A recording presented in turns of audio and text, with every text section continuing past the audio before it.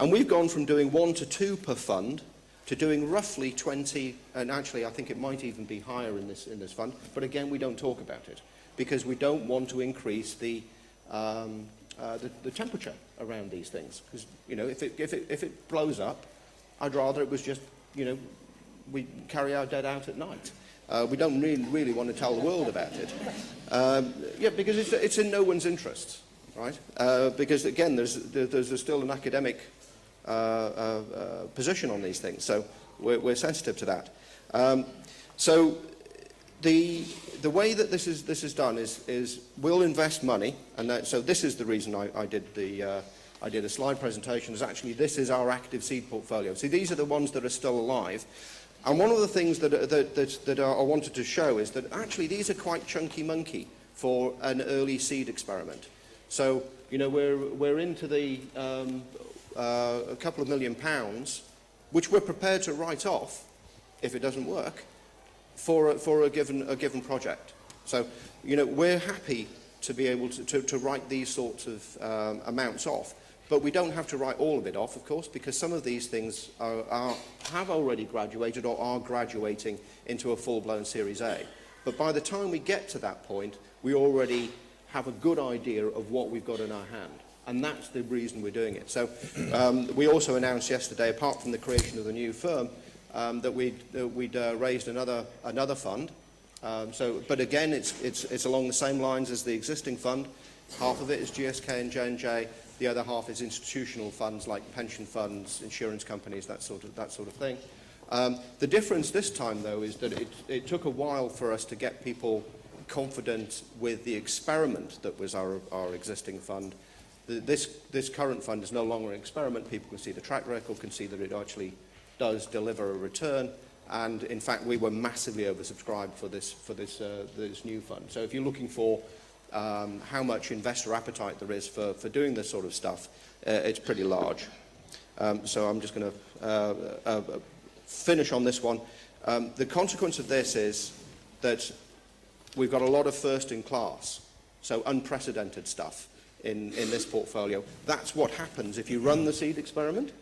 It is almost like running a program. You are going to end up with a portfolio that looks like this. There's still a lot of risk in it, but hopefully a few of those will come through. And we don't need many of them to come through, maybe 2 or 3, to make the fund work. That's me done. Thank you. The next speaker, that's obviously what we're looking for here, is to see how we can promote these early stage investment. I think that Kevin and his partners are leaders in this particular field, and that'll be interesting in the discussion. Antoine, managing partner of Sofinnova, and in all presentations that I've seen over the past 5 years, Sofinnova always makes a point of saying that early stage investment is part of their DNA and part of what they do. So perhaps, Antoine, you can tell us a little bit more about that. So thank you for inviting a non-Brit on this panel. I thought, I didn't know what was going to happen here, if there was going to be some fire or whatever. So I'm really happy that I've survived so far. So Sofinnova is a venture capital firm focused on life science investments, and it's a firm that's been going on for a long time. It was set up in the 1972. I wasn't there at the time, as you can hopefully imagine. But the firm then went to the US in 1976.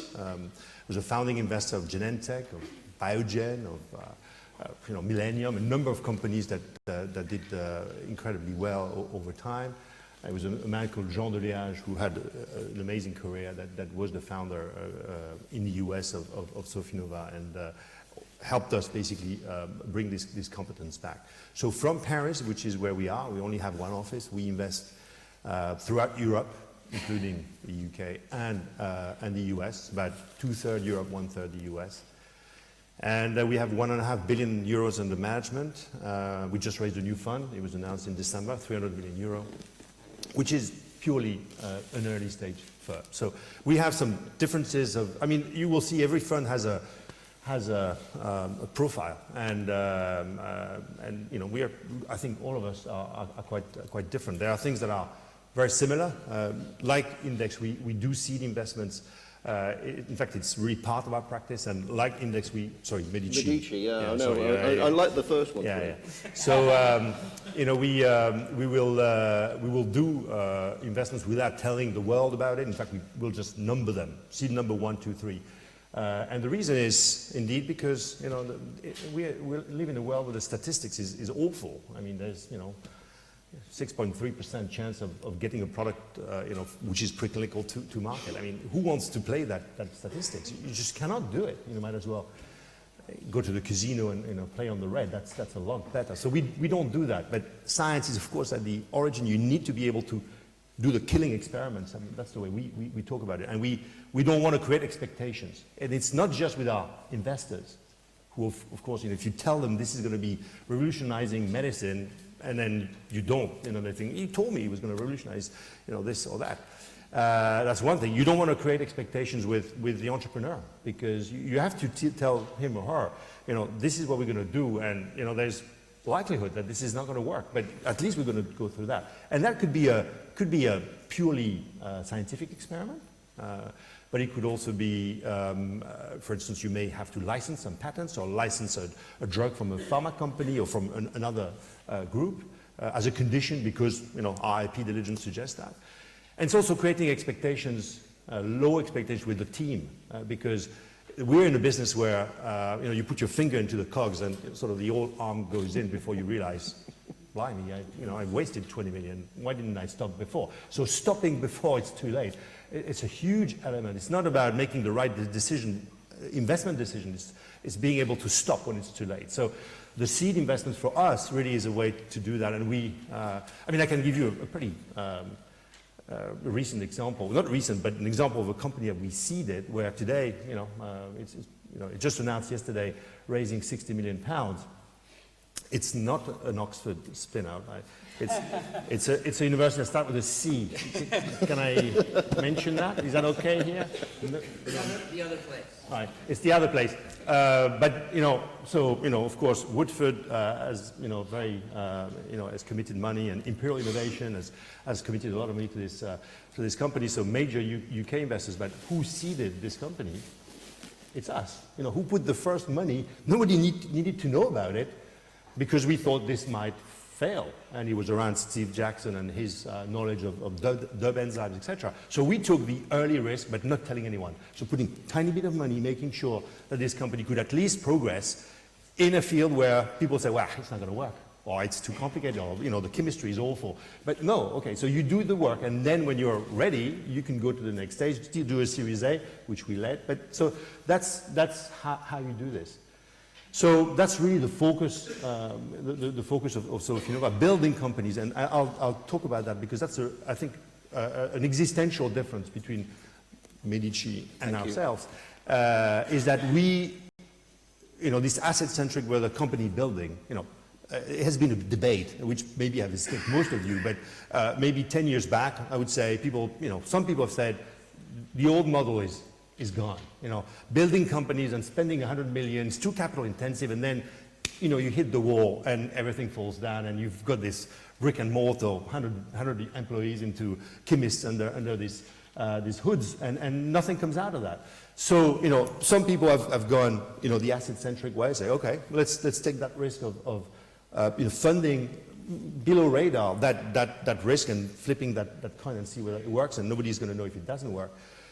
We have taken a different route. We've said, no, we think the model is not broken. It's just been basically gone the wrong way, and people have lost track of you know, what it means to actually build a company. And you have to think about, you know, which is somewhat different from science, but cost of capital. You know, it's not our money.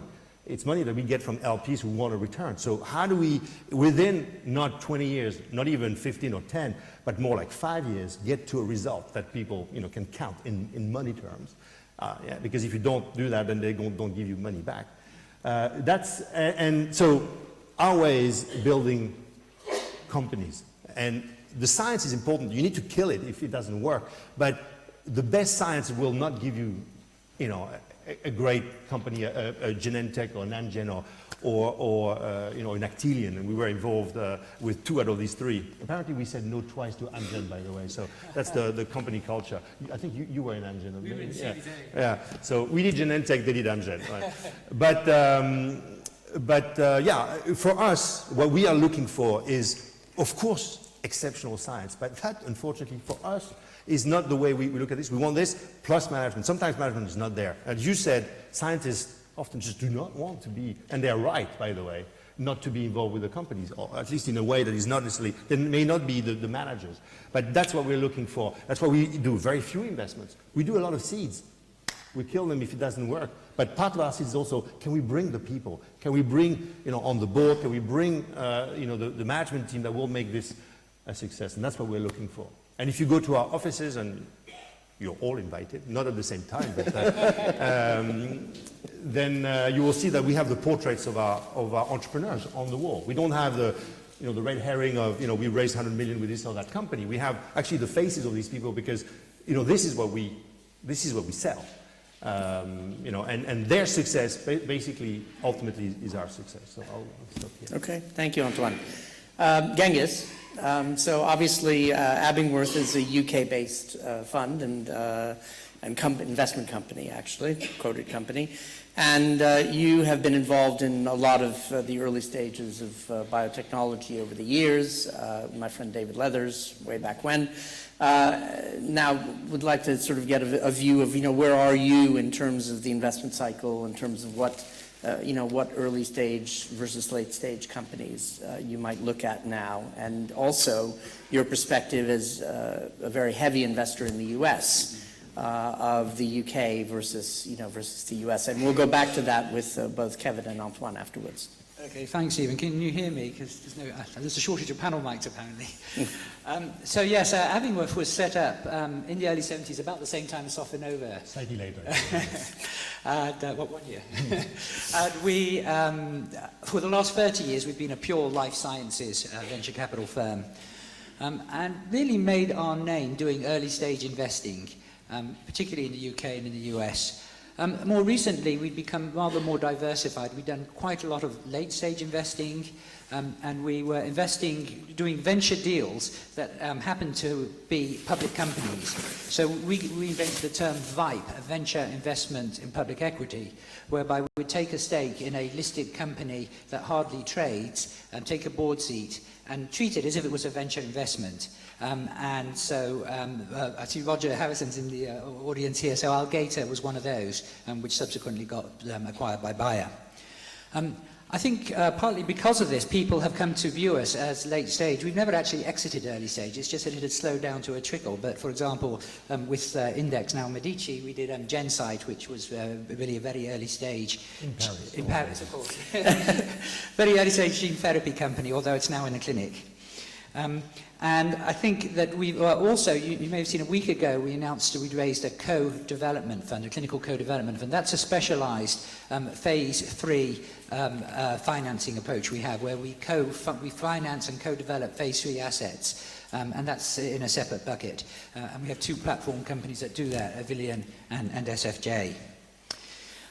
But if we go back historically, we've been involved in many of the early stage UK companies. Solexa is one example which came out of Cambridge University and the work of Shankar Balasubramanian, who's now a fellow of the Royal Society.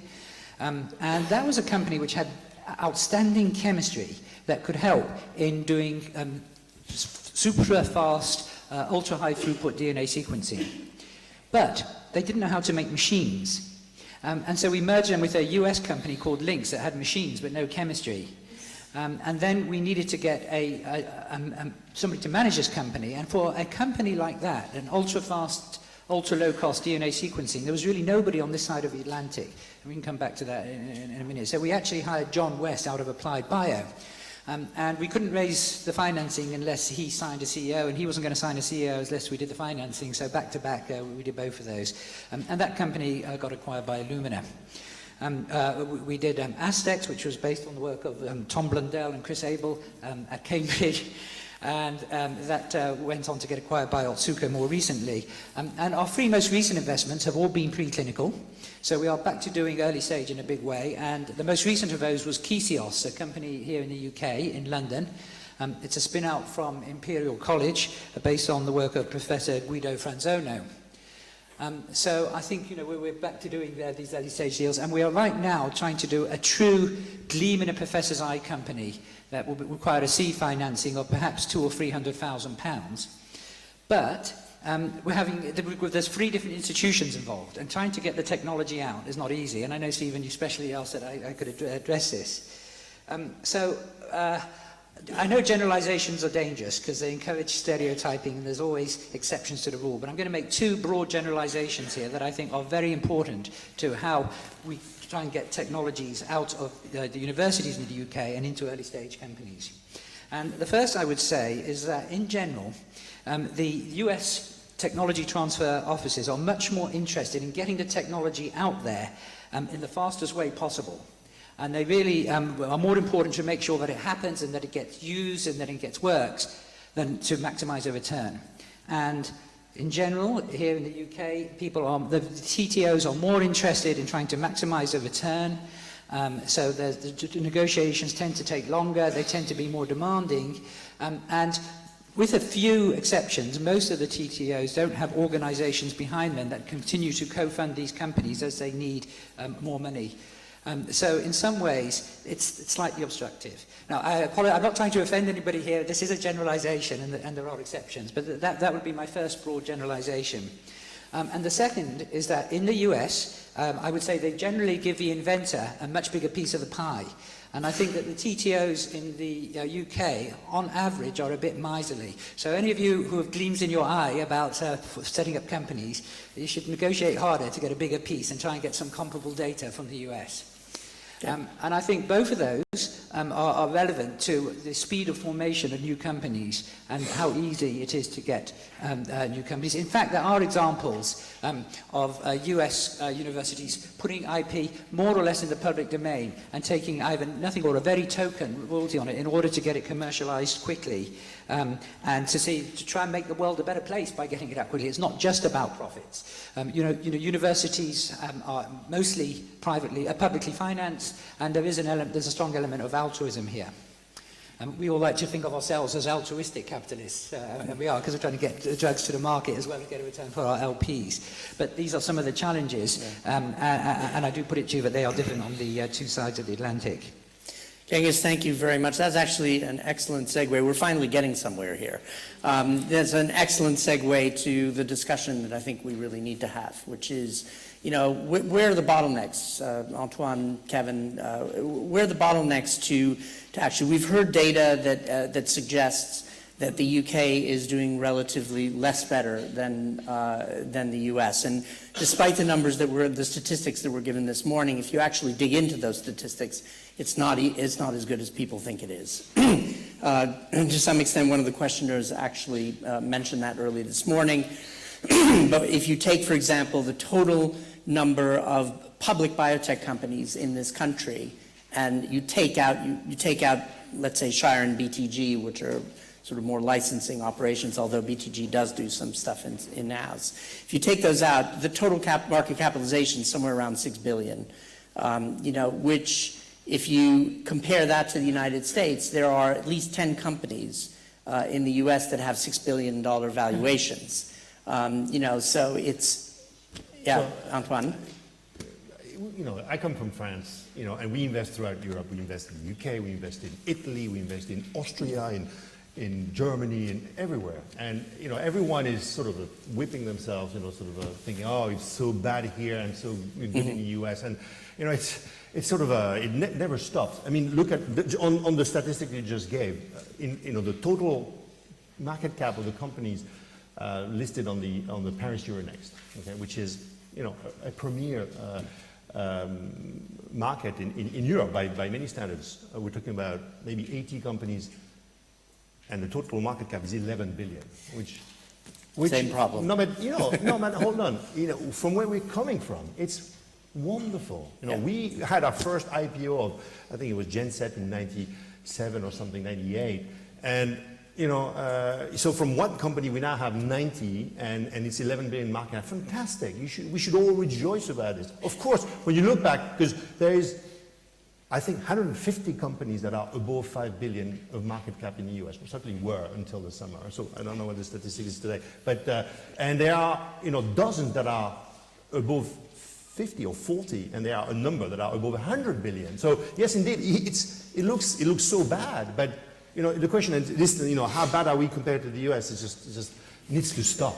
Because now, let me just tell you why. Yeah. Because we started 20 years later, and you could do whatever you want. We will always be 20 years younger than the US. And when they were nice and healthy and 20, we were toddlers on our fours. And when they were already 30, mature, and we were sort of sporty adolescents. So that's gone. We now are but we have a lot of way to go.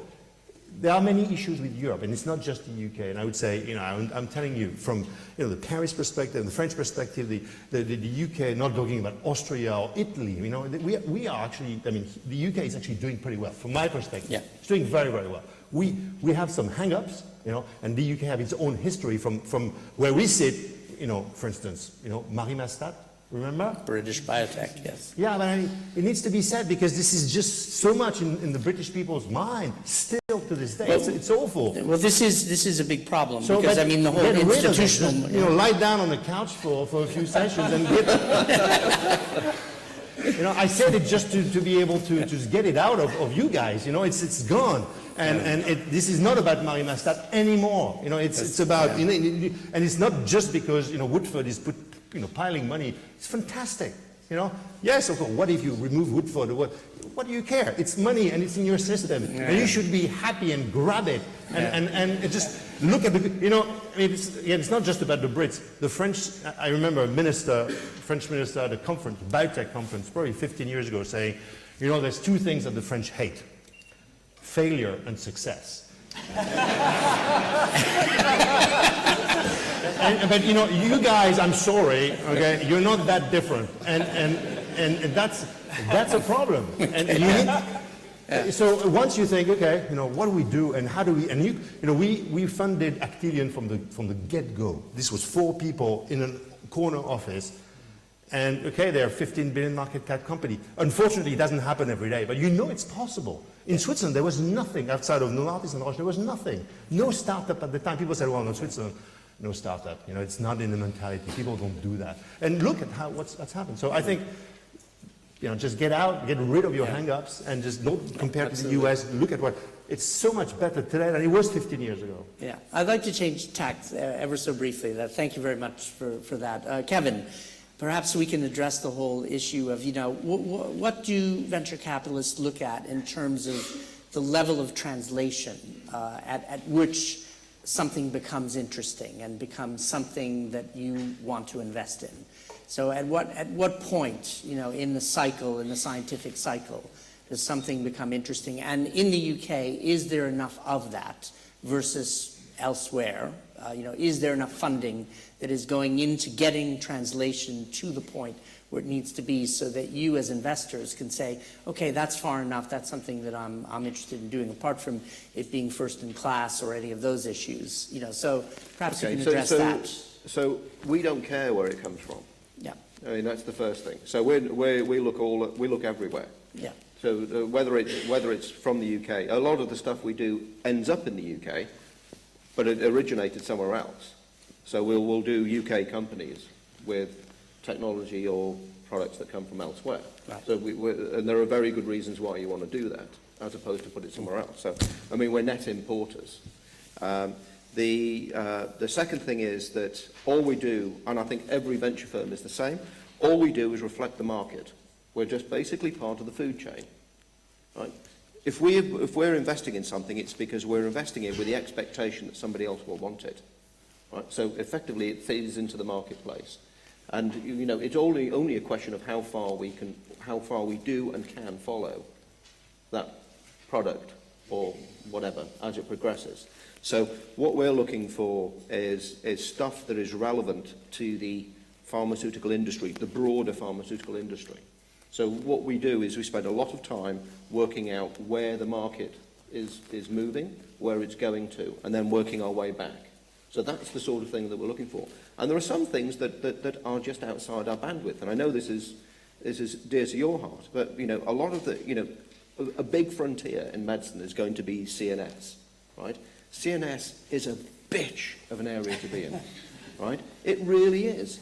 I mean, how long do we have to stay with this fucking thing before we know if it works, right? Phase 3, forget it. If we don't know where we are, unless we're in phase 3, right, this is not going to be an attractive proposition, right? And that's just the way it is, because we're a 10-year fund.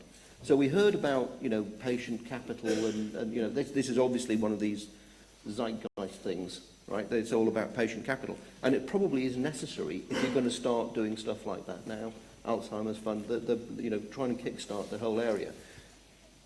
That's fine, but if you look at what we're looking for now, we're looking for stuff that we can see translated into something where we know it can work or we know it doesn't work much sooner than those sort of areas. Yeah. So we tend to look for things that we can take a bite out of. Right? So Okay. we're looking for bite-sized chunks. There are plenty of those to go around. So we're not limited by the number of projects. Right? They're generally there. The issue is actually eyes on the ball. So for us, I've never been able to get around the sourcing dilemma for new projects that somebody tells me about it. We've gone and camped out in Max Planck, we've gone and camped out in Pasteur, we've gone and camped out everywhere trying to find projects, and it's been really thin. It's not a good return.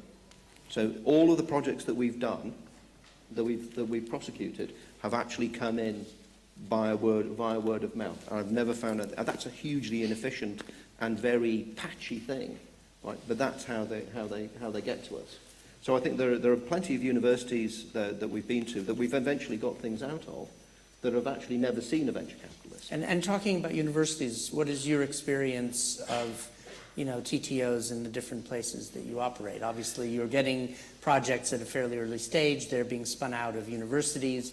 So you have a pretty good perspective of what goes on in France, Switzerland, UK, US. And so how does the UK rate, or how does it compare, if not rate, versus the other, versus the other countries that you operate in?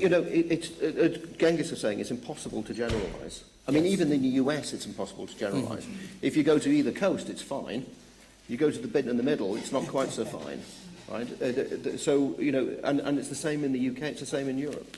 Most of the time, if we can just do a deal with the academic, right, it'd be much easier, actually, right? We're not out there to rape and pillage. We're just out there to get stuff done, right? And generally, it doesn't help. And all I'll say is this: I've never managed to get anything out of Oxford, ever. And I'm not alone. Okay. Well, we're not Oxford No, exactly. Not focusing on Oxford. I think it's more of a UK-related issue. But I agree with you. I mean, I think in the US, for example, there'll be differences between places like Columbia, MIT, Stanford, Exactly. et cetera. So Exactly. there are differences. But It I think helps generally because speaking, you would say it's pretty hard. It is Here. always harder work than it needs to be. We've done some deals directly with academics. Everybody's gone away happy, and we've got it done quickly, right? I don't know that intermediaries are helping in this. Okay. So Kevin made an interesting point about the high risk of CNS, and so one answer to that, for example, is we have this Dementia Discovery Fund, which GSK and others are funding, and that's because it's too risky for ordinary venture capitalists to do. And it's a strategic fund. They're not there to make a financial return. They're to try and advance new drugs for dementia. Yeah. Well, we just made a Series A in a company in Switzerland called Aceneuron, which looks for tauopathy and some, not Alzheimer initially, because that's I can't remember the term you used, but I wouldn't use that term. But it's for tauopathies in general. PSP is the indication. So the question is always looking for indications that you think with a relatively small amount of money you can either kill it or go to the next stage. And we, in this particular thing, the amount of corporate interest in that particular target is amazing. So I think it's all, you say, oh, CNS, just can do, but then there are within this segments where this you can do, and you can actually pursue this to even potentially a marketed product, because it's a small indication, maybe okay, orphan to start with, but you could, PSP is a lethal disease that is sort of, is an accelerated version of Alzheimer's. So if you solve that problem, maybe you can actually derive to something else. Back on the TTO, I think, sure, in Europe, in general, it's all about experience that they have in the US, and if you go to Harvard or Stanford, there's much more sort of abacus of things that they do. They will tell you, okay, this is what we do. And you can't really negotiate that much. This is what we do, period. And while in Europe, it's so much more fluid, and sometimes, we want 10 times more than what Harvard would take, and it's just not possible. So I don't think they do it just because they're looking to maximize their returns, also because they by definition they see a venture investor, they see a finance guy, and they say, he's in there he's here to rape me. So we're going to put the barriers, and that's not the case. So and I think it defeats the object if the project doesn't go up to the ground, and we're taking so much huge risk with management of this or the academics involved. So I think it's a question of evolution, and I think hopefully things will get better. If you say, hey, this is what you can get from Harvard or Stanford, and this is what you're offering me, there's just how can you justify that? So and there's a lot, this experience is building. So we find it not always easy to discuss with TTOs, but we get there. And as we both gaining this experience, I think it's going to get better. So I don't think we can accuse TTOs sort of barriers to be the reason why we're not more prolific in creating companies. I would say in the UK in particular, and you said we shouldn't offend people, but you told me we should offend people. So, monopoly is never good for anyone, right? So that's the issue. And when someone has a monopoly, by definition, the price evolution is not going to work. So anyone who has a monopoly, of course, they're going to charge twice as much. It's true in any look at it. Anyone who came to France last week, the taxis are losing their monopoly because of Uber.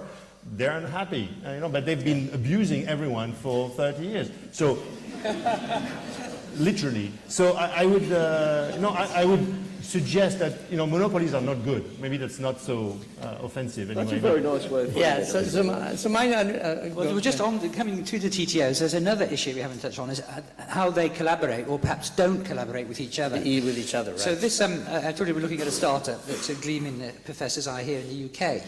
But the IP is going to come from 3 different institutions. And one of them actually is only just setting up its TTO. And they are not interested in collaborating with each other. And so it makes it, it's exponentially harder. It's not just 3 times harder. And so I think, if I were to give a message or try and change things, I would get TTOs to talk more to each other. I'd be curious to find out. I've always had the impression, being here, that in the U.S., there's much less academic balkanization, where each university kind of wants to, hang on to their little patch and, doesn't want to share that with anyone else, et cetera. Do you encounter a lot of that here? I mean, a lot of success in the U.S. has been, multi-institutions, research from many institutions being involved, sort of best-in-class research from many institutions being involved in the formation of a company. Do you kind of find that there's a bit too much balkanization here with, Oxford saying it's Oxford, Cambridge saying it's Oxford, Imperial saying it's Imperial, et cetera? Well, one of the yes great... is the answer. Yes. I think it depends. One of the great IP disputes coming up is CRISPR and how this gene editing technology, what's the IP around that?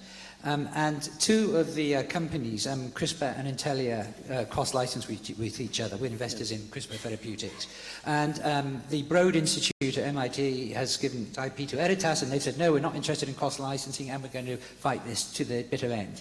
I mean, that's an extreme form of balkanization, right. and one of the most exciting new technologies that's going to have broad ramifications in everything that we're doing. Yeah. Okay. And on managerial talent, I mean, we alluded to that, ever so briefly.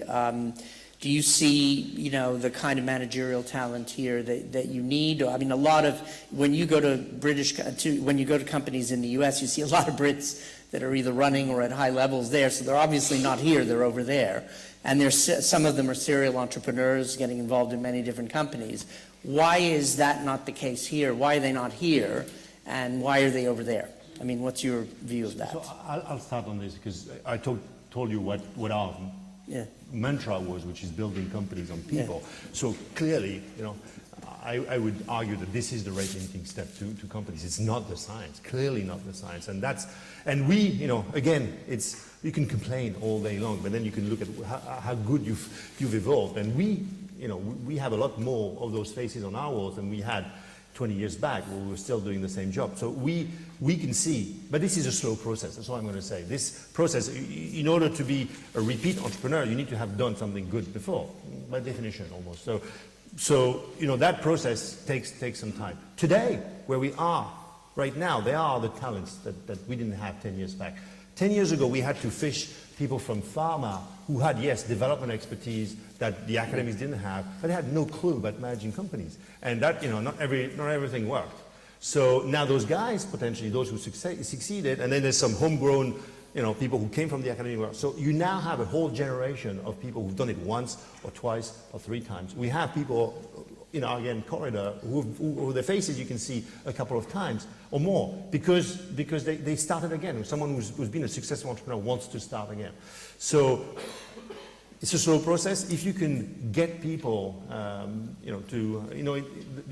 if you look at what's happening in China, you mentioned about China, they call them, sea turtles. People who've been in the US or in Europe for 20 years doing something fabulous in any organization coming back.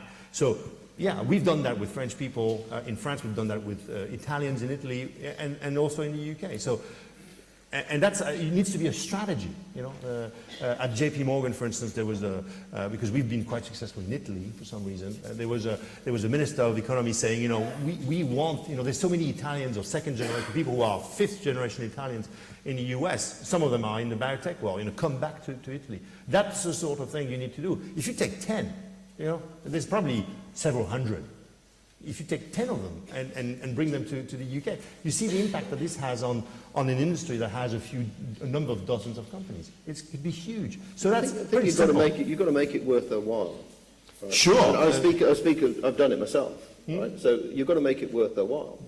If I'd applied my trade in the US, I know very well I was accepting 1/5 of what it would otherwise be. Doing this in the UK is worth about 1/5 of what I would get if I was doing that in the US.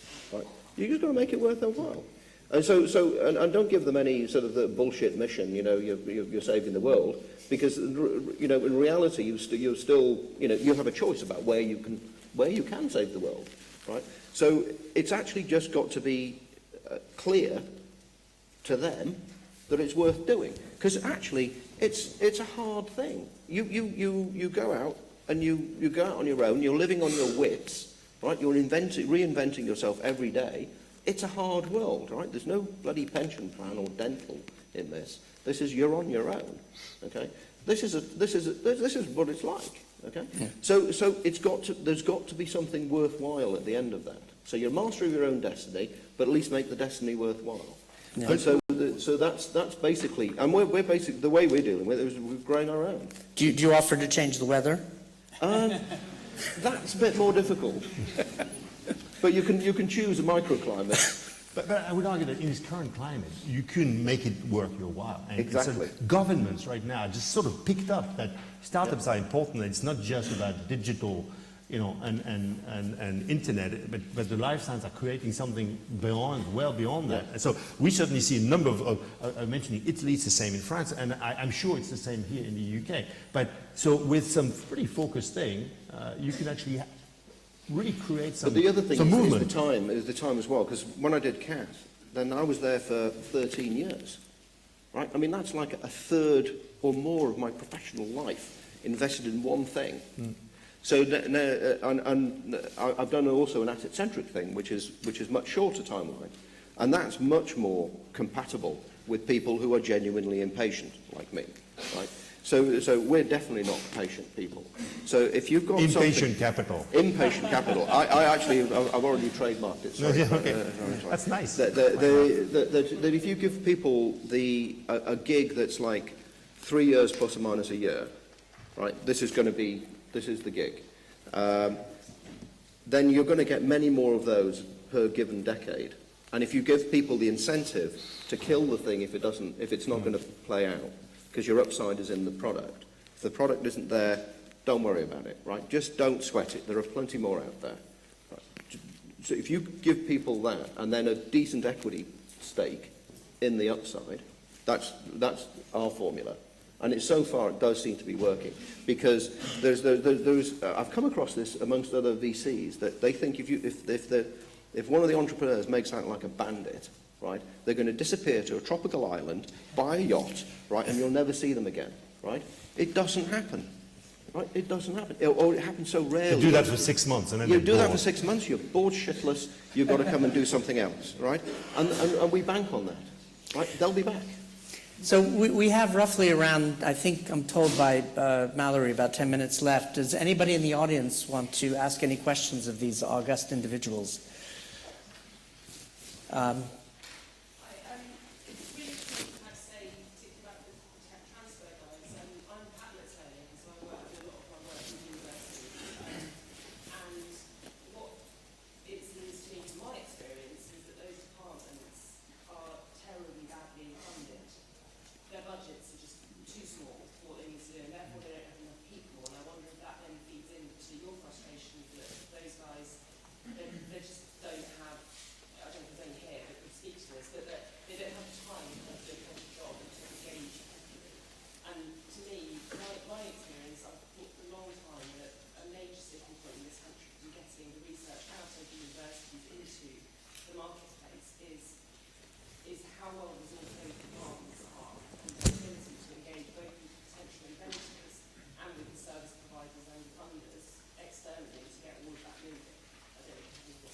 Yeah, I think you've hit the nail on the head. That is another very important issue, and compared to the big US universities, they're massively under-financed and under-resourced. So just on this, we cannot impact that ourselves. But I think it's true. But if there was no monopoly, then if you are basically that you're on a rate limiting step to get that IP out for something that could be very, very important, then there has to be another way out, so that this science and the scientists do not get stuck. So, you should try and solve both sides. Ian? So just to build on that, one observation and then one question. My very limited experience, I just wonder whether adequately experienced people are even TTOs.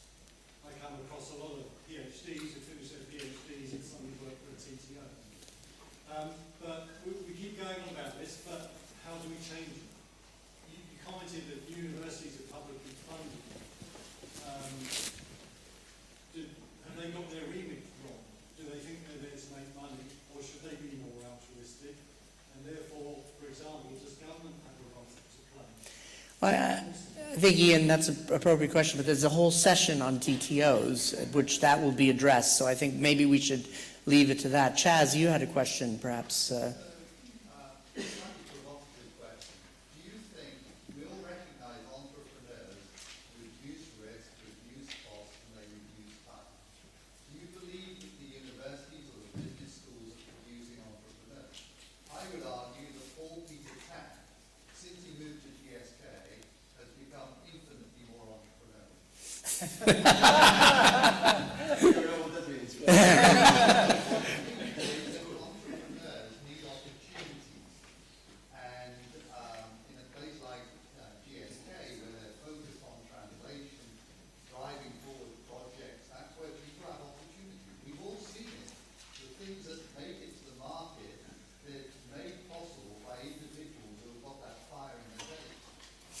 I mean, I'd like to address that at least ever so briefly. I mean, I'm going to be a bit controversial here, and I know somebody's going to shoot me, but, in this university where there is an incredible ecosphere of medical technology being developed across the university and world-class science, when you go to the business school and ask them whether they're going to do anything about creating biotech entrepreneurs, they will tell you, well, we know nothing about biotech or pharma, we don't have anything to do about it. Now, that sort of attitude is unfortunately very unhelpful. Yeah, you know, if you go to Stanford, Yes. there's a program which they call the biodesign program. You must know about that. Yes. And it's basically they put people from, you know, the medical school, the business school, the engineering school together. It's a small group of 15 people, and it's amazing. And they have like maybe 15 years of track record, and it's amazing what they managed to do. So it's not the magic bullet, but bringing those skill sets together with the right mentorship on top just makes a miracle. So that's... Mina, you have a comment? Yeah, I slightly actually disagree with the comment about the sort of helping the entrepreneurs, particularly in Oxford. I think it is the case that the machinery is not existent. We have to acknowledge that, but we also have to acknowledge the fact that it is a change. From my perspective, in less than 14, 15 months' time, we've received a lot of support from the university, from the business school, from the Entrepreneurship Centre in particular. But because it's quite new, I think it was the case that people can still comprehend, but still need to find these it's a bit conservative, yet it is changing. So I would go for the same thing. Antoine just mentioned that we can stay here all day long in the couch, blaming and complaining about it. That is not the way to move forward. I think it is changing. I agree. No, I think the best way of doing this is just do it. Lida, perhaps. Just do it. Lida's from MIT. I have a question. One of the big differences between the bigger US schools and British schools is we kick the companies out almost immediately. As soon as they get incorporated, everything else stops. I mean, the professor may still have grants and continue his research, but he doesn't run the company. He's not the CEO. He's a founder.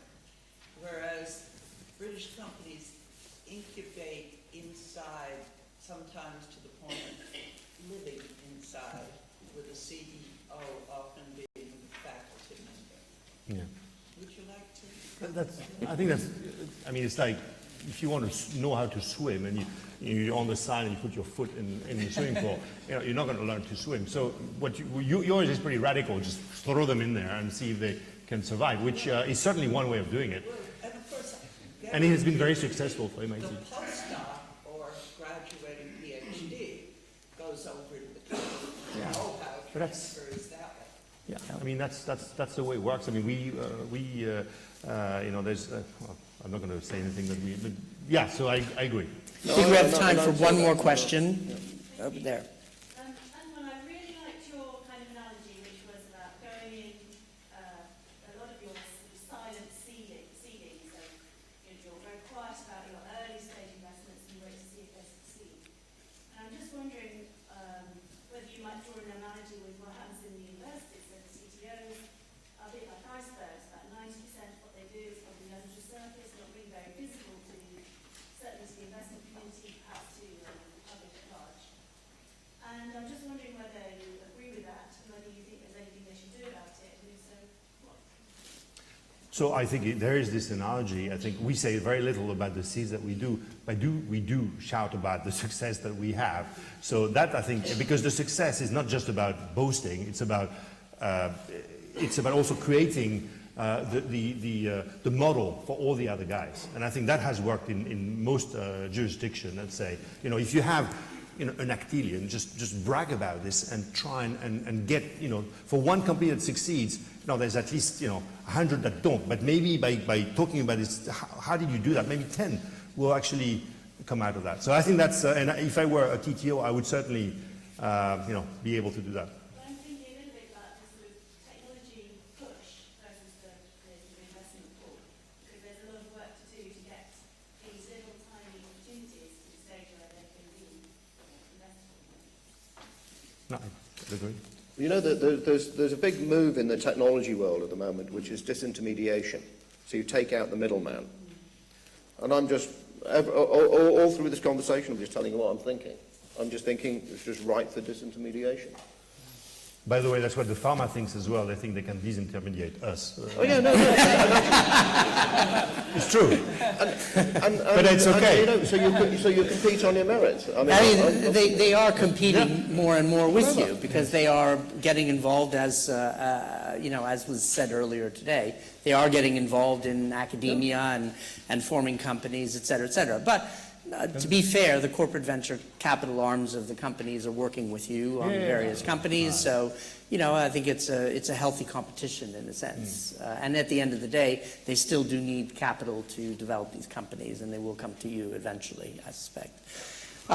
Maybe one last question. I think just the point about the TDA, just to get out of the way, and also Dominique's point about Israel under the surface. And I think that there's an enormous amount. I mean, at Oxford alone, there's tech transfer office supporting almost £25 million in translational funding going to progressing these early stage projects to the point where we actually stand a chance of getting a licensee or an investor.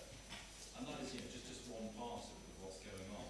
To lose TTO infrastructure would be disastrous for UK license. I don't think that anyone's suggesting that we should lose TTO structure. TTOs have a function to perform in a university because academics won't know how to patent or what is patentable, et cetera. So. But I think if we're on this subject of disintermediation, we just want to make it clear that it is not a sort of binary. Yes, no, absolutely. So. One more comment. VCs are a notoriously cutthroat bunch. Oh, They're teddy bear animals. thank you so much. So the question is, with all the focus on TTOs, why should TTOs not be as aggressive in protecting and enhancing their economic interests as you guys are when you're putting deals together, creating companies? I will tell you something. Our life depends on it. No, it's true. Our life depends on us being able to, to raise another fund and be there. This firm that I'm in has been there for 40 years, and we're not there because, for altruism. We're there because we get money from LPs and we need to give them a return. That is our mandate. Okay, so we're not nasty just for the sake of it.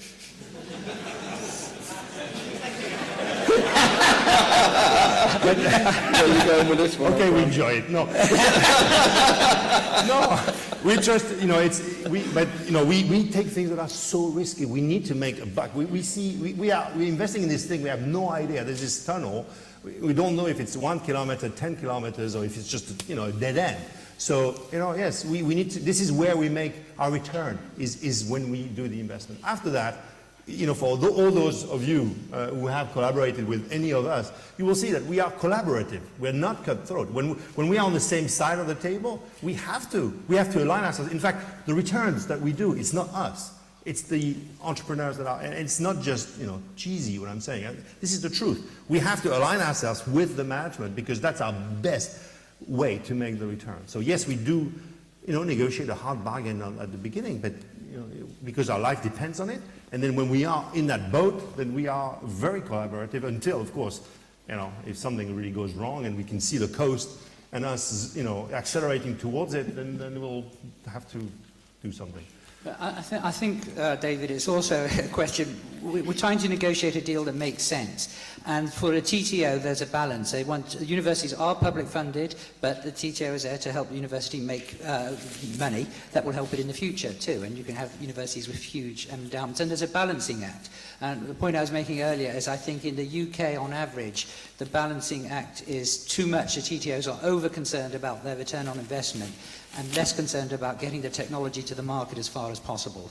So I think that balance isn't quite right. Okay, on that note, I would like to take this opportunity to thank my panel for the vigorous discussion which they've given us and the audience for the questions.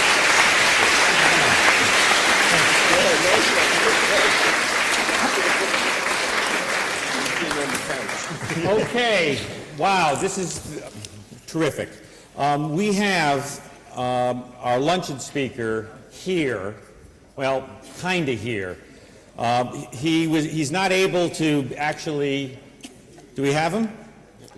He's not actually able to join us here live, but he is live because there are votes in Parliament today, which he has to be at. I'm learning all about Parliament. There's something called a three-line whip or something, which means they have to be there. And he is going to be there but we'll have him here live on the screen in a few seconds. Do we have him? Not yet, no. We've only got you on screen. But he is in the studio. And it will be two ways.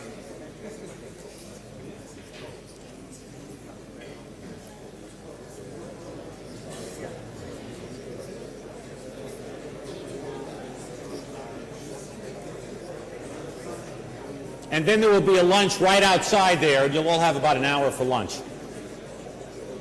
We still don't have it up?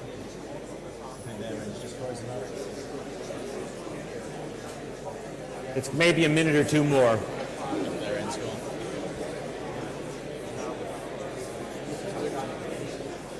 This is going to be...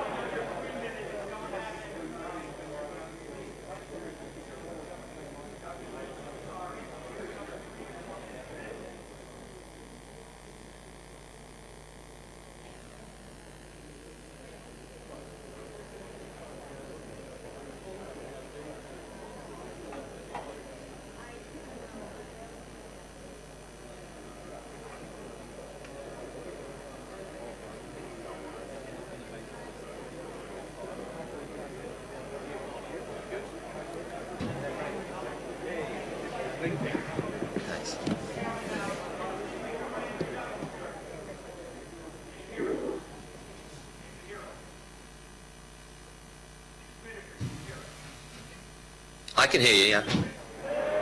I can hear you.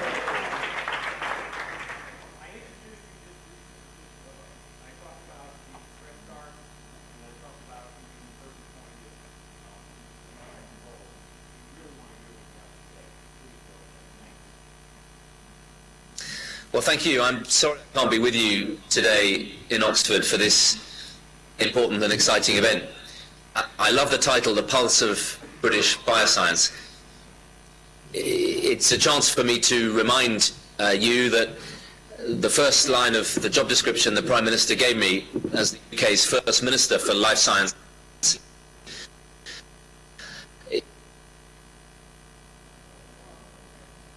is to develop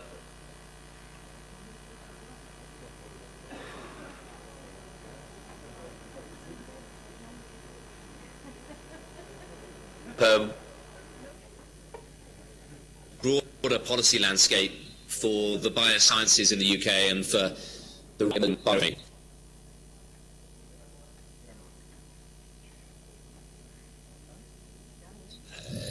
I want to put it to you that we live in an age of extraordinary breakthroughs in biotechnology, years of medicine, food and agriculture, energy, and a whole range of supportive industrial disciplines which will support the sustainable development across the globe. The big one within that, for us particularly here in the UK, is biomedicine. And that's my day job as the UK's First Minister for Life Sciences. When we set out the life science strategy in 2011, the Prime Minister was very clear that we envisage healthcare as both a major strategic challenge and opportunity for the UK. With an ageing society, 1 million more pensioners this year than we had 5 years ago, exploding demand for healthcare services in the UK. Health is the biggest driver of the structural deficit, that bit of the UK structural deficit that grows quicker than our economy grows. And to tackle that, we have to unleash the power of bioscience and technology into our medical system, our NHS, to drive transformation of our health system in a way that makes the UK a global destination to develop those technologies. So we want to shift the agenda from traditional life sciences viewed as a pharmaceutical industry sponsored by the Department of Business here, with an integrated strategy with our health economy, the NHS, pumping as a second cylinder, supporting 21st century research, pumping in the informatics, the access to clinical trials infrastructure, genomics, which is transforming 21st century biopharmaceuticals, research focused back on patients and diseases, but also to tackle the systemic challenge in the UK that the NHS has traditionally led the world in pioneering new breakthroughs, but has been slower in recent years in adopting those innovations.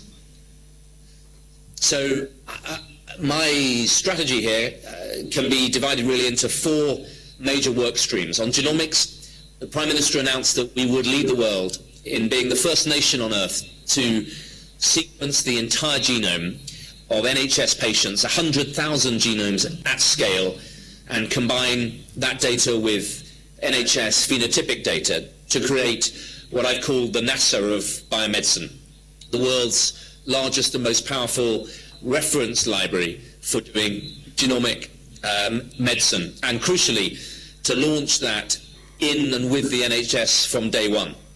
And I'm really pleased that NHS England have launched now 13 genomics medicine centres, so we're mainstreaming genomic diagnosis and treatment right at the heart of 21st century NHS. We predict that the UK genomics market, the 2 figures suggest it'll be 20 billion by 2018, and we're determined that the UK lead in both the core technologies behind sequencing and that sequencing revolution, but also in the adoption of genomic diagnostics and medicines into the NHS. The second major area for our strategy is informatics. We won't unleash the power of genomic medicine and informatics in precision medicine and identifying better which patients respond to which drugs in which ways without really unlocking the power of informatics in our NHS. Properly unleashed, the NHS could be the world's largest engine for 21st century research. Indeed, that was its original covenant back in 1947. Research sits right at the heart of that mandate, and to bring it alive for the 21st century, we have to unleash the power of informatics.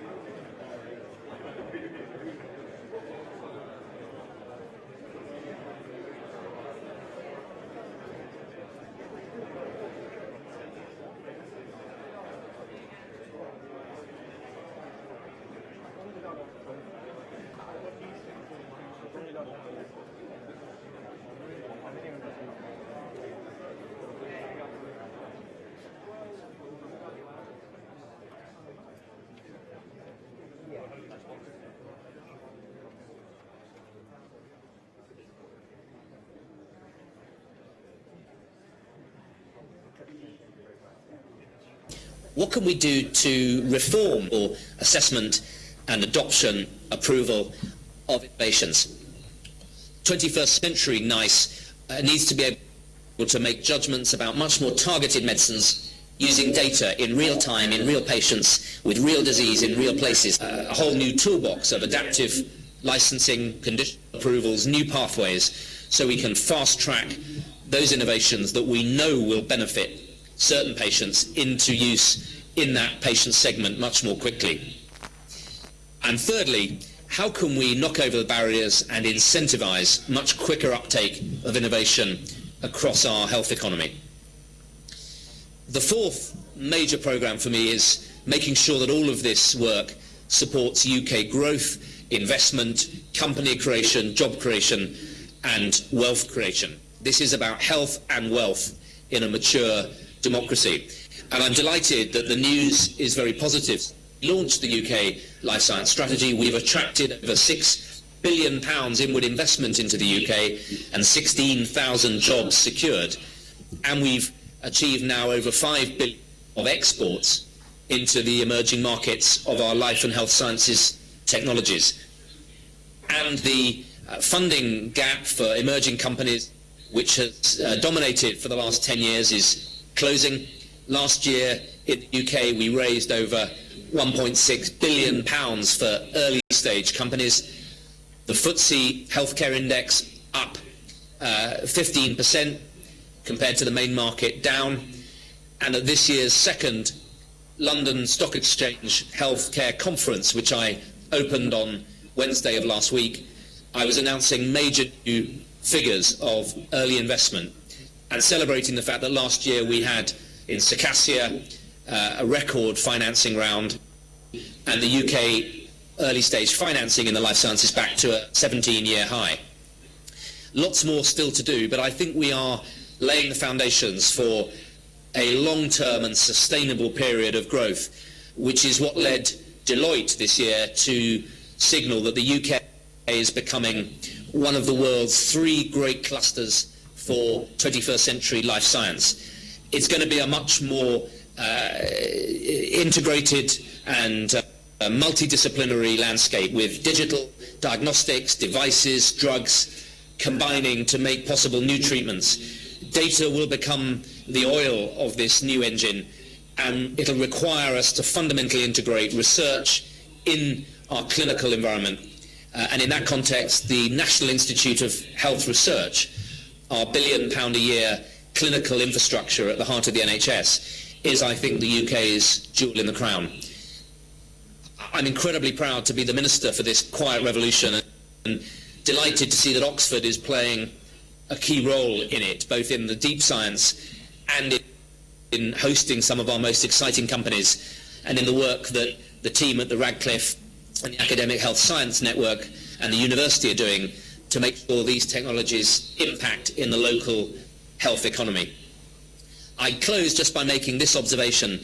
If this extraordinary revolution of technology is to really make a difference, we need to make sure that it's led by inspired clinicians on behalf of their patients and inspired local health economy leaders who will demonstrate that technology adoption supports transformation of our health system for patient benefit. And I think with disease leadership and place leadership, we will be able to make sure that the UK leads in this new landscape of 21st century life science. And I'm delighted that today's conference is addressing a number of those issues.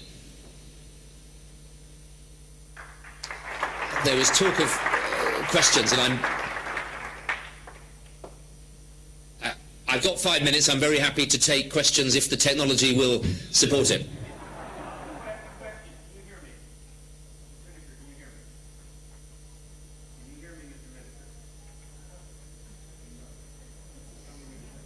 I can hear you now.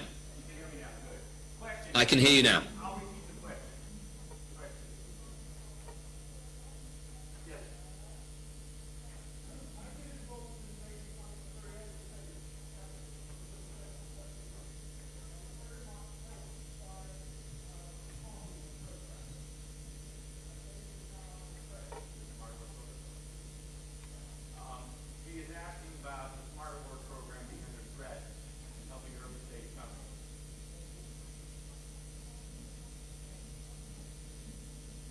Okay, I couldn't hear the first question, but I heard, Mallory, your repeat of it. Thank you. I think the question was about the SMART program.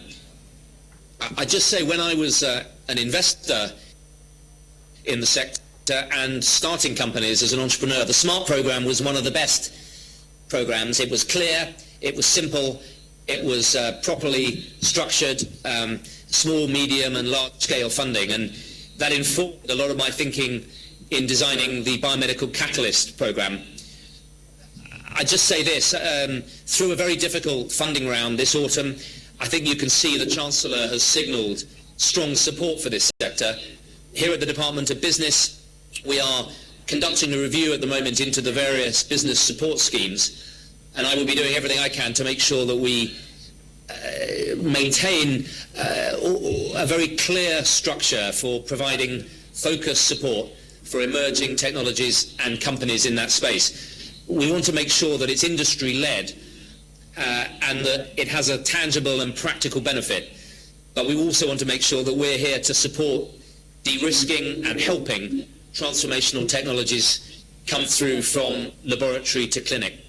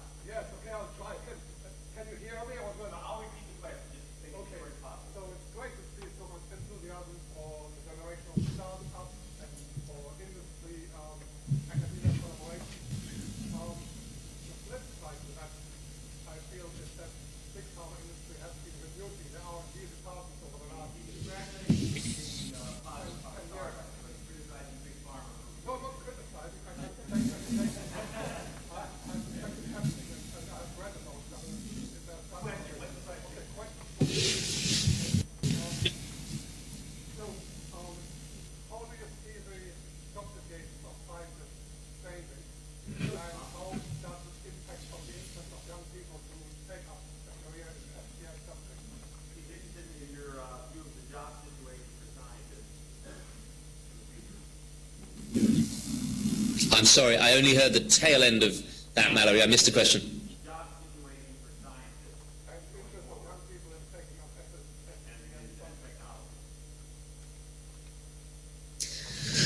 Well, I think there's two aspects to this. We need to make sure that we are supporting the technologies and the science training and skills pipeline for the UK sector, and making sure that students here in the UK have got access to the very best training and skills program. And there's some important work going on, not least in the field of clinical science, where traditionally we made it quite difficult for people wanting to build a career in clinical science. We tend to ask our young academics to be either academic or clinicians, and we need to make it easier to build a career in that clinical science space.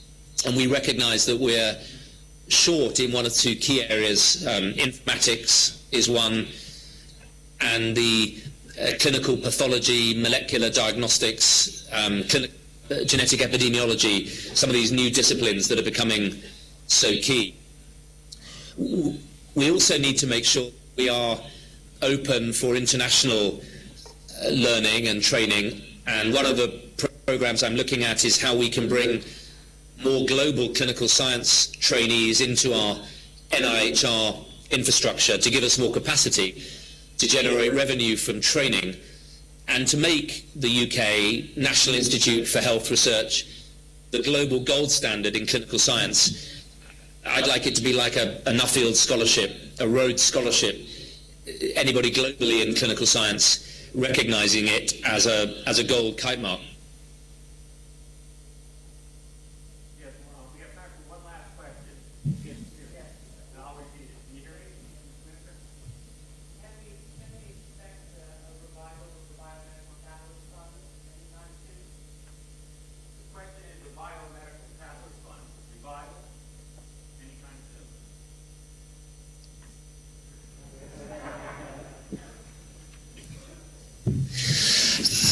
Well, let me just say this. Having designed the biomedical catalyst, I think you would expect me to be a great supporter of it. And I think the evidence is that it played a really important part in that landscape in 2011 and 12, when the sector was in something of the doldrums. It helped to catalyse a lot of activity, and it's played a part in helping to generate some of those numbers I just talked about in terms of early stage financing. In the review of funding mechanisms, we need to be cognizant of the fact that public money needs to be used where it is most precious and valuable and can have maximum impact.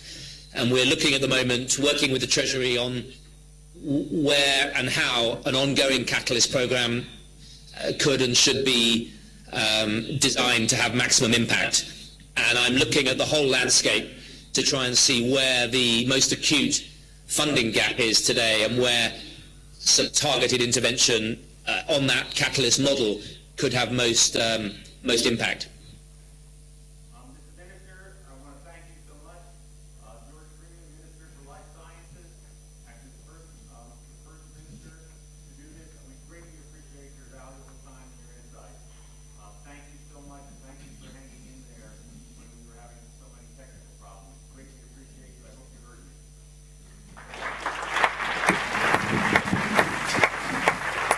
That's a pleasure. I believe in technology. Have a good day.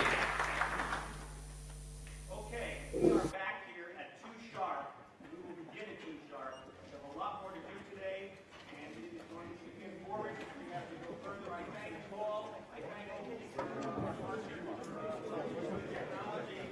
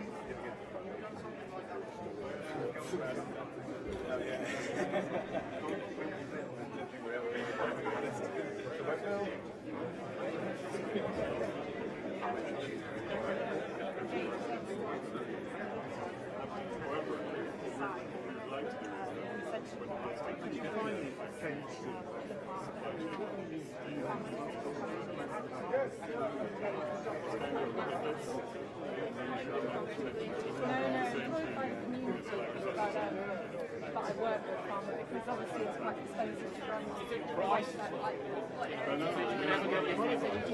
So we're talking, we're increasing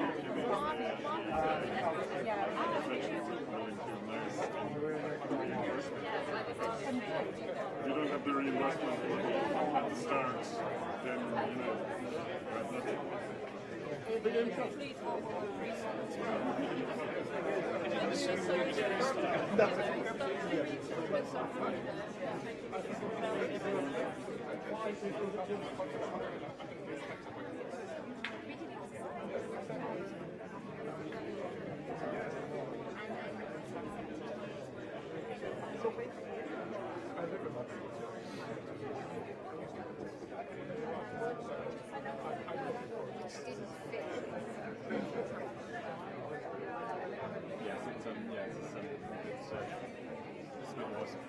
the timelines are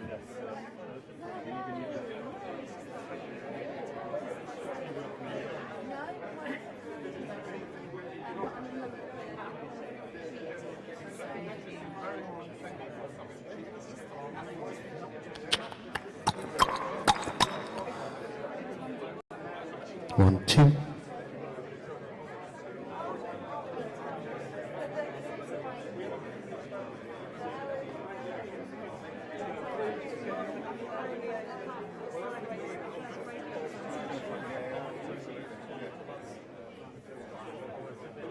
the sound was fine, so that's okay. The sound was fine. It was the but I mean, it does generally show a kind of problem that we have in the UK with the ability to transmit transmitted data. You know, it's terminal. We seem so slow to solve this. Yes. Yes.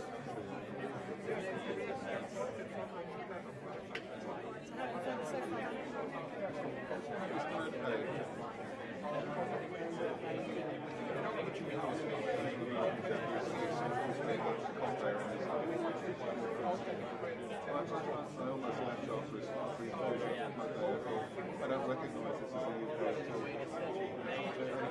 Once it gets to second mechanism, it should be really easy. Yes, yes, Old farms make companies whose hair's done. That's true everywhere. yes. So what are all these?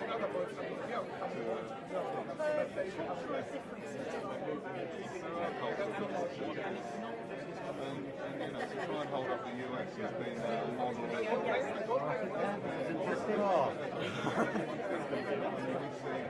So many countries that went on their stand in the last year. We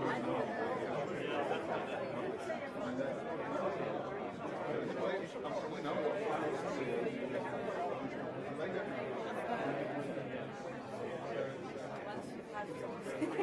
I mean, that was one of the questions I was thinking.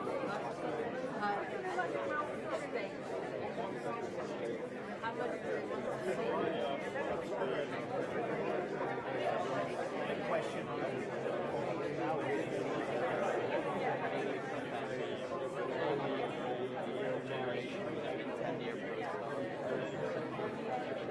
Those guys are spinning off. How much faith do you put in people like me? I mean, I can imagine what to do with this, of course, because of their experience. It's good to know that on forum, because we can try to address such. Because if you look around,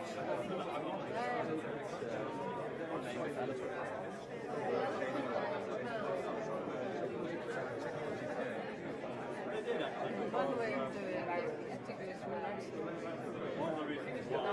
Not like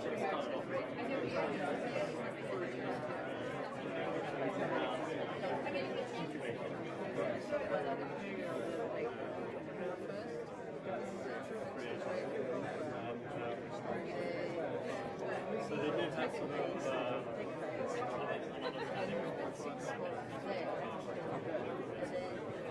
really bring you from the idea to very easy and I think that can be one way of speaking to someone.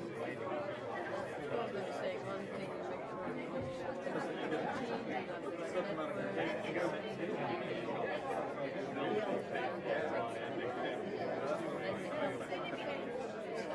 mean, I'm sure there's more than one. It's just that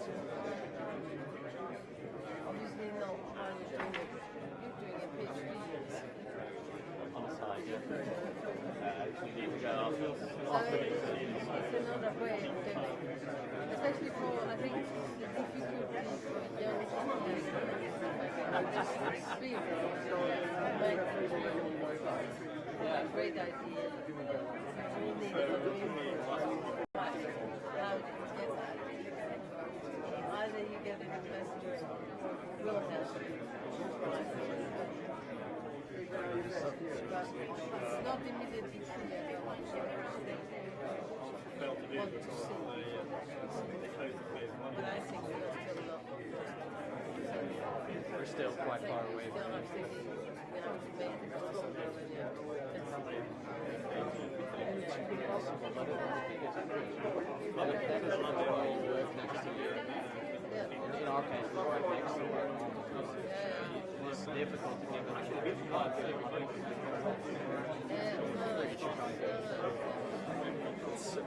that is maybe something we might want to change. Maybe do it more. So we want to develop this further, but if you want to really look into what we're doing, maybe do it more in line with the research because as convenient as you don't have to ask everyone for permission. On the other hand, it's more difficult to work a month, 70 hours on it and really get something out of it. Then you go back to the TTO. Yeah. But I think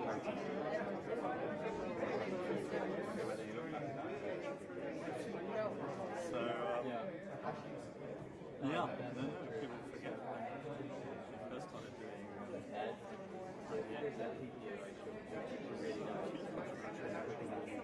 I think they're changing. So what was the company you set up? Telemetry.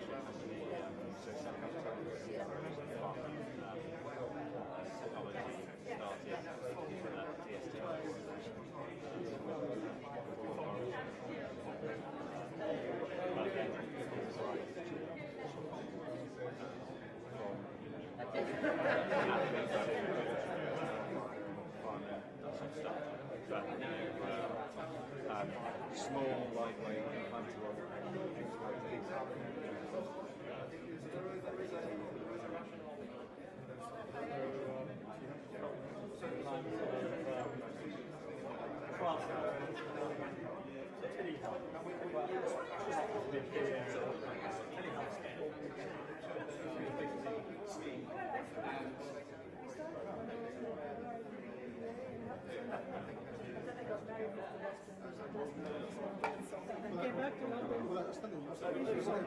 I mean, it really is some,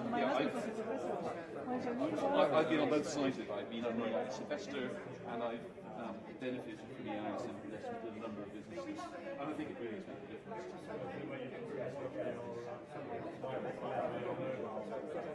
Yeah, indeed they should.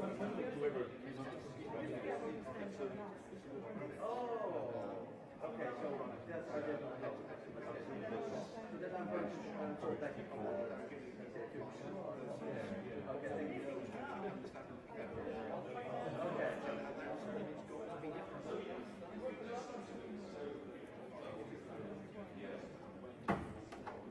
Well, you can usually guess. It's these.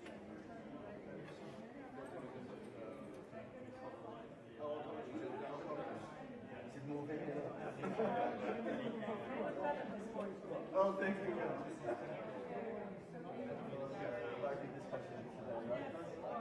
This is nice format. But you start the charts. Yeah. And the next, I like to start the charts.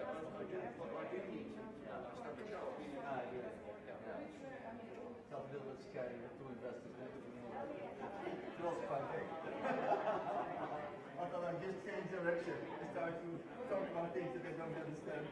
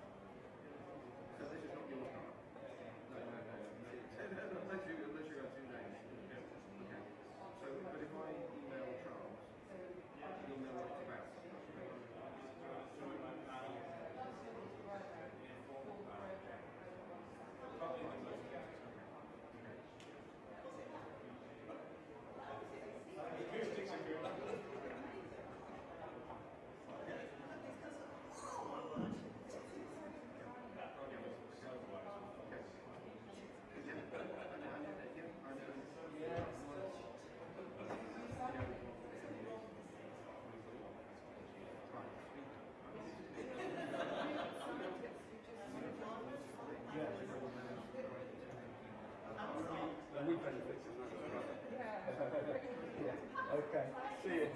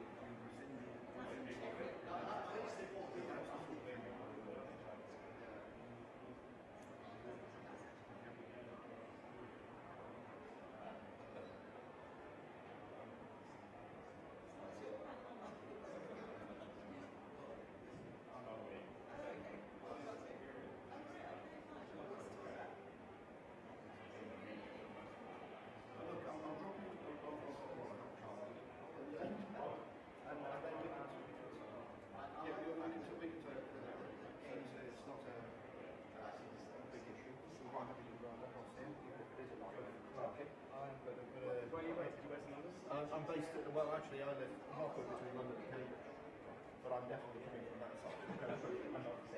As a not from this side. Good to meet you. Thanks. How are you doing?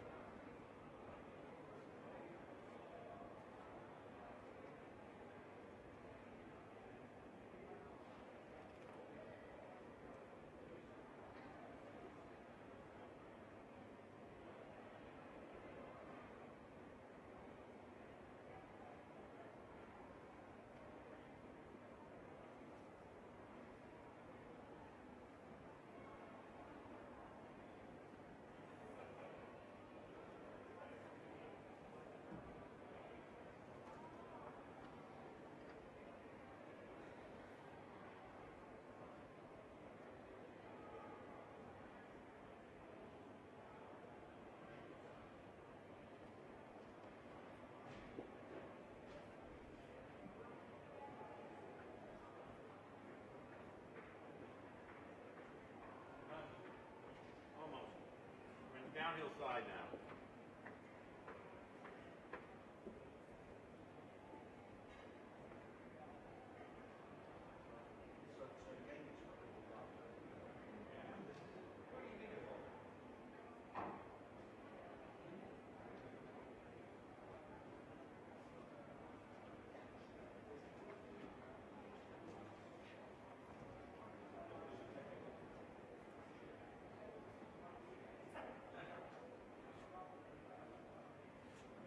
Well, no, I mean, I think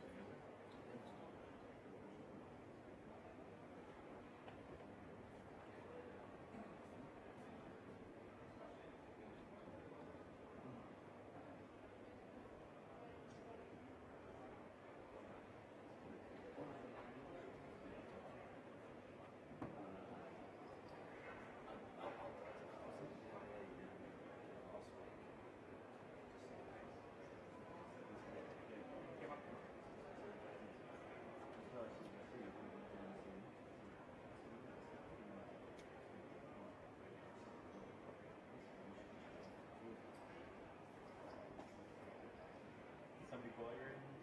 no, you just mentioned it. I said, I'm completely new.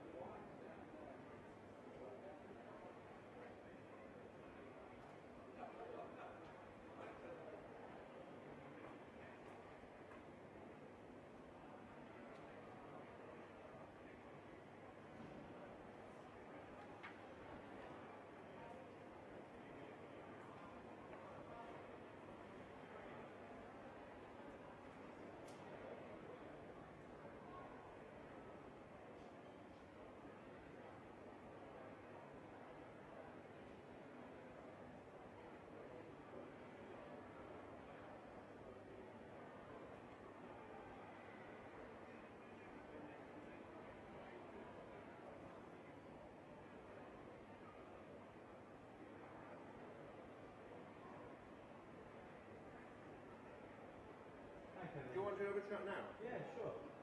I don't think I can bring anything in there, but I can look at it.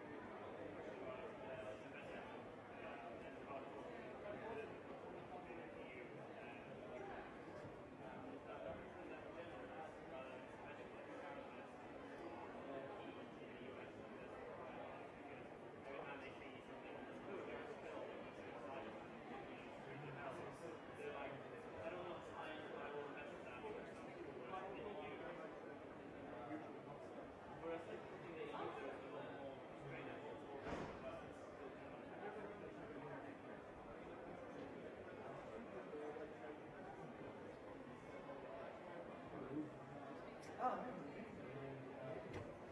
your projects, your milestones, how's it? So how many teams do you have? 22. Yeah. Okay. I was talking to one of the mentors, Sarah Barnes. Yeah. She mentioned the level of professionalism is very high. Yeah. So what's happening in the next week? So the deadline for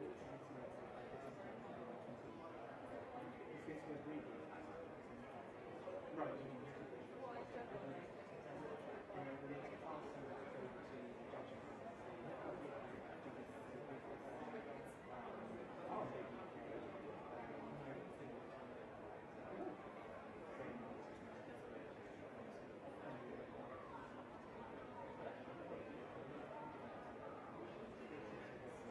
Is there an event? Yeah. You're getting lost. Okay, beautiful.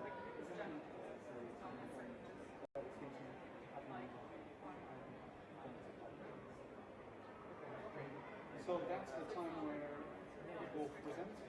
So you get to select 20, so out of the 22 you select that.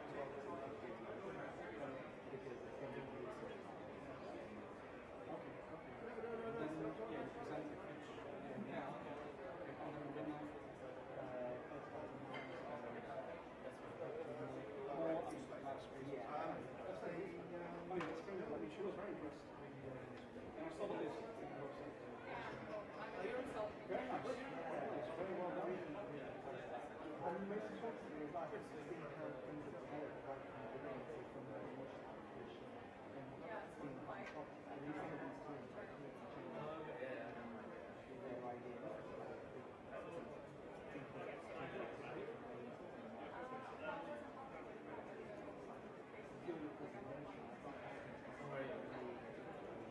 Is Barbara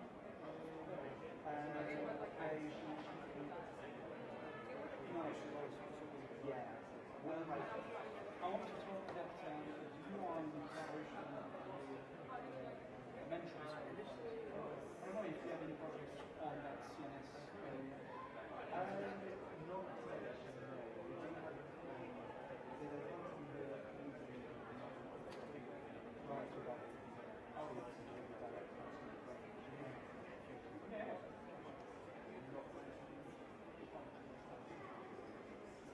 okay, but anyway, just have that in mind that we have a collaboration with you.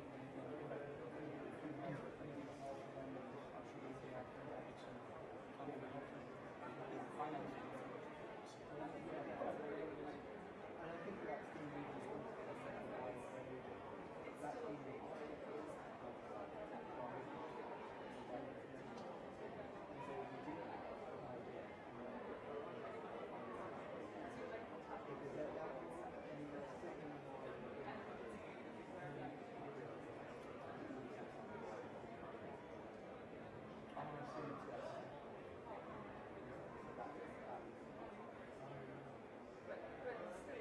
maybe next year. Are you preparing the next year? Trying to. That's all the very working on. But yeah, we're definitely talking about it.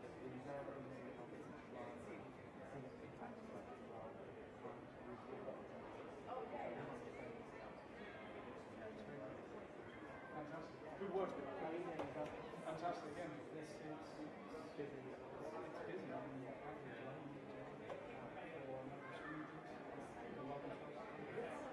It's nice, but I'll be there 16th of March. Yeah.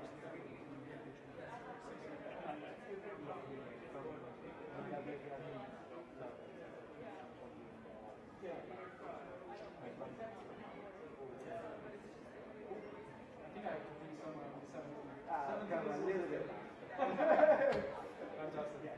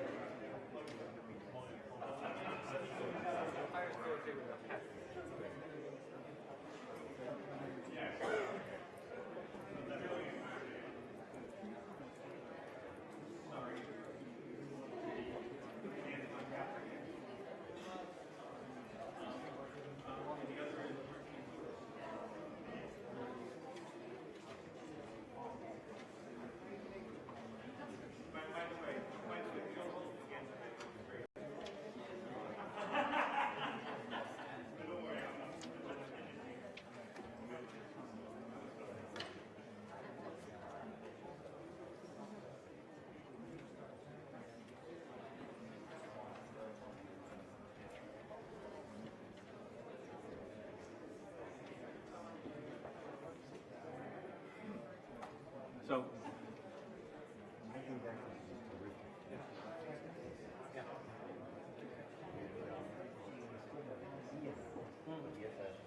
yeah.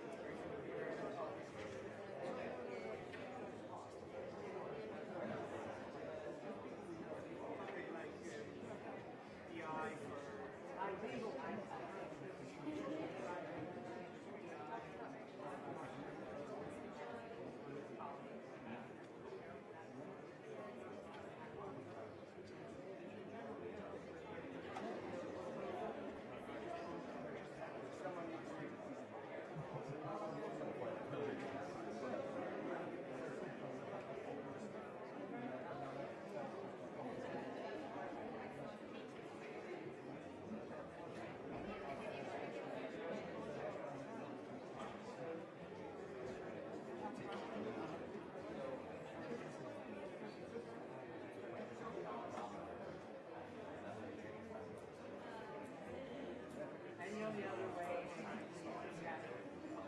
Well, the only other question is there's a lot of operating side of campus that I want something different. So we're looking to nurture exactly what's going on. That's not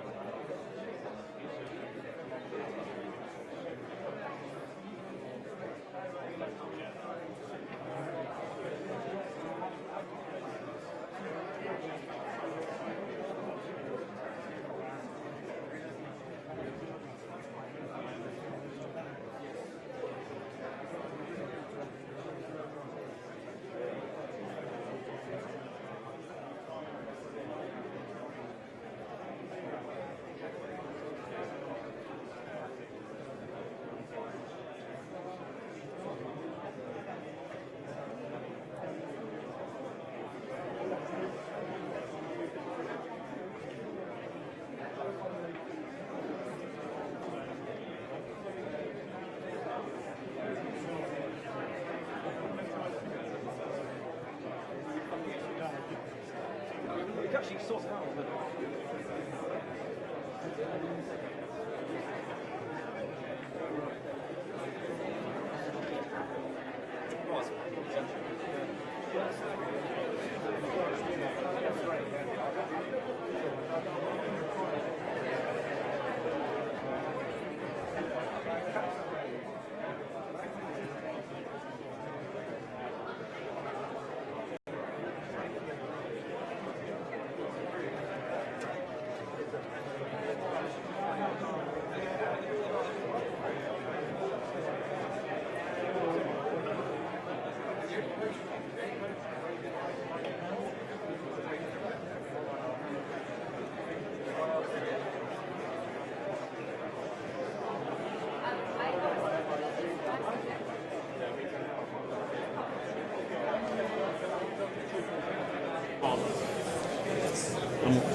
Why don't you sit over here? Can I have your attention?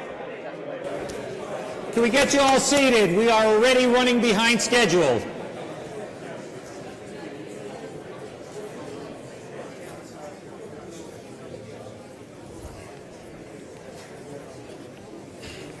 By the way, I am told that this conference is one of the largest, not the largest of its type, in Oxford ever. People's memory, but more important than that, We have people from 14 countries as delegates here. I am just amazed. Can we just get you all seated as quickly as possible? Did we lose Mark Schoenbaum again? He was getting a cup of coffee. Maybe he's getting... Okay. Our next session is one of the most interesting sessions. Let's get seated. Can I have your attention, please? We want to get the... Shh. Thank you. Mark, when you enter, everybody's quiet. Yeah. Okay. We're going to take a look at something right now that I just think is vital. And it's really what I call a view from the front lines. What does the finance industry tell us about the viability and profitability of U.S. bioscience? And to lead this discussion is one of the most knowledgeable guys. He's a graduate biochemist with postgraduate research experience in seed biology. Started his career 30 years ago as a science and technology editor working for a chemical industry-focused publication. Today, he's the global director of content for both Data Monitor Healthcare and the Script Group of pharma and medtech industry-focused publications. I am thrilled that he's agreed to convene this session. I turn you over to Mike Ward. Thank you.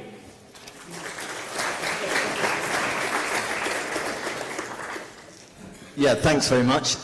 Thanks very much, Mallory. When Mallory called me, I was at the JP Morgan meeting, and it was like really early in the morning. I can't remember whether I'd just come in from a party or I was going out to a party. And one of, yeah, and one of the things he sort of said to me, he said that, you know, the sort of focus of this meeting was to, to look at why UK science is so great, but why does it really struggle to get it into the marketplace? And I thought, in the 30 years that I've been covering this industry, every decade we've actually asked these questions, and we come up with some answers, and clearly we got them wrong, because we're still here. And it was really interesting to hear some of the sort of discussions this morning, and I think that what we're going to do now is we're going to hear from guys who are looking from a slightly different perspective. They've been looking at it from the point of view of where the real deep pools of capital are. So this morning we heard with the venture capitalists, the kind of money that those guys put to work is about $10 billion a year.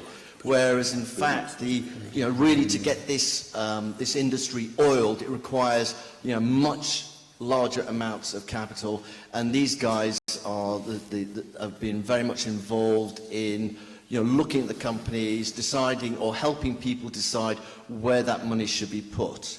And it's not a surprise that two of them are based in the States. And my third panelist spent a lot of time in the States because this industry does speak with an American accent, and what we're hoping to learn... We have no accent. Yeah. Pardon? Yeah. Can you just say that again? This is like the JP Morgan meeting where everyone talks funny. Yeah. So thanks for that.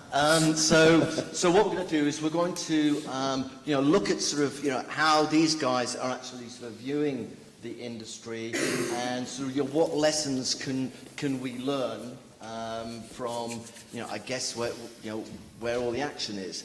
So what I'll actually ask you to do first is I'll ask each of them just to give a sort of a brief introduction of their sort of track record and who they are, what they do, and then once Matthew has we'll start with Matthew doing the introductions, sure. And then Matthew's then going to do a small presentation just to sort of give you some background in terms of what the sort of the finance market has looked for biotech in recent years. So Matthew, if you'd like to kick off. Yeah, sure. Perfect. Thanks. So I'm Matthew Harrison.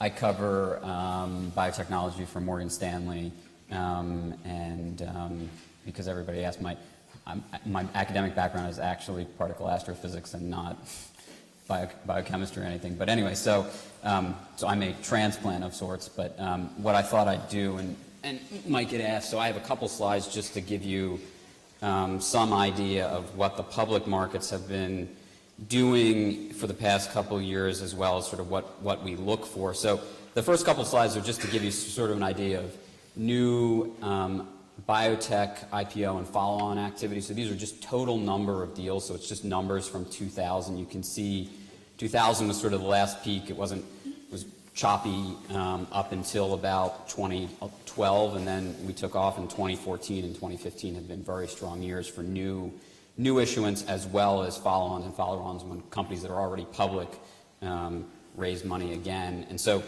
then this gives you the dollar value. So again, the last, and these are by quarters actually, so if you look at the $6 billion in first quarter of 14, there's been a massive amount of capital raised in the industry in 14 and 15. And again, these are biotech only.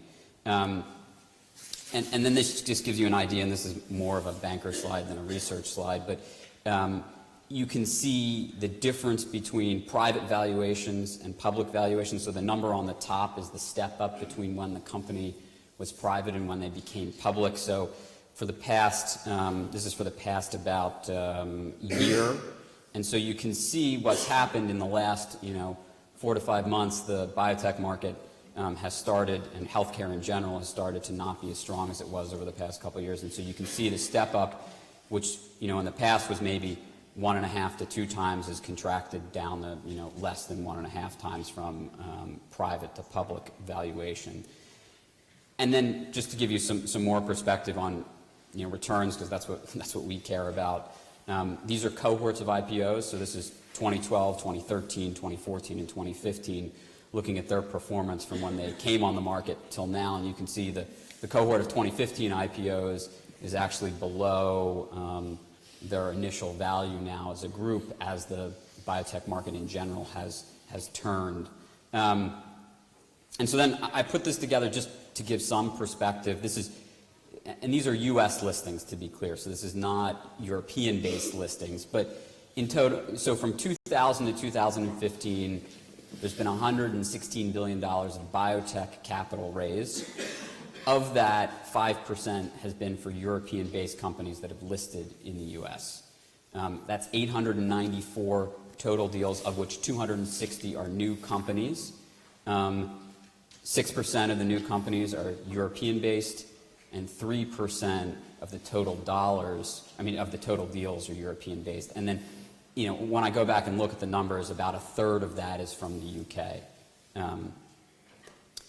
And so then just in terms of what, and I'm sure Mark will have some good comments here as well. So, in terms of what public investors look for, right, I would say there are 2 kinds of things public investors look for. So the one is sort of the big ideas. And, these might be gene therapy or CRISPR or immuno-oncology. And I think public investors are willing to start earlier on these big ideas because they know the market opportunity is very large. But the offset to that is when the markets turn, and the reason I put this chart in here is these are gene therapy companies, and most of them had recently gone public. You can see that, as the markets turn, the big idea stocks are the ones that go down first, because they're still a long time off from the market. And so public investors tend to be a bit fickle with these. And so you can see the performance of these stocks is down about 60% since when they came on the market. And so that's sort of the susceptibility to big ideas. The other thing, that investors, so you've got big ideas on one side, and then on the other side, you've got this sort of something that's more mature, which is we've got phase 2 data, we understand what the profile looks like, and we understand what the regulatory path is, and that's something we can value and then decide how much we want to pay for it given the level of risk that it is. The offset to that is what we're not really interested in are therapeutic areas where we know there is significant market pressure. So this might be, for example, a primary care market that is got a lot of generic drugs, and you're trying to develop an incremental drug which might be good for patients. Above that will have little pricing power, high competition, and high development costs. And so from a public markets perspective, it's not a project people are that excited about. And so, or if you're a very early product and you don't have a lot of de-risking data, again, something that the public markets, I think, is less enthusiastic about. And then I think the other thing maybe relevant also for this crowd, maybe more so, is that public market investors don't really like when you partner the asset early, because it takes away our upside potential. And so I think a lot of early companies look at big pharma validation or big pharma partnership deals as a way to get capital into their company. For a public market investor, that caps our upside. And so there is a push and pull from that, but in general, I think that makes public investors less enthusiastic unless the market opportunity is, substantially huge. So that's sort of the background just from a public market perspective, and we can keep going. Great, Matthew. So Mark, would you just give us a little your background? Sure. I'm from Iowa, which is a land far, far away. Better than news this week. How far back do you want to go? Because I can. He's got a combine. But anyway, I'm from Iowa. After you replaced Tim. Yes. I studied music as an undergraduate and then realized I couldn't feed myself. Went to medical school at Johns Hopkins, then realized I didn't really enjoy that too much. Then lived on a couch and got a job as an analyst, because that's what people who live on couches do. Right. In the States, at least.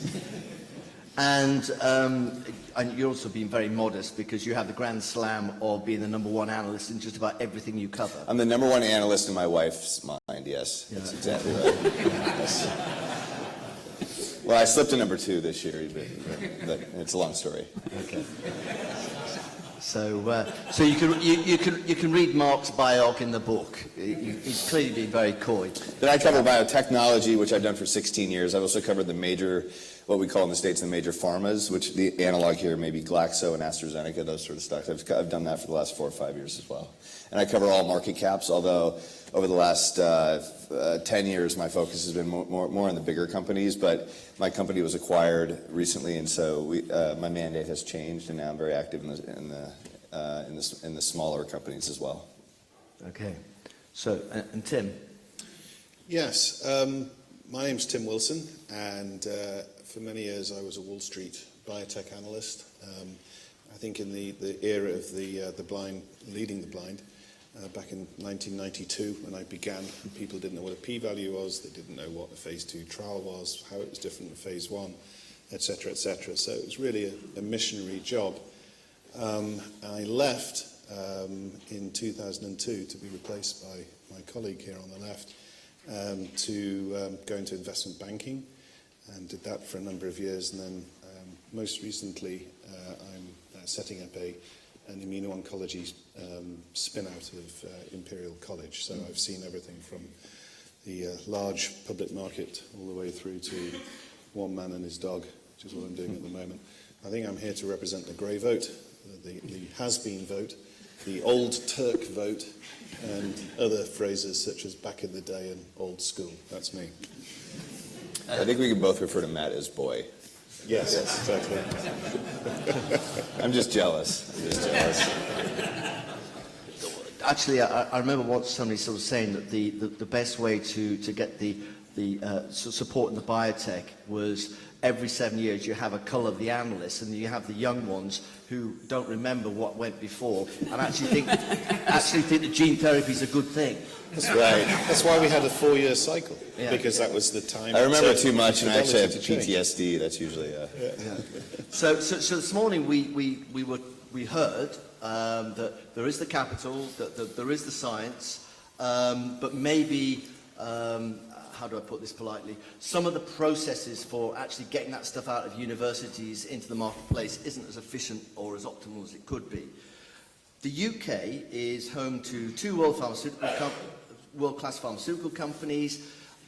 It does create biotech companies and raise more money from VCs than any other part of Europe, and also had a big part in the development of what is now the world's best-selling drug. So it'd be really interesting to understand, sort of what is the definition of success. That's what I was thinking this morning, because in some respects, that could be seen as success. So from where you're sitting, and when you're looking at sort of, biotech and small pharmaceutical companies, what actually are the attributes for, a successful company, one that you think is investable? So, Mark, do you want to kick I mean, like Matt said, it can vary. Like, for example, just yesterday, there was this relatively successful IPO that priced in the States called Editas. This is a gene editing company. They have no drugs. Nothing will come to market for at least, I think, five years or so. But it's a technology that many view as revolutionary. So sometimes it's just a technology, and it's hard to see exactly what the drug will be. But I'd say most of the time, in the public markets, there needs to be some sort of visibility, like what Matt said, into the product itself. It can't just be a dream. Back in 2000 in the States, when we were clearly in a bubble, and we can argue about whether or not we have been in a bubble the last few years, but clearly in 2000, you just needed an idea. And that idea got funding. As long as the idea made sense, people like this man say it made sense. The public markets have become much more discerning. That ebbs and flows, but still I'd say more discerning over 2000. Typically now, you need visibility on a product, typically, but there have been significant exceptions, and there are other companies that one could argue started the cycle of bullishness 3-4 years ago that did not have much or any clinical data, like Bluebird, which has been very successful in the States, a sort of gene therapy company. You've had a company called Agios, which really had very little clinical data, but it was led by a famous Genentech scientist. So I'd say if you're going to go to the public markets without a drug for which there is a p-value from some sort of trial, you probably need to be in the club, as I think about it. You've got to have the right venture capital investors, you've got to have the right backers, you've got to have prestigious names associated with it. Typically is the rule. If you have a drug that has data that one can study, then the markets don't mind so much. They look at the data. We're all trained to do that. We get things wrong all the time. At least I do. Matt doesn't, but I get things wrong all the time. But you look at the data, you analyze it, and you make a decision. What's the probability of success? And the probability of success then leads directly to kind of an implied valuation for what you'd pay right now. Okay, and does it really matter? I mean, you sort of say that you've got to be in the right club. Do you actually have to be in the right locale? I mean, does it matter if you're not in the northeast of the States? No, it doesn't matter so much. What I mean by club is like, and again, this is more important if you don't have clinical data with a p-value, right? If it's just an idea, then you need, I found at least, you typically need an endorsement of people that are viewed as smart money, so to speak, as we call it in the States. And there are dozens of these places. Third Rock, on the venture side, I don't mean to disparage somebody I don't mention. There are many of them. Also, what's become quite common in the States in the last, I'd say, 3 years, is an explosion of what's called crossover funding. Or it used to be called mezzanine rounds, but crossover funding is, I guess, a sexier, because you can just put an X, right? So it's like sexy or something. So crossover funding is essentially where a company comes to an investor, usually a public equity investor, that can cross over into the private sphere. And there's maybe 15, 20 of these shops, and they're viewed as very smart. Whether you agree or not, that's for another session over beers, but they're very smart. And if you successfully complete a crossover round, that's viewed as an endorsement that the IPO will get done, because A, these people are really smart, B, they're investing in something illiquid, theoretically, and C, they're committed to investing in the IPO as well. So that's the quickest way to get into the club. Now that has dried up very recently. We'll see what happens. I think I took your question to mean, is there a geographical hindrance? Does capital move west to east? So if there is a hot new company that goes public in Europe, and I'm running billions in Boston, New York, San Francisco, is the fact that it's not a San Francisco or Boston-based company put me off? And I think the answer is quite a lot of the time, yes. And I spent this latter half of my career as an analyst being a missionary here, saying, look what they do in America, isn't it great? Why don't we get some of that action and look at the data this way and approach your portfolio that way? And I had some success, but it was pushing water uphill. And I think one of the reasons that American investors are somewhat reticent to purchase securities of companies, biotech companies in Europe, is they're worried about how that market is going to react to mostly bad news, but sometimes good news as well. There is clearly less expertise in the public markets over here than there is over there. And I think, therefore, also they're concerned about the depth of the well of capital available. If there is a blow-up, or if there is a rumour, it can be a Yahoo chatbot, as we all infamously know. Right? If you have a deeper pool of capital, it's a more liquid market, and there tends to be a more efficient pricing of that asset. So if you've got 700 local stocks in front of you, i.e. USA stocks, and NASDAQ, North American call it, okay, it's harder to make that leap of faith, even unless you've got a company that's just unique in the world. The only thing I'd add to that is that you've seen a trend, at least in the last year, where you've seen either companies that are listed in Europe do U.S. listings, or skip the European listing and just do the U.S. listing. And the major reason, I think, for that is probably twofold. So one, typically European-based biotechs have lower market caps, which means they have a lower free float, which means it's harder to get a position if you're a U.S. investor, and then it's harder to get out if you want to get out. And so without the depth of liquidity, that's an issue for people. And then the second thing is a lot of U.S. investors don't want to purchase non-U.S. dollar denominated stocks because they don't want to deal with the currency risk. And so if you list in the U.S., you avoid those two issues. Right. Okay. So, but they don't really care where you're based. You can be based in France, you can be based in the UK, you can be based in San Francisco, you can be based in China. It's more about the market where they can buy the stock. I mean, there are successful companies based everywhere now, even in Iowa. Newlink, $2 billion company. I'm sort of going to touch on that, but I just want to remind the audience, okay, that we have an opportunity to interrogate these guys. So, the lighting's pretty good here, so I should be able to see if you wave. And do we have a mic? If we don't, you'll just have to shout, and then I'll repeat the question just in case nobody can hear it. But to come on the point of, for example, companies listing in the States, okay? This morning,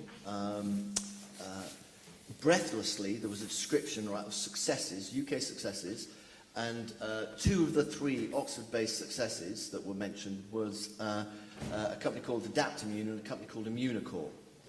Now, the thing is that, Tim and I are so old that we actually remember Adaptimmune and Immunocore started life as a T-cell receptor spin-out from Oxford University, in spite of Oxford University, called Avidex. And they really struggled to raise money. They sort of went cap in hand. Eventually were acquired by a German biotech company called Medigene. After a few years, Medigene's board spat that out because and also got rid of the CEO by saying, who wants to get involved in this this mad technology?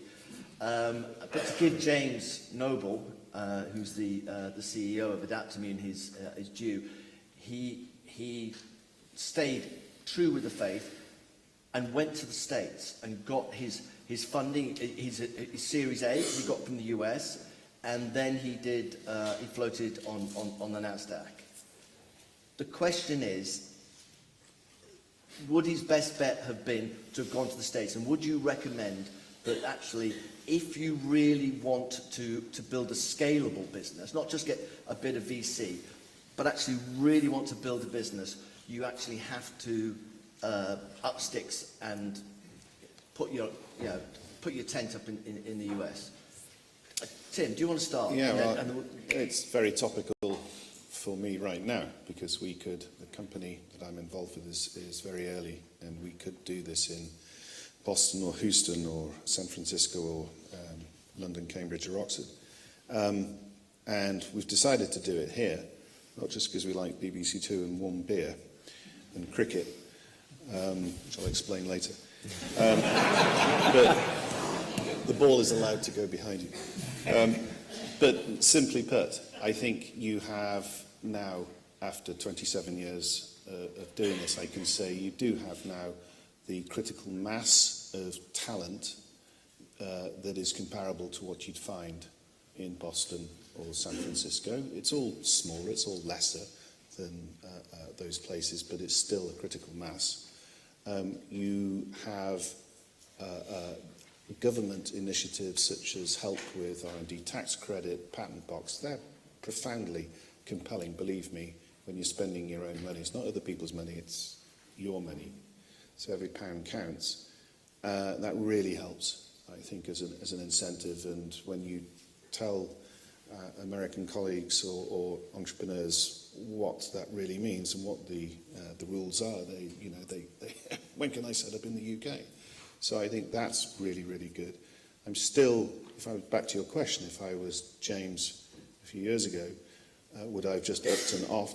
I know James very well, and I think it went through his mind more than once. I think that the disappointment comes with the public markets, not the private. I think on the VC side, and even on the angel side now, lots of things have improved massively over the last 3 years, let alone 10 years. The public market side, with one or two notable exceptions who we all know, has been massively disappointing. And I think that's perhaps the biggest question in my mind, and maybe everybody else's mind, is why is that?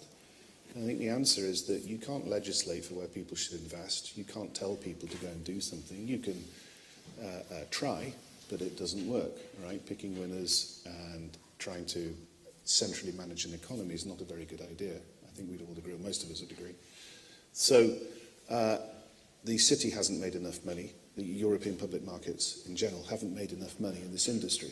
And we can't bemoan that fact. We've all been sat on couches doing this sort of gig for 30 years, 20 years, and it's just a fact. I do think, however, that because of changes on the private side, because of improvements in the quality of companies, the quality of managements that are coming forward, maybe we're in a phase where they will go public on NASDAQ, but there will come a time, just as things have never been better in Europe, there will come a time where finally our European capital markets do justice to the companies that we create, and we won't have to go across the Atlantic. The only thing I would add, and this may be, I offer this as not an educated, researched view, but it's something that I've just heard, and I'd say many Americans suspect this is the case, but I'd love feedback from you guys.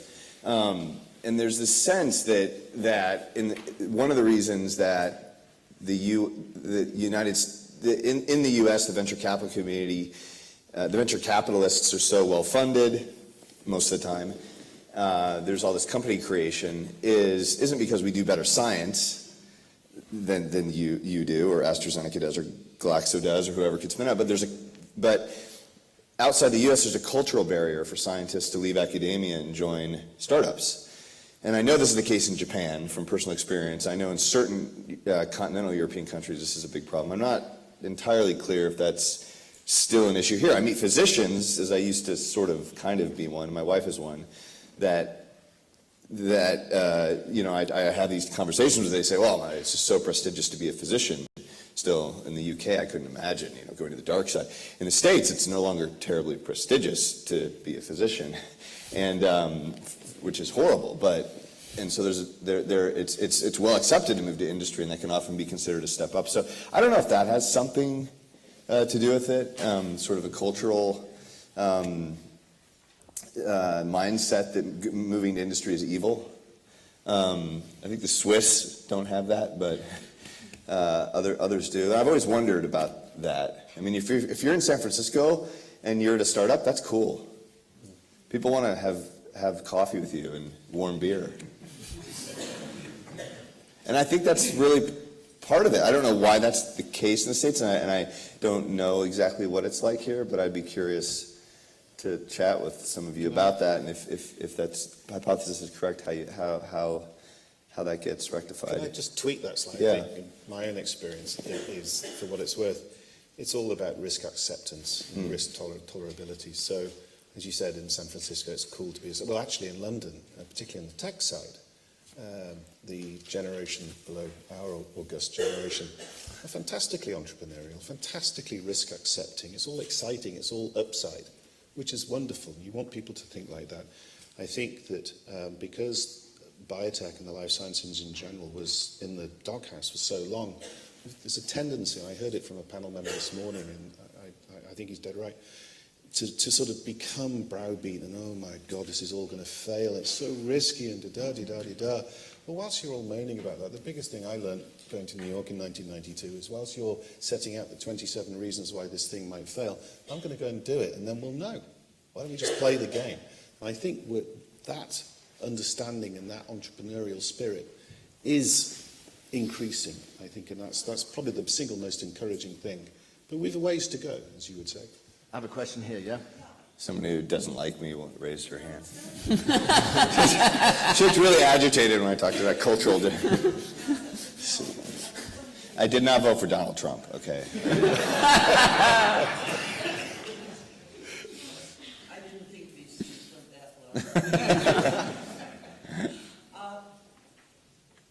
I want to challenge the Professor Motley, and that's the problem in the UK. In 30 years of spinning out companies from MIT, we have had only 2 tenured faculty leave to go to their companies. But you don't have to. It's the ideal low-risk situation. You found the company. And you stay. You sell it to the company. You send your postdoc and grad student off to be the know-how transfer. And you've got your safe job, and all your downside is the worst it can go is your nice academic salary. Does that happen here? But you were saying that you don't, that the It depends on the institution. British professors don't want to leave the university. Well, the American ones don't do it. Don't leave it either. Although Genentech was filled with academia. Bristol Myers is full of former academics. Merck. And particularly what's happening now, the second level down, since postdocs can no longer find jobs in academia because professors stay till they're 87 and a half. God bless them. Stem cells. There is a much easier flow on the postdoc level, and in fact, more and more of the postdocs, where we are anyway, are taking entrepreneurship. Interesting. Their academic papers. So a year and a half ago, I hired an Oxford organic chemist PhD. He was a Rhodes Scholar. And he said that telling his professor that he was going to come work for me was challenging. And his professor didn't know me, so I don't think it was me in particular as a concept. But those conversations are similar in the US too. Sean. Can I for once be controversial and suggest that in Britain the National Health Service is the healthcare system de facto, and some might say it's slightly politicised. I've heard that. This rather subtle politicisation. For a moment that a medic student signs up, there's sort of talk, not always, but sort of implied that those pharmaceutical companies aren't necessarily a good thing. And also in this country, and of course down to critical mass, I mean, it's a mathematical issue. We have a number of companies that are successful, nowhere near as many in the US, and they receive a lot less funding in total. So the chance actually to make a lot of money from biotech and be seen to be successful financially from biotech is lower. And arguably, because a lower number of companies, a smaller number of companies, the chance to have an impact in terms of the number of new medicines is low. I mean, we're flat above our average. Cricket, which you can ask about later. But we're hamstrung by the basically the critical mass of the market. And also, I suspect, and it is changing, this subtle politicization. I have a very good friend who's a consultant, a similar age to me, difficulties, and he went to a meeting held by a biotech company a few months ago, and he said it was the first meeting he'd ever been to, and he's slightly biased, mind you, where you'd actually receive some useful information from the company. And that attitude, to a degree, pervades much of the national service. To a greater or lesser extent, and of course there are exceptions. This is a non-distribution. The contention is that NICE, the sort of am I understanding the anti-pharmaceutical biotech bent that NICE may have? I don't want to pay for this, I don't want to pay for this, trickles down? Yeah. Is that kind of what I'm sensing? Okay. Organisations are wary. I mean, if one looks, it's not the best example, but one looks at Concepta. The UK is one of the few markets where its use wasn't demanded by the government or by physicians, but by patients. I mean, subsequently it's transpired Concepta wasn't as useful as we first suspected. And frankly, we could be on the cusp of a significant cultural change in the U.S. This is one of the dangers right now. For those of you that follow U.S. politics, this issue of drug pricing has always been an issue that has ebbed and flowed, but it's called sort of in cycles. But the peak right now, we're at a peak of volume that I've in my 16 years never experienced before. I don't know where that's going to end. Do you think that Srikeli, a very nice chap he is, and possibly because you chaps in Ireland in debate with Trump, Hillary, Yeah. will have an impact on the value of the IP attention in the US market? All I can tell you is whether it's causative or correlated or the tweet. I don't know if you know about the famous Hillary Clinton tweet on drug pricing in October, marked, for many of us when we look back, marked the turn of valuations in biotech and to some degree pharma. Now, we all know that a tweet doesn't change drug prices and that Hillary, if and when she becomes president, can't single-handedly do it without a cooperative Congress. That's a whole other issue. But it has elevated drug pricing in the U.S. to a level that I've never seen before. And yes, I remember Hillary Care. Yeah, Exactly, same thing. So we don't have anybody from NICE or the NHS here to defend their case.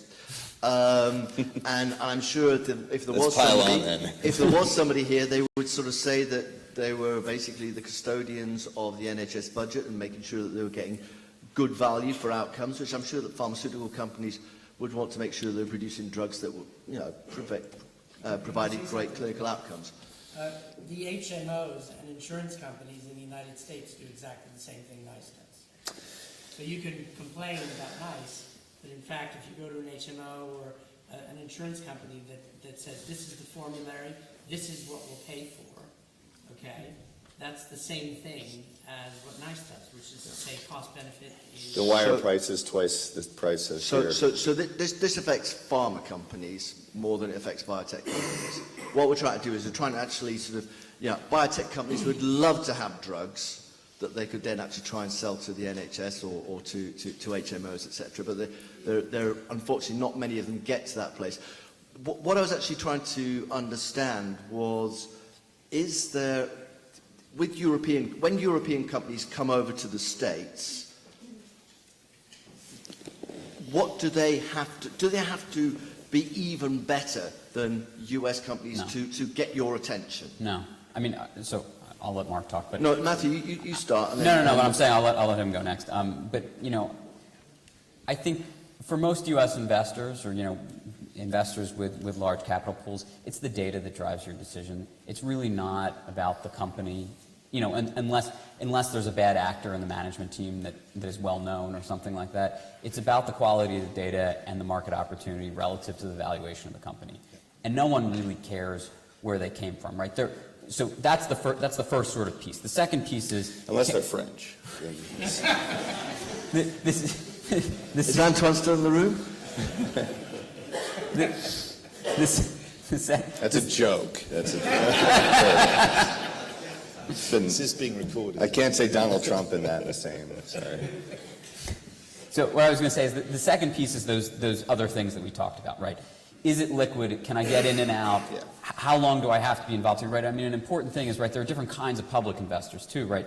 You've got the hedge fund whose time horizon might be 2 months for a position, but they are very sophisticated and they will drill down on everything down to, you know, the exact kinds of patients you enrolled in your study and whether or not you screwed up what kind of patients you're enrolling, to, you know, a much broader, you know, investor who might be long only and have a multi-year time horizon.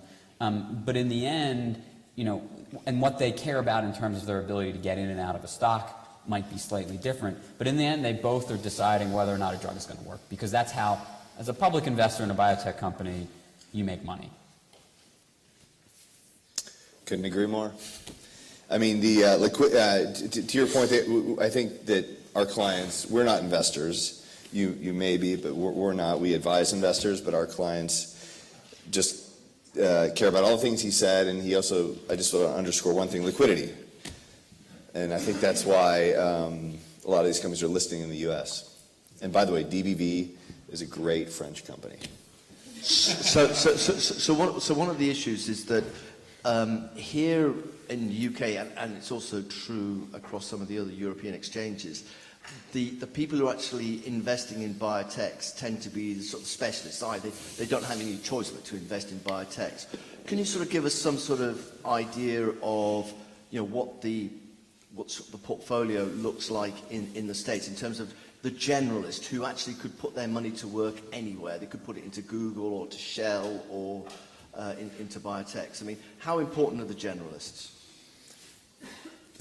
I mean, they are the ones who determine whether the sector as a whole will outperform or underperform. Right. They are not in control of this individual stock. But when the generalists exit, even little stocks that you may be bullish on for very specific scientific reasons may have a rough time. Large cap names like Amgen and Pfizer I view as the gateway drugs, as we call them in the States. And when they work, like when Biogen discovered the new MS pill, when Gilead cured hepatitis C, when Bristol Myers figured out a way to turn on the immune system to fight cancer like you fight infections, that excited people, and they made money while taking some risk, and that was the gateway drug. That was warm beer. Once that goes on for a while, they get beer muscles, as we call them in the States, and they look down cap. And they say, well, I did it here, I can do it here. So they move on to the next tier. And then finally into the IPOs. And I think there's been a lot of generalist demand for IPOs. And unfortunately, over the last 6 months, I'd argue that's a lot of what's coming out. Specialists haven't lost faith, but the market downturn, I believe, I don't have proof of this, but has been driven largely by generalists saying, wait a minute, I actually don't know what I own here, and I can't take this. I think it might, guys, correct me if I'm wrong, right, because you're current practitioners, and I'm remembering things from the past, but my impression is, I would say the City of London is home to, at best, 10 so-called expert public investors, and that might be being very generous. Certainly, I would say there's probably 20 between that are very specialist healthcare investors. Right. In the States, you tell me, guys. My call list in my last analyst role was 900 clients, of which about 400 were dedicated hedge fund or other similar type investors who did nothing but wake up and think about clinical trial data, just like I did every day. And the remainder were so-called generalists. I say so-called because let's call Fidelity a generalist.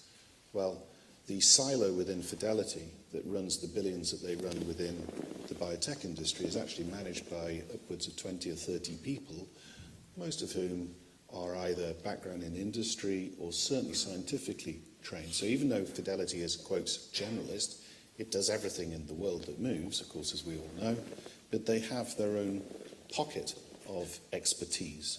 Now, so you compare those two things, and I'm talking, that's 2008 data. It's completely different now. So when I say we've got a bit of wood to chop to catch up, it's a light year, right? And so you can't blame Europe's best, Selectus or Adaptimmune or whoever it may be, from saying, I think I want a bit of that and not where I am. The only thing I would add to that is that the risk tolerance of the U.S. investor is very different from the risk tolerance of the European investor in general, even the healthcare specialist. Yeah. So to come back to a remark that Mark said really early on about sort of what's happened recently in the sort of biotech space, and whether or not it's a bubble or not. I mean, we saw, for the last couple of years, it's never been so good in sort of biotech and pharma. The way the regulators were looking at, particularly in the States, where the regulators were looking at the drugs, it seemed like everything that went in front of them was going to get passed. And we saw what was happening in the capital markets. Was that hiatus, was that massive run-up, was that justifiable now? Parts of it clearly was. I mean, there's one. When I look back in the last 4 or 5 years, whenever the bull market started, I think that early on the triggers were certain things I mentioned earlier, which were tangible, verifiable, unambiguous, dramatic successes. So you had a group of larger cap, more mature biotech companies that effectively stopped growing, and the growth investor community are the ones that invest upon excitement, not upon they don't buy things because they've gone down. They buy things because they get excited about them, and there was lots of reasons to be excited. Bristol Myers, Biogen, as I mentioned, with the new MS bill, Gilead, curing hepatitis C, et cetera, et cetera. So there are a lot of reasons to get excited. And then you had IPOs, and many of those, and I was wrong about some of these. Many of those, like David Schenken's company, Agios, IPO'd with no data. I said, well, I don't do IPOs with no data, but today it's quite successful. The data look very interesting. Bluebird is another example of that. So you had unusual, low probability, technically we're taught low probability situations turn out very well and make people boatloads of money. And if you look sort of in aggregate and you ask the question, has R&D productivity improved? That's a really hard question to answer, and Matt and I could probably argue about it. This would be a whole 3-day conference. But one metric I look at, which was developed by Jack Scannell, who's a former Bernstein pharma analyst, so he gets credit for the metric. I work with him to update the data on a regular basis. But one simple way of thinking about it is number of new drugs approved in the U.S. per billion in inflation-adjusted R&D dollars spent, and that has plummeted since 1960. I mean, the graph is unbelievable. You almost have to graph it logarithmically just to fit it on a slide. But in the last 5 or 6 years, it's turned up. And when it first turned up, I said this is artifact. But it's been 5 years now where this has been going up. So something's happening. So I don't know why that's the case. That's the key question. Why is that happening? And that leads to, is it sustainable or not? And right now, the thesis that R&D productivity is better than it's been, at least in our generation, is still a consensus thesis. The pricing issue is one that's breaking down. Can we price these drugs? But the R&D productivity is critical. People believe it. And if you want to construct an argument that it's real, you can't construct a cohesive argument that it is indeed real. Only time will tell. My belief is R&D ultimately is cyclical, and we'll enter a down period. Hopefully the valleys won't be as deep as they once were, et cetera. But I would say it's probably justified. Every person in the industry will tell you it's justified. Every person in the biotech industry tells you it's justified. I'm very curious to see how sustainable this trend line is in terms of new drugs per inflation-adjusted R&D dollars spent. I could go into more detail, but I'll leave it to the other panelists to speak about that. Yeah, I think the only thing that I would add to that is then, the other thing to remember is that the public market investor also thinks about things in a straight line. So they're either all going down or they're all going up, and there's not a lot of in between. And so I would agree with Mark that I think my ultimate view on R&D is it's very cyclical because there's some sort of new technology created. So whether it was antibodies or genome or something, which takes 10 or 20 years to then work its way into actually producing a bunch of drugs that then can come to market, and so you get these big bunches that are then separated by some sort of basic science new discovery. And so ultimately I view it as cyclical, but the public markets, the way they look at it is we're either on the upturn or we're on the downturn. And so that perception then drives the investor view about whether things are investable or not, and sort of that hope and that excitement around certain stocks. Right. So the excitement, you mentioned it, Mark, also that it's the generalists have been generalist investors are almost like the engine room for excitement. Absolutely, and we tend to overlook this. I mean, to your point, I agree. There are hundreds of specialist hedge funds, but their capital is de minimis compared to the capital that exists that is managed by generalists. I mean, there's a generalist at Fidelity who might manage $80 billion, and if she decides to put 3% of her portfolio into biotech, that's 3 hedge funds. Yeah. And there are hundreds and hundreds and hundreds of these funds. Yeah. So this is a question for Tim. So I'd like to answer it. It took 2.5 hours this morning, right? I was going to try and run a sweepstake. It took 2.5 hours of talking about what's wrong with UK bioscience before somebody kind of hinted at British biotech. Okay, this was a biotech company where everything looked like it was going great, and then everything went wrong. Based in Oxford. And it took 2.5 hours, and there is a kind of a sense, or at that time, that nobody was ever going to trust biotech in the UK ever again, and I just wondered, to what extent does the shadow of British biotech still cast over the sort of like generalist and their involvement in the sector, and what can we do to dispel it if that is the case? Absolutely. I mean, it's easy to be lazy, right? So it's. If you read Keith Richards' autobiography, but shadows cast along, and if you have something which was so iconic and so seemingly terrible at the time, people have institutional memory, and the city still to this day, I think, if you say biotech, there's a bit of a facial tick, there's a bit of a I can just carry on doing my job, investing in this industry, which, the restaurant industry. I can go to a restaurant, I can see the standard of service, I can eat the food, I can make a decision. At the end of the day, it's economic analysis, right? What's their earnings per share? Now we have a relatively small group of stocks we can do similar things, right? Profitable biotech, and then we have this enormous sort of volcanic tail of loss-making entities, which are stock prices masquerading really as sweepstakes on drug development. And that's very, very hard. And that's why pharmaceutical companies use Monte Carlo analysis to try and use option prices on their portfolio. Well, the city just thinks life's too short for that sort of stuff, What's the market cap of this industry again? My God, that's Andrew Whitty's options on a good day. So I can't be bothered. And how much do these people cost again? They're too expensive. They're all MD PhDs. They're not cheap. They're not going to want to work for me. I just don't think I'll bother. And then it all comes back. And in the UK press, constantly, I don't know. I think blame the media. Go on. Recently, maybe they're beginning to turn the corner on biotech, and we've had some positive articles. But in a way, it's only the industry's fault. That all happened when I was in the States, and explaining it to the Americans, they're like, "My God, what are you guys doing over there?" Really? He said what?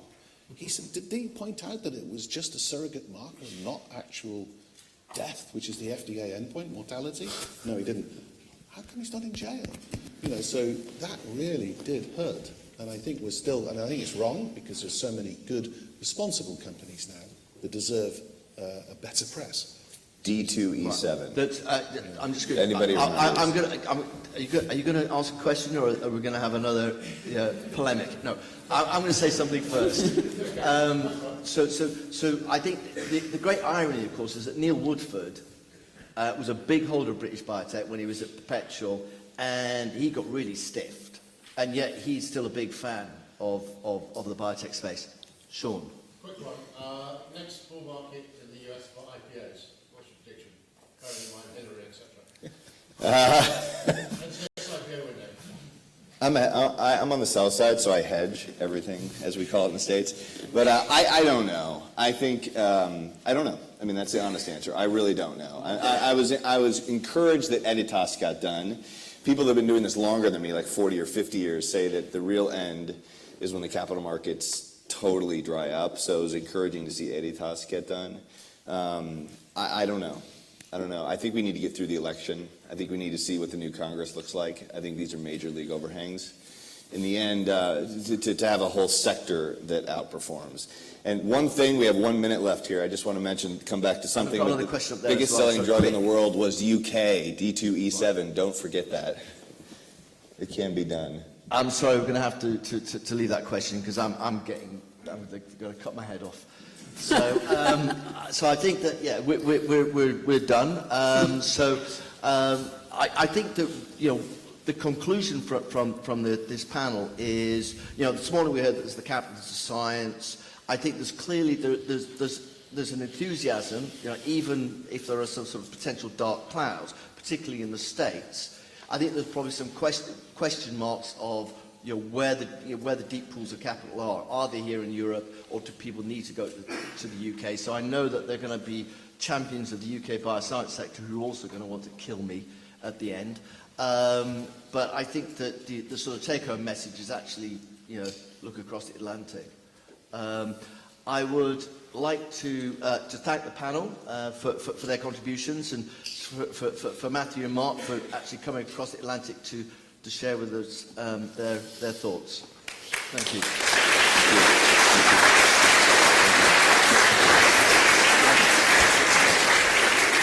That was fun. Thank you. What a terrific... Okay. What a terrific group of people. I just wish I could have listened to them a lot longer. Just absolutely fabulous. Our next group will be led by Mark Thompson. Thank you. Mark will be the convener. Mark is with Sidley Austin, one of the major law firms in the world. And Mark has been, the LMG Life Sciences Guide lists Mark as a life science star for mergers, acquisitions, corporate and commercial work in the life sciences industry. So at this point, I turn it over to Mark Thompson of Sidley. Thank you. No, yes. He has to do 5 after. You can go to 10.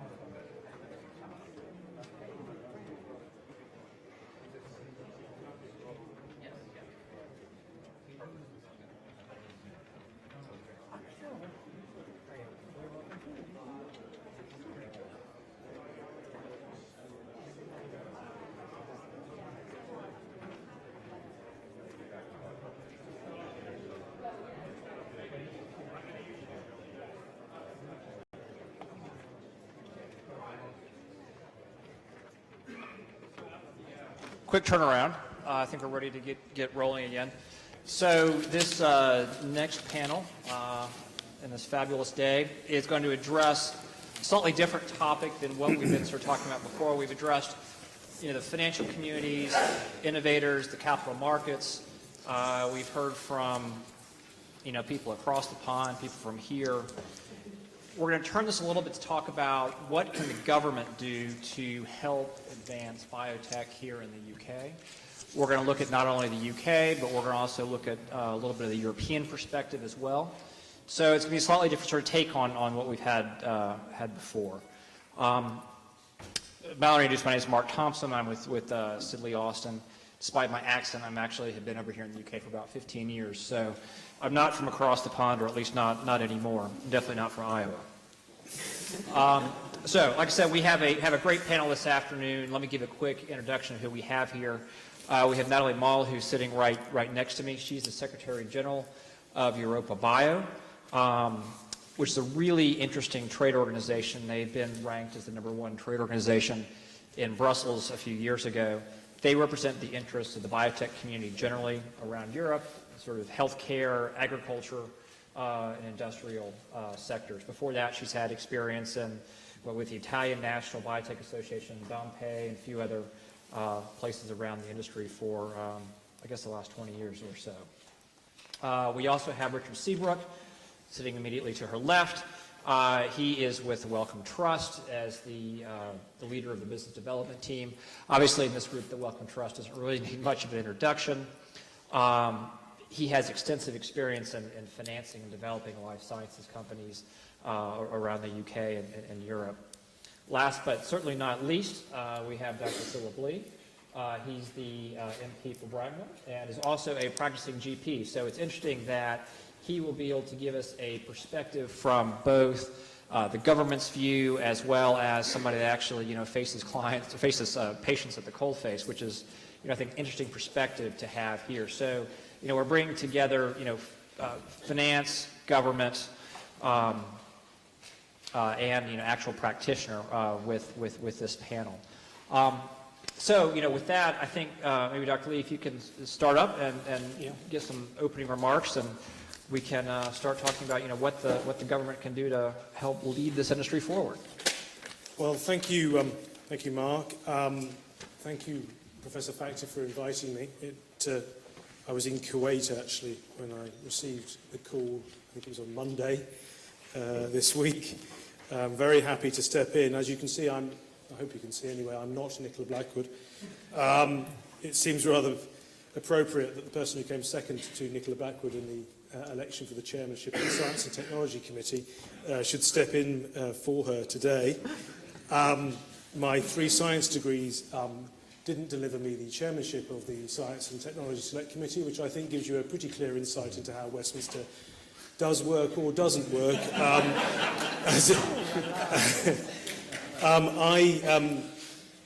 When I was coming up to Oxford today, I sort of reflected upon my time here. I was at the Patchwork Quilt College across the road, and I remember my tutor, a story he told me, professor of anthropology, and he did his doctorate in Liverpool in the early 60s. And when he was there as a student, he was particularly interested in amateur dramatics. He was a bit sort of an enthusiastic thesp. And one evening he was at his Amateur Dramatic Society, and a friend of his from there came over to him and he said, Geoffrey, I've got this wonderful investment opportunity. And he said, tell me more. And he said, I found this band. And they're wonderful. You must come and see them. For £50 you can have a 50% management share. So my tutor then went over, saw the said band, and made a judgment call that he didn't think they were up to much, and decided not to invest £50 in a 50% share. When I asked him about his investment decision, I said, did you regret it? And he said, well, no, Philip. He said, I'm alive and Brian Epstein's dead.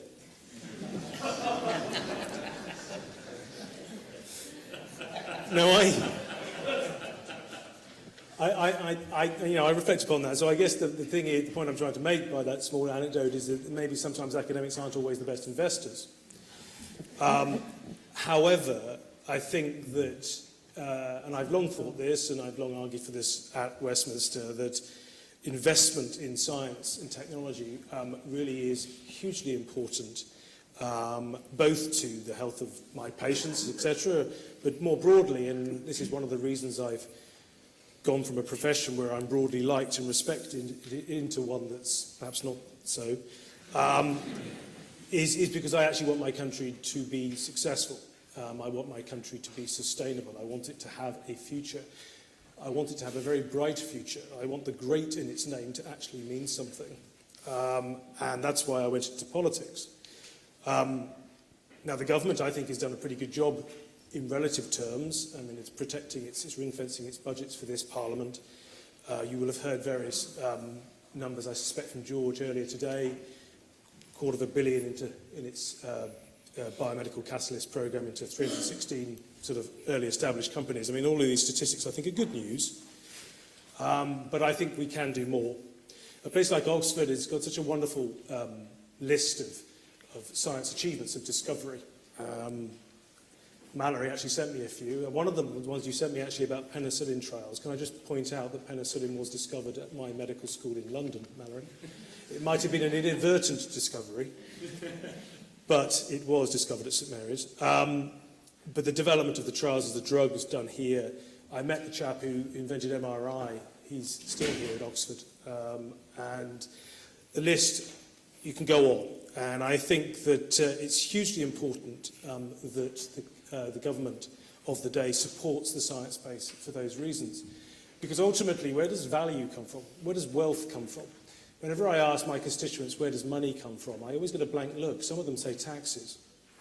Seriously, they say money comes from taxes. I actually think that, I mean, money is just a measure of value that man puts on it. I think value comes from a combination of three things: human effort, raw materials, and intellectual capital. This country became the greatest country on earth in the 18th and 19th century because of a combination of those three things. The raw material was predominantly coal. The human effort was all those people who went down into the ground and dug it out. And the intellectual capital was the James Watts, the people who invented the machines that took that energy and transformed it into products, which we then exported around the world. Our challenge now is that I'm not so sure the human effort is as once as it was. It's a controversial statement, but our productivity individually isn't as good. Raw materials, well, if we put to one side fracking, our raw materials are not where they once were because we've used so many of them. So we're left with intellectual capital. We're left with our universities, in essence. And I think we really must do more to value that. Now, why don't we? Well, I would ask you to go away. I mean, good scientists want to deal with the evidence, look at the facts, look at the numbers. Check out how many science graduates there are as elected members of Parliament. Check out how many science graduates there are in the current cabinet. Also, check out how many science graduates there are in the civil service. I think you'll be pretty depressed. Maybe science graduates are that bit brighter because they know going into politics is a godforsaken task, so therefore they don't do it. But the problem is that these are the people who sort of carve out the plan, carve out the vision for the country. And I'm not always sure that the science voice is loud enough and that scientific understanding is good enough within government, both within politicians and within civil servants. The other issue where I think this country is somewhat bedeviled with is a sort of short-termism, which I think I heard mention of in the previous panel. The city is an asset, but I sometimes think it also hinders a longer-term perspective. I think the quarterly reports phenomenon is a disgrace. You shouldn't have quarterly reports. There should be a longer-term assessment of true value. And I think often the money in this country sort of is zeros, ones and zeros going across the screen. People have lost touch with the concept of what truly is valuable. And that might explain in part why we ended up in the mess we did in 2007 and 8. And I don't actually think that we've learnt the lessons of 2007 and 8 in the way that we should have done. And so there is this sort of short-termism. There is this lack of science understanding, and I suspect the same applies in the city. So how do we address this? What do we do? Well, and I have a vested interest, I declare it up front, I think scientific graduates need to get higher up in government. And I think the civil service also has a responsibility to seek out science graduates, and I forgot actually the media, how many of the journalists. I mean, how often have the scientists in the room giggled at the MRSA virus headline in the papers? It's not a virus. How many times do we have to tell you it's not a virus? But they say these things, and it belies an ignorance so great that in fact the whole article should be just dismissed out of hand if they can't get the facts, the simple facts right. What else are they getting wrong? And so I think we have a challenge. It's one of the reasons I stood for the Science and Technology Chairmanship. It was like trying to inject some scientific understanding. And we have a challenge also with this short-termism. On the way up on the train, I was thinking to myself, is there an analogy I can draw with another industry? Recently, we lost one of the greatest sort of music artists of our age. And I was quite struck by his will. I don't know if anybody saw the details of David Bowie's will. It was 60, 70 million pounds, something like that. I mean, how could it have been so little?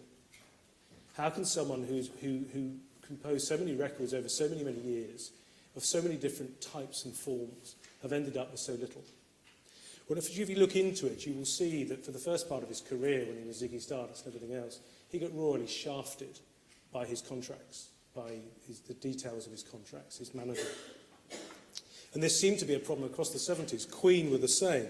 They didn't make any money out of Killer Queen. It was only when they got out of their initial contract that they managed to start making money, which interestingly, also their art then flourished, and they wrote Bohemian Rhapsody and went on.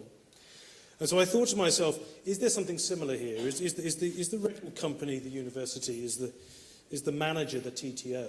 Is the artist the scientist?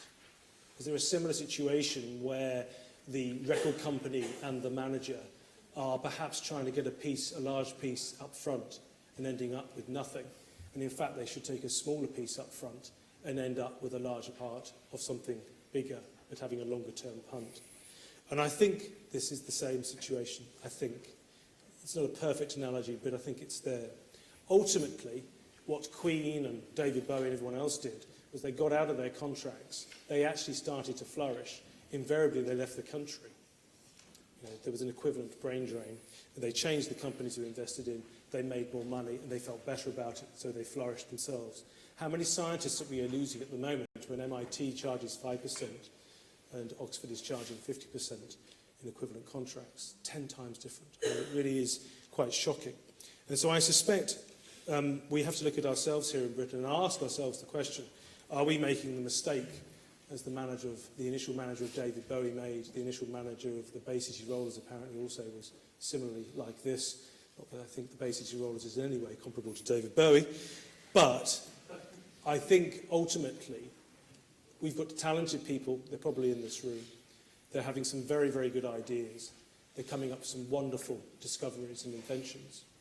We need to find a way of using government money initially, possibly because of the risk-averse sort of nature of private investment, to find these people, to use seed money, to support them, to provide the environment in which they can flourish, and in which they feel that they are going to get a return on their effort, on their own ideas, so that in the longer term, not only do my patients benefit from a new discovery of something or other, but actually my country benefits because people stay here, continue to flourish, and we actually commercialise these inventions, these discoveries, so that this country remains great, sustainable, tenable for the longer term, so we all lead happy, successful, productive lives.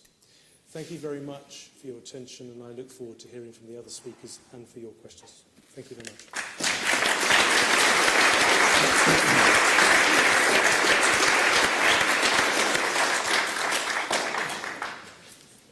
That's very interesting. Thank you very much for that. Turning pages slightly from the UK in particular to Europe, Bella, do you want to sort of give your views on kind of where Europe is and what you're seeing in Brussels? Sure, thanks very much, Mark. It's always hard to speak towards the end of a conference because if you speak at the beginning, you actually say what you came to say.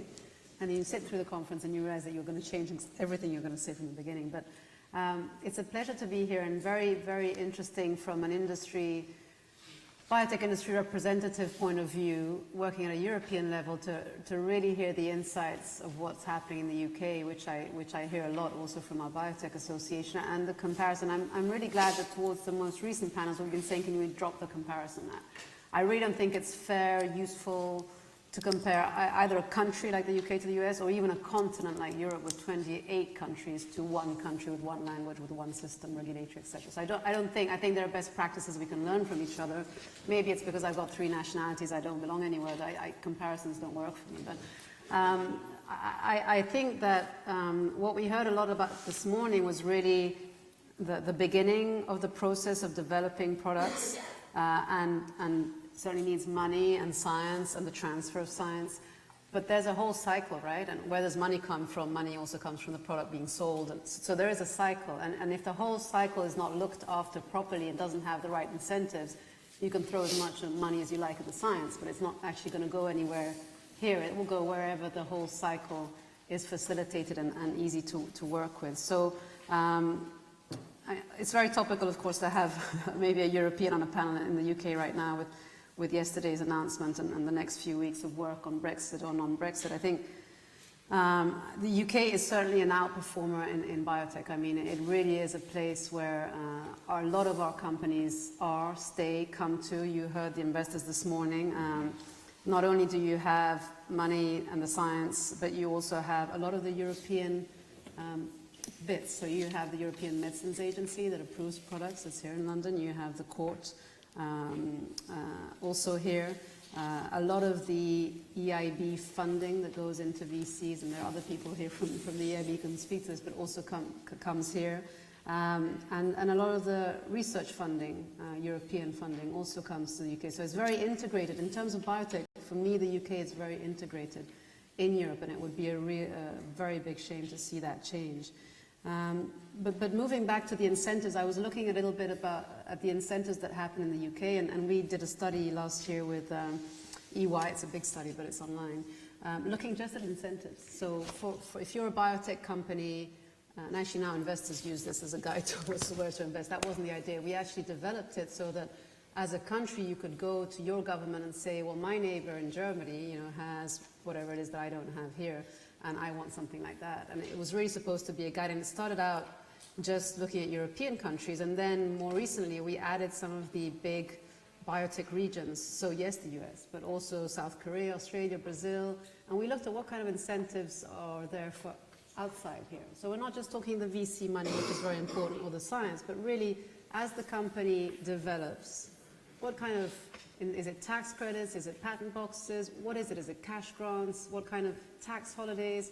Because these things all matter right now. It's not just the money you throw into it or the scientists. So that's the second bit of that. If I look at the life cycle of a company, so you have the money and the science and then the incentives, but accompanying all of that, you also have a whole regulatory pathway and market access. And we haven't talked about that yet. But I mean, the US regulatory pathway and market access is quite linear. And it's one language, and it's a reimbursement system, and it's maybe not so predictable right now with all the elections things coming up, but I mean, it's visible. In Europe, you have, a European approval system, which can have or not have hurdles, but then you have market access in 28 different countries with different languages.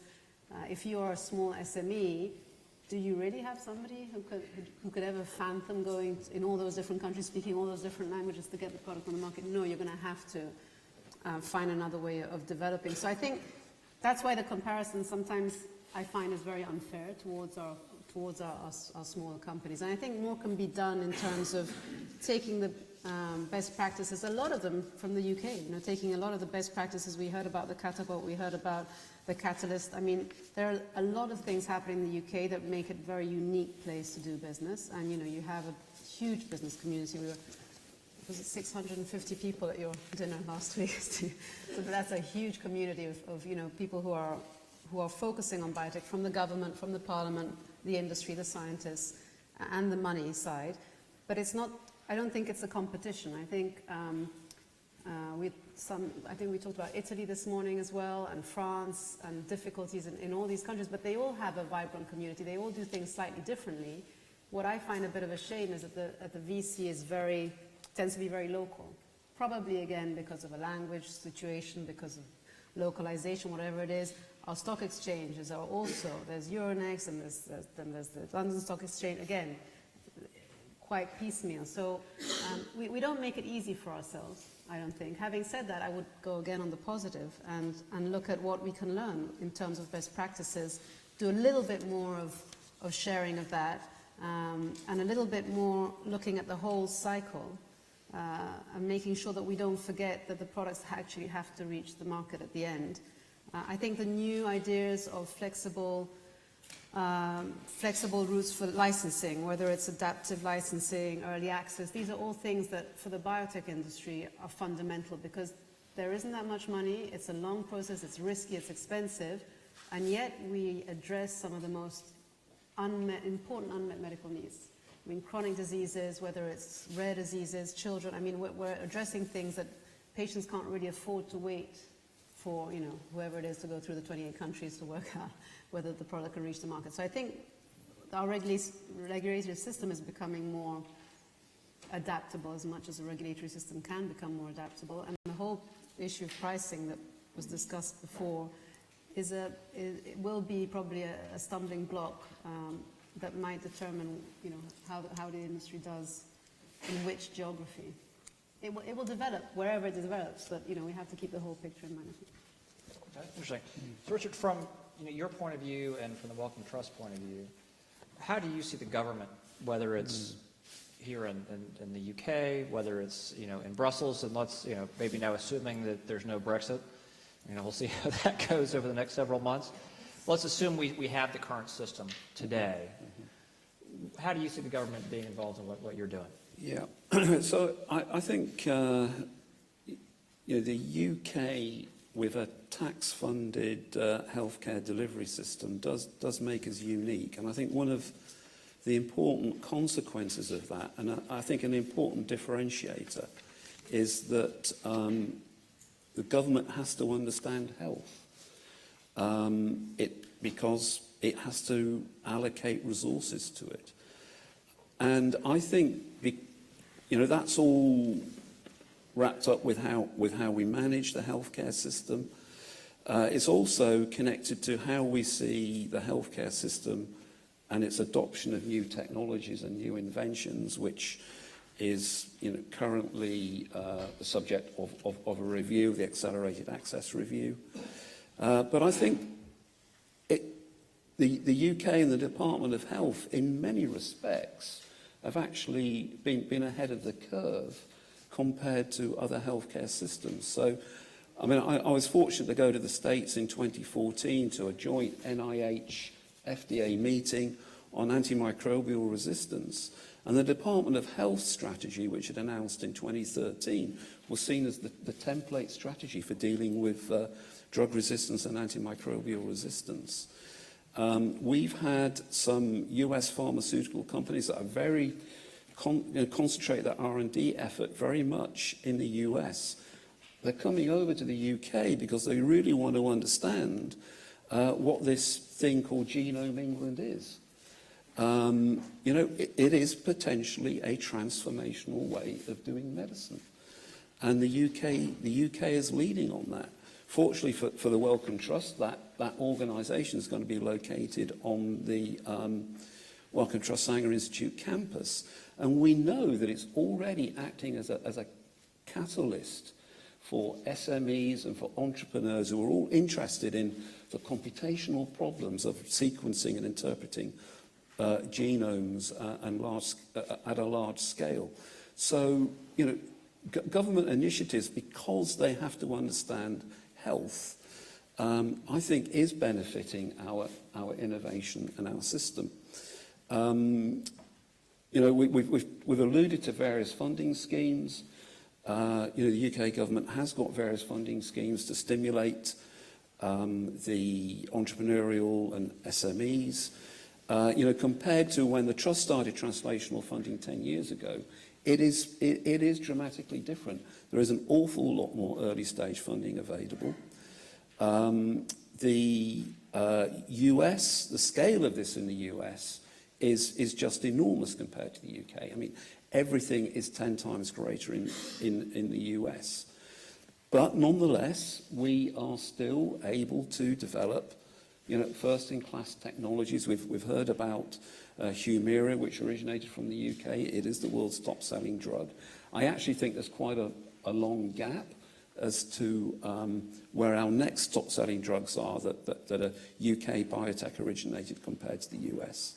I think if there's one area where government could help us, I think is around the ambition of our companies. And I think it's probably the same in Europe. You know, we've got this very nice cycle where some academics come up with some great IP.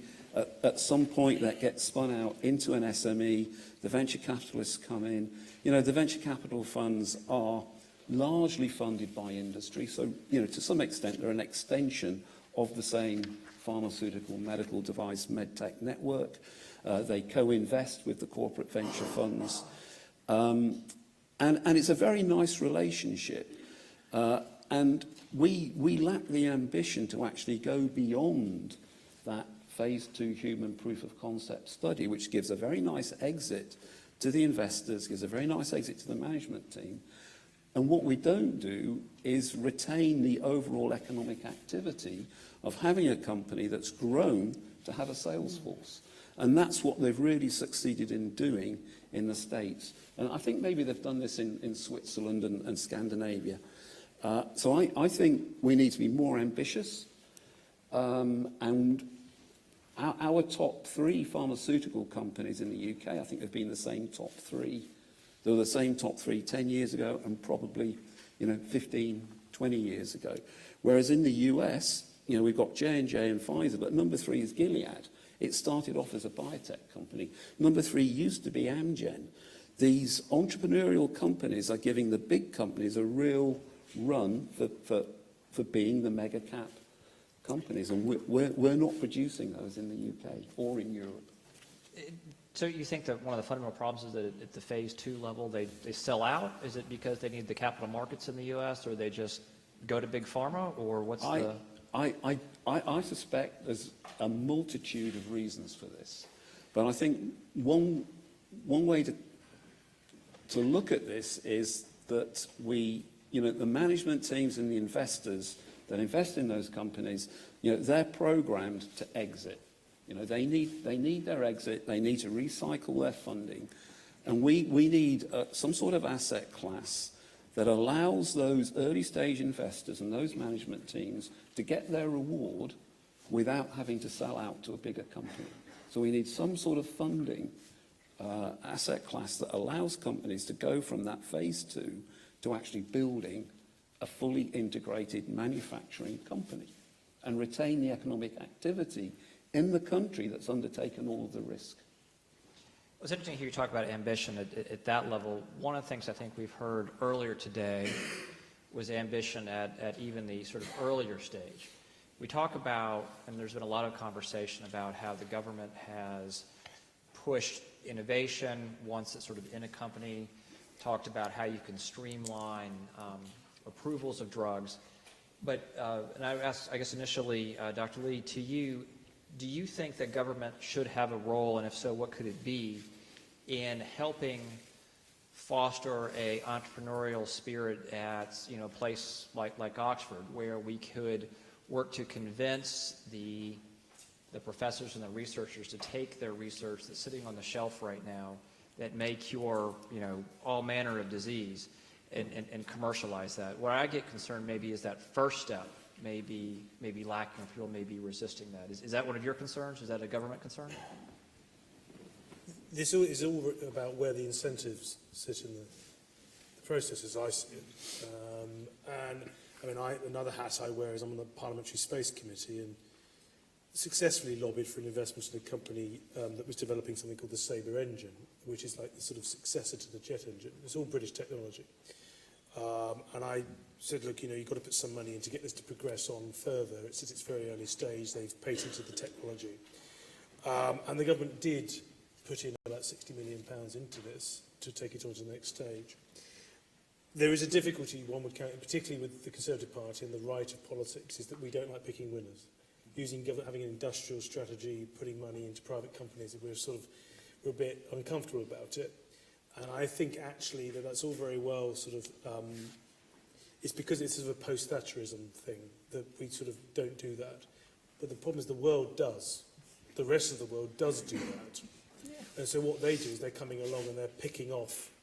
So what's happening with reaction engines and their Sabre engine, as I understand it, is most of the people who are interested in buying it are American. It's American investors are kind of coming on. And wouldn't it be great if that engine was developed here, produced here, and replaced all of the jet engines and what have you. And so the problem, as I see it, is that there's a deep reluctance to try to pick winners in government as a whole. Where I think the government's been quite good is the catapult phenomenon. There's one at Harwell with regards to space. Is that does create a sense of, right, we all this sort of coalesce around it, and it allows the smaller companies and the ideas to come through and the inventions to come through. And I think that idea is a sort of almost like a halfway house from those who want sort of full-on industrial strategy in choosing sectors, and those probably mainly in my party who say, no, just let the market take its, wherever it goes, fine. The problem with letting market forces run all of it is, as I said in my speech, is the short-termism that tends to prevail in the system. And most of what we're talking about here, it takes a long time to go from having a hunch to putting forward a theory, then testing the theory, and then getting the results and the evidence, and then coming forward with something. This can take years, sometimes decades. And if you're sitting there with your pension fund, maybe not pension fund, maybe just more of a short-term investment, where are you going to place your money? Where are you going to place your capital? So I actually think the government's role maybe not is in not choosing the particular piece of science. It may be in actually looking at the city and the way in which the city works, the way in which investment works in this country still, underwritten, unfortunately, by the state in 2008. I'd love to see the balance sheet for financial investments, in view of the fact of how much was nationalised, and the younger you are, the more screwed you've been, over that period of time, in order to support an industry which is by definition quite short-term in its perspective. So I think the government's role is probably looking more at that and trying to find out a way of making the city take a longer-term view on investments and on where value can be returned. Tough, though. Do you think that there is or does government make a distinction between short-termism that you get with respect to, like, say, our last panel where you had public listed company analysts, and the venture capital community, the private equity community you probably didn't hear the couple panels before that, where the venture capital guys will say they take, now that they may be sort of brutal on the way in, but they will take a 2, 3, 5, 7 year investment horizon. Yeah. I mean, the venture capitalists, by definition, tend to have a longer-term view because they tend to make riskier. I'm not an expert, but they tend to make riskier investments. So therefore, my judgment would be that they would take a longer-term view. But is that really where all the money is? I'm looking to others who know more about it. I suspect the significant sums are in pension funds and the like that tend to be more risk-averse in their investments. And they tend to invest in retail outlets. Now, Bracknell's getting a new retail development. The whole of it come to Bracknell, by the way, in about 3 years' time. Come shopping. The investor's Legal and General. It's a pension fund, and so is that money better off putting into retail to increase the consumption that most of us can't afford, or should that investment be going with you guys? That's the problem as I see it. There's a sort of almost a cultural sort of that biotech's a bit risky. So Richard, does the Wellcome Trust help bridge that gap a little bit? Hope so. We're largely an early stage funder because we're a scientific organisation. We know and understand the science, and we stay close to the science. Clearly, as part of our portfolio, there is Syncona, which is a patient investor, and they've got some great investments which they're nurturing and building, and the ambition is that they will become fully fledged companies at some point. But one organisation can only do so much. We need a critical mass of investors that are looking to build durable, sustainable companies rather than exiting when the returns, when the financial parameters are right. Is there anything that the Wellcome Trust is particularly lobbying government to do to help in that regard, or is it more of a free market? We contribute to reviews, government requests for opinions, etc., etc. So we do it that way. It's not really the Trust's role to lobby government, but we certainly talk to government and respond to their requests for opinions. So Natalie, from a European perspective, Are you all actively lobbying governments, talking with various, whether it's at the Brussels level or at member states levels, about what they can do to help innovation and grow the biotech industry? I hope so. Well, I know, but at the lower levels as opposed Yeah. to the big company level? Yeah, no, I mean, I think that's the biggest part of our job, obviously, is to make sure that the industry is sustainable. I was just thinking of who else can help compensate the money after maybe the first stage, and I think looking at the European level, certainly the European Investment Bank has made, and maybe through lobbying or anyway through suggestions also of ours, has created new instruments that work for biotech companies. They didn't used to. They used to have risk-sharing finance facilities that meant that the companies had to have money straight away, which typically a biotech company doesn't have for the first 10, 15 years. But they now have. They have funds for mid-caps up to 25 million. They have thematic funds up to 75 million, but it can also be as small as a 15 million project. So that there are new instruments. Now, it's not easy. We had a meeting with the bank 2 weeks ago in Luxembourg. It's not easy for such a big institution. Their job is not to go around advertising that they have it. I mean, they have it, but they're a bank, essentially. They're not a VC. So the difficulty is bridging this whole new development in the bank with companies all over Europe. And again, you have the problem, 28 countries, small companies, smaller companies, some speak English, some don't speak English. It's not as simple as the equation in the US, which is one country, one language. But I think that there have been developments both on the framework funding, so for research that used to be pure research and now it's more moving towards innovation, so the Horizon 2020 funding makes more sense and there are more SMEs applying because it's an easier process. Things get done faster. So that's moved a little bit here, and then the EIB funding is kind of moving here. So, but for now, EIB is funding big companies like UCB and Sanofi. So still not reaching out to the ones that we want to grow to the bigger companies that the US has managed to do. But I think there are ways. Again, essentially, I think in addition to all of that, you really need to look at the whole. So the government, yes, can help fund, but they also, all the governments, wherever they are, including the European level, need to have that whole life cycle of the product all the way to market access functioning. Because if it doesn't, it's just too attractive to do it somewhere else. So we can, in Europe, we are the research hub of the world. We're fabulous. We throw all this money at research and then well, look, the news this morning, one of my member companies and the Chinese, coming up. So, it's a bit of, so obviously Syngenta has products in the European market, but what I'm trying to say is that we need to look squeaky clean and shiny, and that kind of slide all the way to market access needs to be very functional in order for the companies to stay, for the venture capitalists to feel comfortable that something is going to come out at the end of the slide over here. In terms of what government can do, I sometimes think government tries to do too much. Okay, so it tries to have its fingers in lots of pies with the best of intentions. So, for example, we spend over £1 billion a month on international development funding. I sometimes think, well, why don't we just put all of that money in? We know that there are going to be pandemics. We know there's a drug resistance problem. We know with an increasing population and with globalization and the movement of people and flights. I've been in Kuwait 2 days ago. We know we've got this problem. So why don't we spend £13 billion a year in this country on investigating Zika virus, Ebola, antibiotic resistance and the like? Because I bet you that would give a greater return to the world and would help those populations that with the best intentions we seek to help with various projects.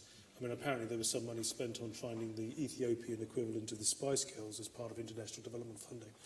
I'm sure it was an admirable project to back. The point is that when you end up spending all these money on all these different projects, first of all, international development funding gets ridiculed because there is fraud in the process. Why don't we just say, right, okay, Britain is going to give this to the world because we know these pandemics are going to become increasingly problematic for us to deal with. It's just an idea, but I just think the problem is that we don't look at it like this. I think there's an absence of, I remember saying to a sort of a seasoned wise out Westminster, I said, are there any strategic thinkers in Westminster, in Whitehall? Because I haven't met any yet. And he looked at me and said, don't be stupid. And I think, jokes apart, we have the money. I just don't think we spend it well. I think I was just going to say, as we heard this morning from the venture capitalists, at the end of the day, they run, except for Syncona, 7 to 10-year funds, which means and because they have to come up with exits, they have to get their companies out. Now, if the only way to get them out is to sell them on to pharmaceutical companies, that's what they're going to do. And that's the reason why. So if there are no institutional investors who are willing to back these companies in a portfolio fashion in the UK public markets, you will not have native biotech companies in the UK who are full-fledged companies. And that's the funding gap. Can I just raise a few points? I was part of the round table on behalf of OBN to discuss the EIF and EIB funding for early life science companies, and we deliberately said in every discussion that we didn't want a debt-based instrument. They gave us a debt-based instrument. If you look at the Biomedical Catalyst Fund, probably the biggest influence over the last 10 years on growing UK life science companies. That funding's now been cut. We're talking a lot of good ideas here, but in terms of the actual actions that help these small companies, they're at a very difficult part of their evolution, their life cycle. It seems that, although the companies are shouting, no one's really hearing. I understand that everyone wants to prioritise this. And, Biomedical Catalyst is fantastic, but the reduction in funding there has been crippling for the sector. And in lieu of what we talked about earlier, and the over-dispersed nature of funding in the UK, for the average company, it's growing. I'm not a member of the government, so I'm not here to represent the government. Let's put that on record. I think, again, it comes back to understanding of the sector and of the industry. And also there's an element of the electoral cycle coming into play here. You're going to put your money in, are you going to get a return in 5 years in terms of return in employment? The sort of figures, the sort of things that appear on pledge cards at elections. And that's part of the problem as well. I think we are all, I think actually politicians are increasingly, haven't yet adjusted to the sort of Twitter 24-hour social media age. So you end up with reactive government, not proactive government. You end up with governments worrying about tomorrow, not next year or 10 years from now. And I think to a certain extent that also drives the investment I was in Kuwait and somebody said that there was a story on Twitter about production of oil out of Saudi and the barrel price went down $5. And there was a story on Twitter. And this Kuwaiti rang up a series of contacts in Saudi saying, is this true, is this true? It turned out to be nonsense. But upon this, investment decisions are made in the price of a barrel of oil, which has an impact on all of us. And so I think there is a problem at the moment of us adjusting to this immediate world where we immediately communicate. I say something now that's disloyal to the government, bang, it's on Twitter and I'm getting a phone call from the Whip's office. It is a nonsense. And I don't know how you deal with it except through understanding and leadership, actually. Well, one of the questions that just raised, we've heard a couple of times today that there may be cutting money going to the biotech sector for startups. Richard, from your point of view, whether it's personal point of view or from the Wellcome Trust point of view, is if there's less money from government, is there enough private sector money, be they from funds or big pharma, that are filling this gap? Is there a shortage of capital at the early stage? There's never enough money. I think on balance, when we started out with translational funding in 2003, it's dramatic. The world is dramatically different today. There is funding available through the research councils, through Innovate UK.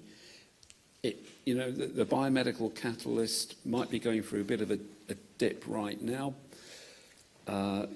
It's difficult to keep the science base going and to fund translation. This is all about how do you allocate the resources available, and they're trying to do a balancing act. So I think that good people with good ideas will get funded. Yeah, just quickly, I keep coming up with things, I keep thinking of things. Firstly, with regards to Brexit, I don't know where it's going to go, but the European Space Agency exists outside of the European Union. Okay, the funding of the European Space Agency is separate.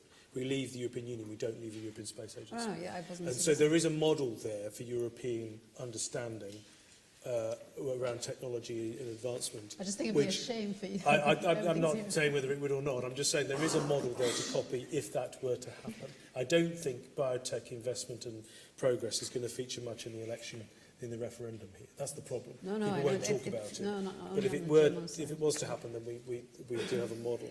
And I can't remember what I was going to just say a second because I will come back to me. So I think it's an educational piece that needs doing as well, because obviously there's some big successful programs done in funding. The NHR has gone into that, with recruiting over 600,000 participants into trials in the last year.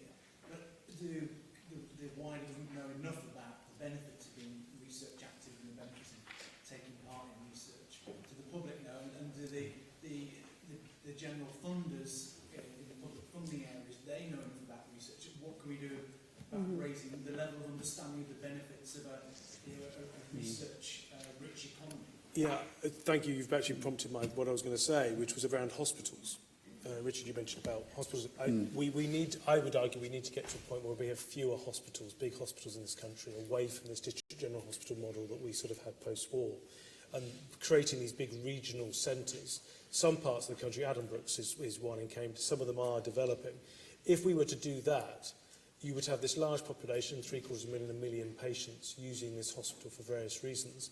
You would then be able to have a research base attached to those. So you can't have a research base attached to the local sort of DGH because there just isn't money, there isn't enough patients coming through to warrant it. If you were to do that, you could have this research base. And I've said, in answer to your question, when I did a sort of a tour of public meetings, I talked about the potential of the Thames Valley having a regional hub hospital, and that it would then also attract research investment, pharmaceutical companies or whatever to it. And it was very interesting, the public hadn't thought about it. The public didn't realise I don't think the public really know where drugs come from or research, how that can benefit their knee replacement or the treatment of their rheumatological disorder or whatever it is. And I think if we were to go down that path, which we have to do this with our hospitals, there is an opportunity for people like Wellcome and everyone to get involved in that process and to be able to support research establishments attached to those hospitals. And then I think the public, because they can see the link, you see, it'd be on the same side, and then I think the public would then understand the value of research to the broader economy. I just wanted to make a comment. So this is about British bioscience, and a lot of what we talked about today has been very much focused on drug and early biotech. And the industry is a lot broader than that. So the industry is drug and biotech, it's medtech and devices, it's services, and that's a lot broader.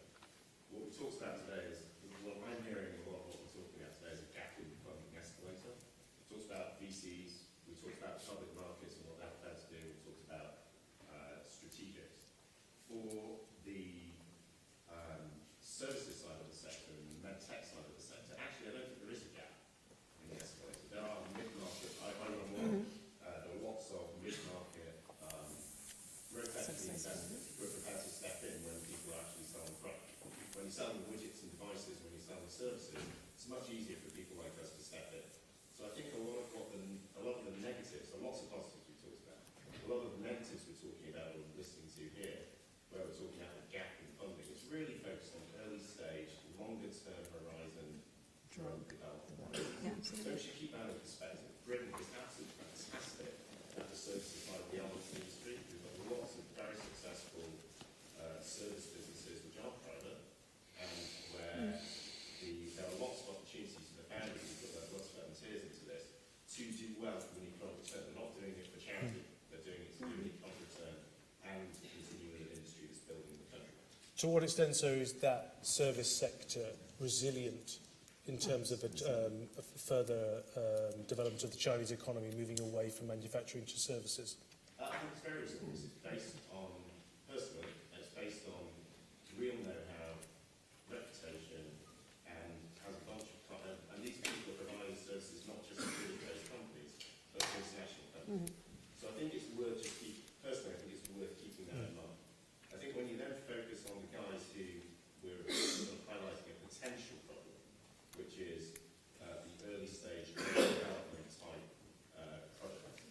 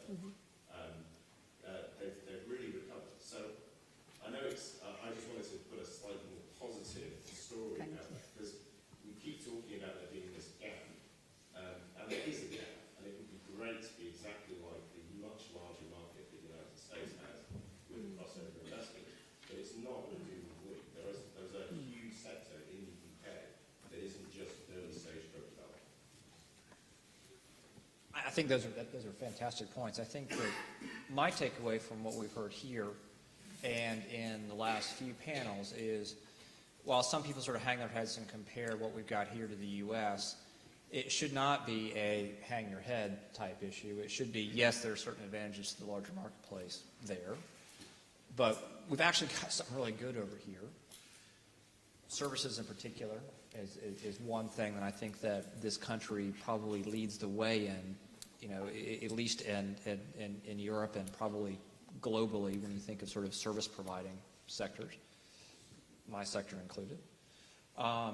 It is kind of a remarkable thing. But I do think that where a lot of this gap comes into play is when you have such long developing periods for pharmaceutical products, bringing them from, the laboratories, all around this town to the pharmacies. And the question, I think, is how can we make the returns to the investors faster? How can we get the professors sitting here to say, I actually want to go and develop that as opposed to just writing my paper. I want that Porsche, right? Whatever that is to get them to do. And I know that's a hard bridge to cross. Do you see, Dr. Lee, do you see government trying to do anything to address at that level, trying to change the perception of, just having a job as being a professor to saying, actually go out and do something more for your, whether it's for your wallet, for your country, for some way to exploit what they're doing? Look, I don't know whether government is going to do anything, but what would I do? I would make all universities independent of the state. I would make all universities, I would perhaps if you were selling the banks, here's an idea, we're going to sell the banks back to the market, why don't we use that as seed money for universities? Then let universities make their university attractive to particular professors to come along, and part of the package is they get to keep a larger percentage of their work. So you make actually being an academic a more attractive proposition. I mean, at the moment, most physics and maths graduates from this university, what are they going in to do?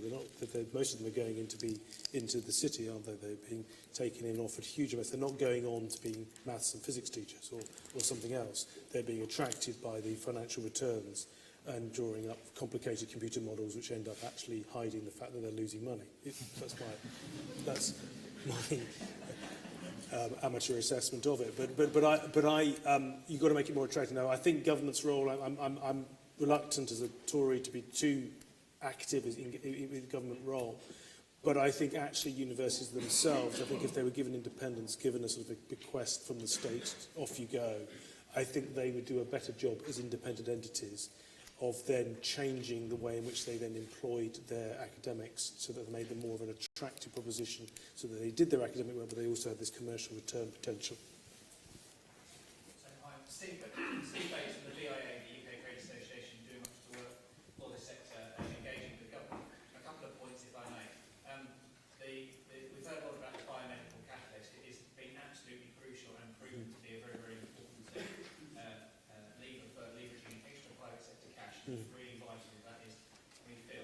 I'm interested about the point about the ecosystem being a group of service companies as well as drug discovery companies. I think that's absolutely true. The nature of this sector is changing. The genetics companies, the data companies, the service companies are very, very important. And if I could just point to the importance that underpins that, in a regulated business such as this, having the European Medicines Agency in the UK is not like the European Space Agency. It is a part of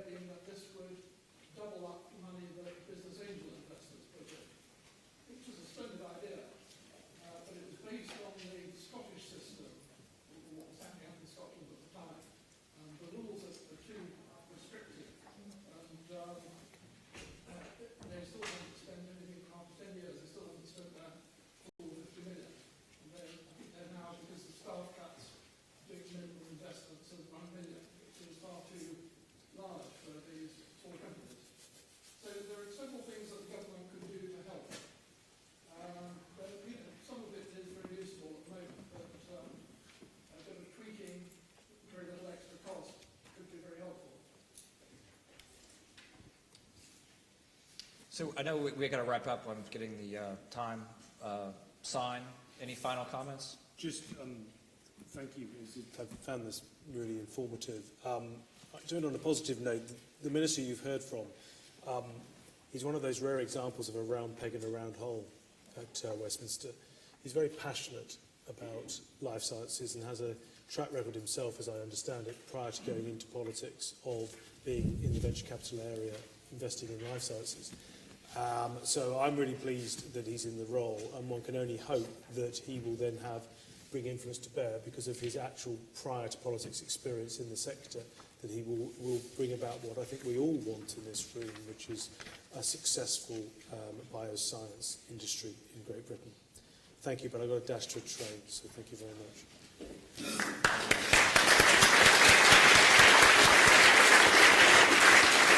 Thanks for stepping in. You are a hardy bunch. Go grab a cup of coffee. Be back here in 25 minutes sharp. We have an hour and a half after that, and then libation, alcoholic libation. I just want to... Yeah, thank you very much. Hi. Yeah, absolutely. How are you? Yeah, good, good. Yeah. So I wasn't, when I thought about what I was going to say, I hadn't planned on saying, you know, the funding, the late stage funding. Right. But That's it's it. And then it just pulls everything from you. You can't get anywhere if you don't have that. Yeah. Certainly not if you want to build companies. Well, not if you want it to be sustainable. We're always going to be working too hard to get where we want to get to.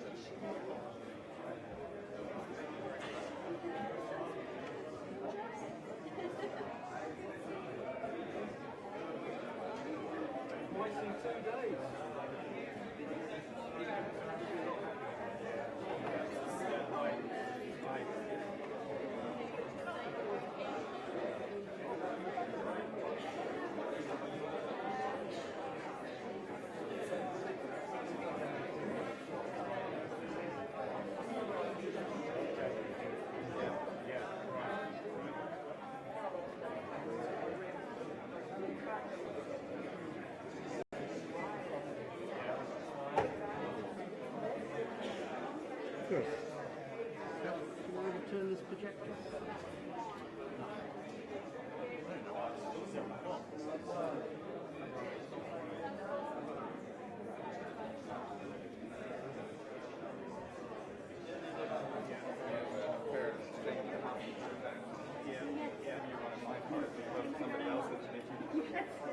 That's always the challenge.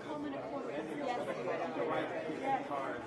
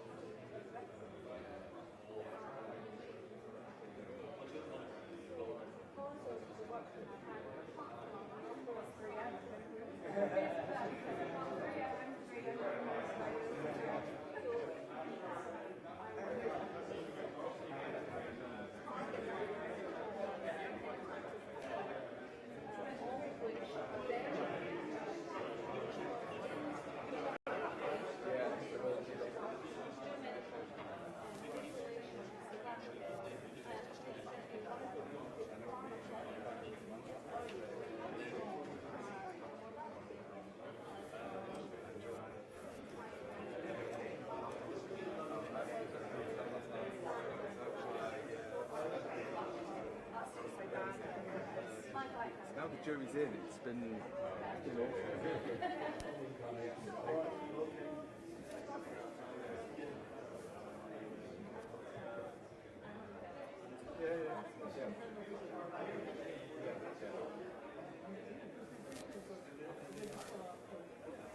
I mean, you know, it's fine. Not be wrong in that. That's but it's legal.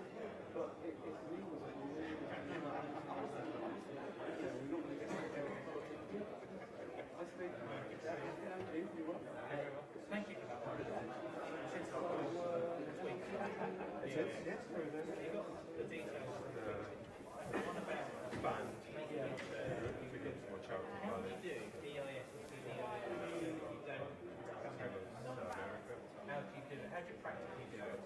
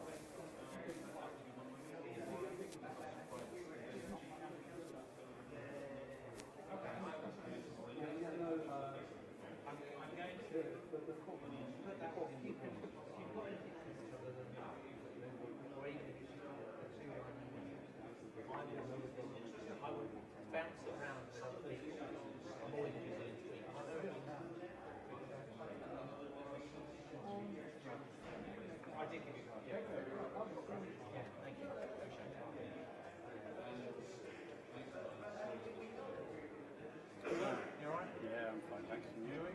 Yeah. Okay. Yeah. Mixture of stuff. Yeah. Some good, some How about yourself? Yeah.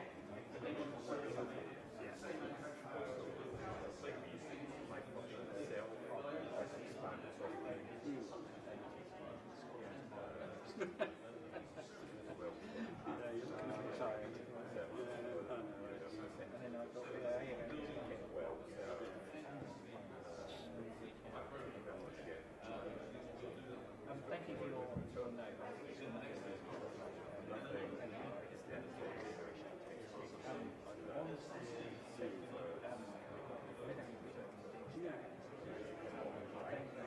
Thank you for your note.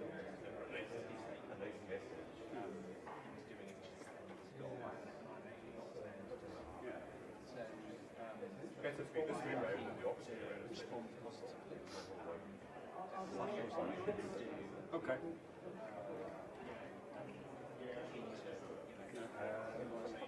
No, no, no. No, it's just a reaching out.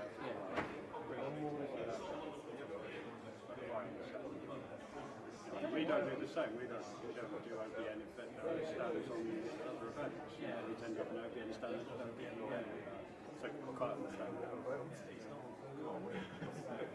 I mean, on the point with carriers, if you're seeing it, it's probably better just to approach it relatively informally.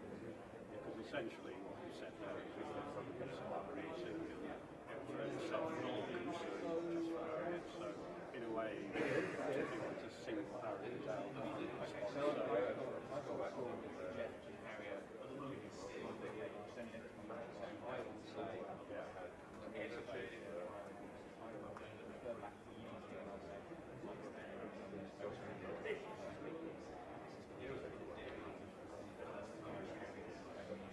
yeah. Well, I think she's not. We've got our first Cambridge thing on Friday, which she's aware of. So really, there's nothing that we can do anyway. So there's quite a bit of time. to see how things pan out, and if she's amenable to the idea, you know. Yeah, I mean, the thing with buying now looks to be progressive. There's been some dialogue today between me and Jeff on the theme. They've come up with a couple of themes which are relevant for both groups, and I think in some ways that will act as a good model to essentially demonstrate in the most tangible way that we can work with all structures for mutual benefit. I think maybe if Harriet sees that happen, she might be a little bit more open to the concept.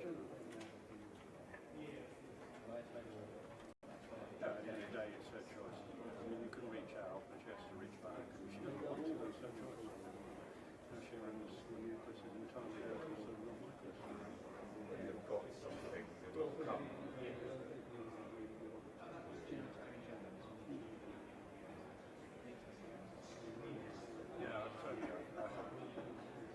Yeah, I mean, I get on well with her. So, that's important. I mean, Tony, I've known for quite a long time. He's a good guy. And also, essentially Tony. The other thing, Harry was the figure he's Tony before, and I know. I think you're but yeah, he's a good guy. And I don't think it would be the slightest issue working with one nucleus if Tony was the person in charge.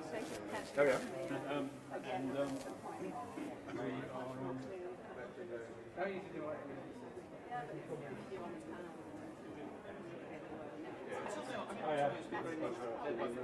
John is the new chief executive of IBM, they run the buyout. Something going on earlier. So the founding investors are well, absolutely. And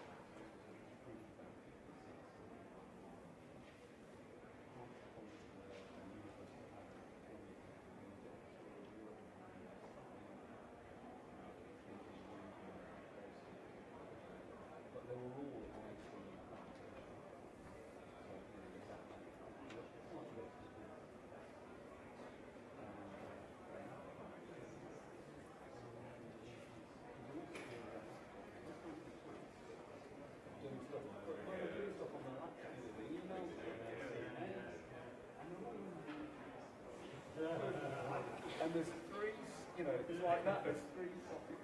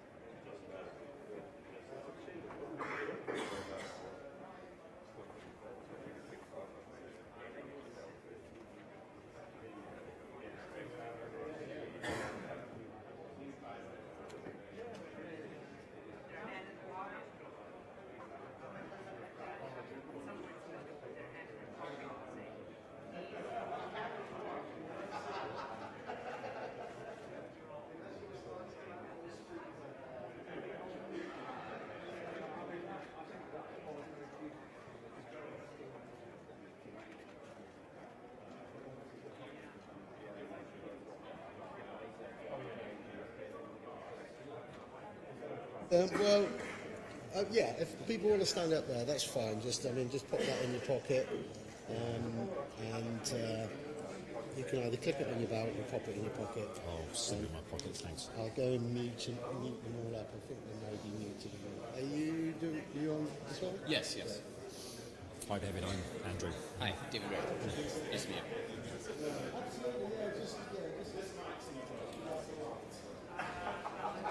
I thought I should have just told him I wasn't. Just to see.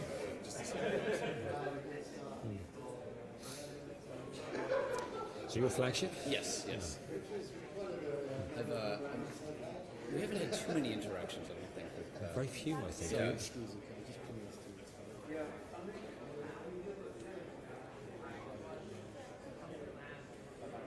If you were going to ask me for extra batteries, I was going to tell you, but... Well, you're all on 2 bars. I'm hoping that's going to last. If it does, It's a small room. Yes. And I'm on. You've got that. Yeah, I'll go and turn them off. I'll go and meet them all up there. What I was going to say. That's not on yet, is it?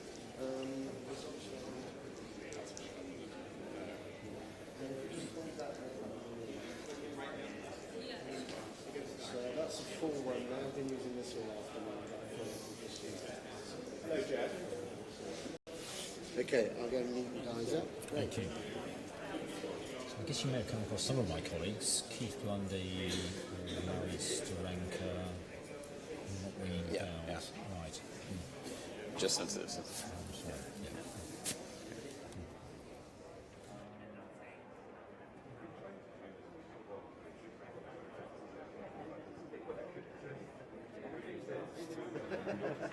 We're all on 2 bars left at 3, so.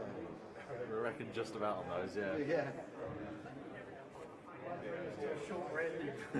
Fingers crossed.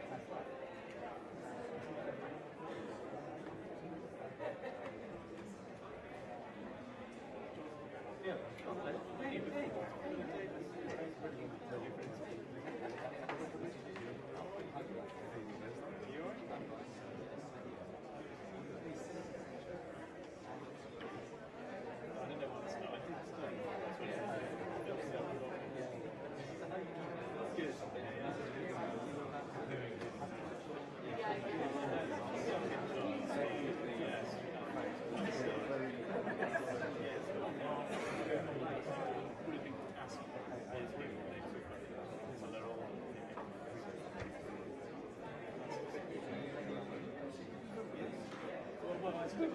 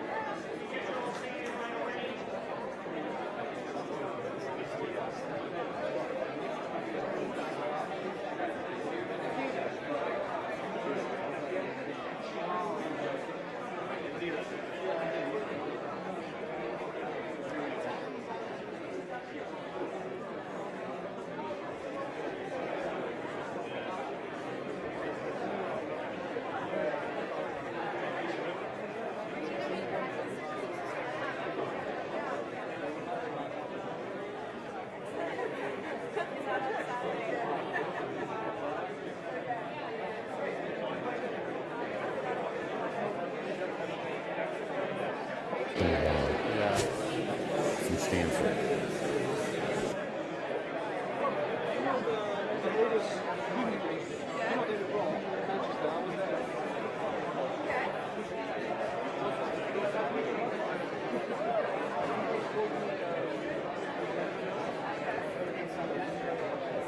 Okay, we gotta get seated.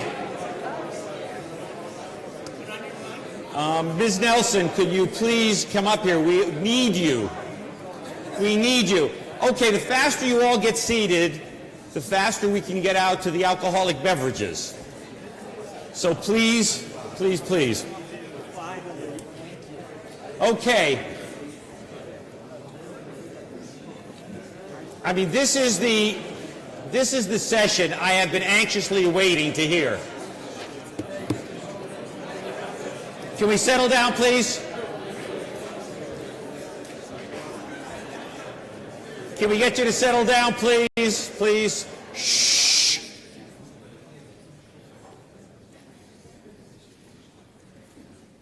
Thank you. I need a drink, and you are causing me to have to wait longer. So stop it. This is the session that I've been waiting to hear. This is the session that I think will kind of put this whole day together. And the convener of this session is a gentleman I called up at the last minute also because today was a day when all sorts of earnings were being done with GlaxoSmithKline and Merck. And I said, I need you to come and convene this session. And he said he would be happy to return where he took his first class degree in chemistry in 1974. That's right. And so here he is, and just so you know, he spent 4 years in the swamps of Washington, D.C. As an editor. He returned to London in 1981 as technology correspondent of the Times. Then he moved to the BBC as science correspondent, and he joins the Financial Times as technology editor in '87. And he's been the science editor of FT since 1991. If you heard some of the speakers saying that we need people in the media who understand science, this guy does. And we are just thrilled to have him convene this session. Clive Cookson, thank you so much for being here. It's all yours. Thanks, Mallory. Well, I understand science. I'm not sure I understand finance, even though I work for the Financial Times. We'll see. As you said, I worked down the road at the old Dyson Perrins lab for 4 years, and it was great as a break from whipping up my molten sodium flasks in the fume cupboards to try and bring about an organic reaction called the asiloin condensation. It was great as a break to come here and commune with all the bones and the dinosaurs. This is one of my favorite places, so it's marvelous to be back for this conference. Now, tech transfer, as Mallory said, this is really, and as the program says, a crucial piece of the puzzle. Every university, every government lab, every funding organization these days has some sort of tech transfer office to bring the fruits of research out of the lab and apply them to the outside world. And the motivation isn't or shouldn't be just to make money. Certainly for biomedicine, I think for research more generally, there's also some sort of moral or social duty to translate it, if it's biomedicine, into the clinic and medical practice. And of course, to work well, tech transfer labs need good contacts both among the research staff in their institutions and in the outside world of finance and industry. They have to work within defined legal and regulatory constraints, but they do have discretion about the terms they negotiate, and I'm sure we'll get into that a lot later. They mustn't be too demanding in the financial returns they require for their IP, but they've got to make enough to make the exercise worthwhile, and that balance is obviously critical, and we'll be talking a lot about that. This afternoon, we're going to hear from one of the world's great practitioners of academic tech transfer, Lita Nelson, who's run the MIT Tech Transfer Licensing Organization for exactly the same length of time I've been science editor of the FT, i.e. since 1992. No, I've been running it since 92, but I've been there since Yes. 86, and March 6th will be my 30th anniversary. Well, I've been at the FT almost since 1986, but I've been running the science in 1992, so we do have a lot in common. You've got the biogs of the speakers in your programs. I won't run through them all. So after Lita, but also from the US, we're going to hear next from David Berry, who's just flown in to Heathrow on an overnight flight. But as you can see, and as you'll hear, he's very, very perky. He's a general... You are, David. We have to be. He's a general partner with Flagship Ventures, which is one of the most active commercializers of university research right across the board of science. And representing the UK, I'm delighted to welcome Andrew Waldron, who's head of legal and company secretary at Cancer Research Technology, which is the tech transfer arm of Cancer Research UK. We're going to follow the usual format, 10 minutes or so talking from each speaker, brief and lively chat between the three of us, and then an even livelier one when you all get involved. So, please, would you like to start? You can want me to? Thank you. Actually, you might be wired up. Start speaking, Lita. And see Am I okay? Yeah, okay, don't need it. Thank you. Well, first of all, thank you for inviting me. I have learned a great deal today, and as Natalie said, you come prepared with remarks, and then you sit through the talk and you change completely what you were going to say.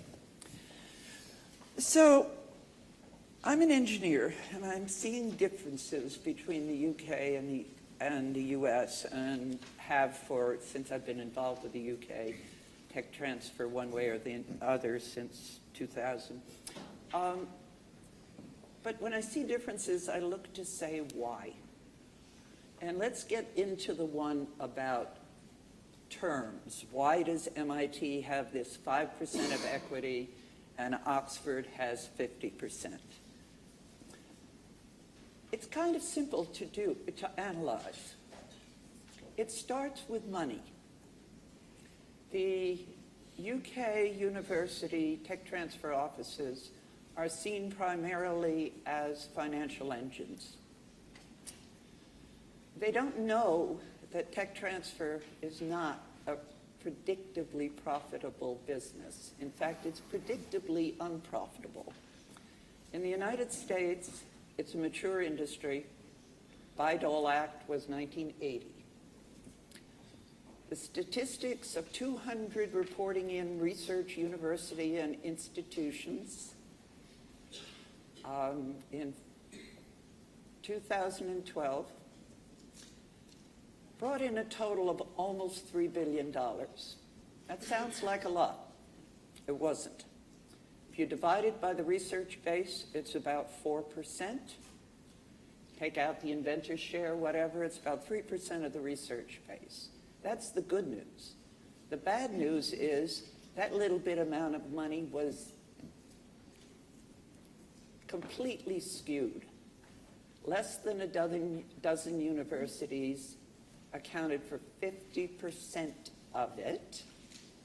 And if you go back to 2009 and run the same statistics, which I did, the total was a little less. It was 9 universities, and it wasn't the same 9. Almost everyone in the top 10 had one blockbuster patent that when it expired, the tech transfer director went from a hero to a bum. So it's basically, if you wanted to make money, you've got the wrong idea. It's a lottery. It should be being done for all the other purposes of products to the patient, local economic development, entrepreneurship education and experience for students, and fulfilling both the let me see my research reel and financial ambitions of the faculty, which in turn allows you to attract better faculty and enormous difference in the type of students that you attract. Okay, so we in my office are expected to have impact. Income is a nice thing to have along the way, but it's primarily impact. So it's how much are you doing and how well are the things you're doing. So it's impact, not income. Most UK tech transfer offices are expected to derive income, and they have to derive income because they are so starved for money that in order to file next year's patents, they have to bring in a lot of money from the few licensees they have. So if I were in their shoes, what would I do? I would try to do it by asking a lot up front. The second thing I'll say that in some ways more justifies what the UK universities are taking, this will shock you. MIT doesn't start companies. Our faculty and students start companies. On day one, the founders own 100% of the company. Then they come to us, and we just give them a license agreement on reasonable financial terms. We're not asking half the company to take when a company takes a license from a third party. Now, of course, when David comes along and takes half of the company to finance it, then the founders only have a half. Of course, if they started with a half and he came along, they'd have a quarter, but that's another story. So, one of the things that justifies how much the UK tech transfer offices do is that they start the companies. They start with 100% of the company owned by the university. And the universities put a lot into starting that company. Proof of concept funds, to the extent they do anything, writing the business plan, coaching people, even hiring the executives. So they are acting like it's their company, and because of their policy, they share some stuff with the inventors, who are not really the founders. So the issue is, do you want that to continue, or will you support your tech transfer offices sufficiently that they can do their work and grow without big upfronts?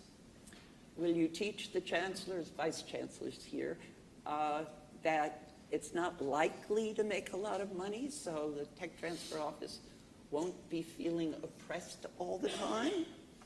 And then maybe, if you do enough of it and the terms are reasonable, you'll have more guys like this flocking around, and you can let them do the hard work with the professors to form the companies.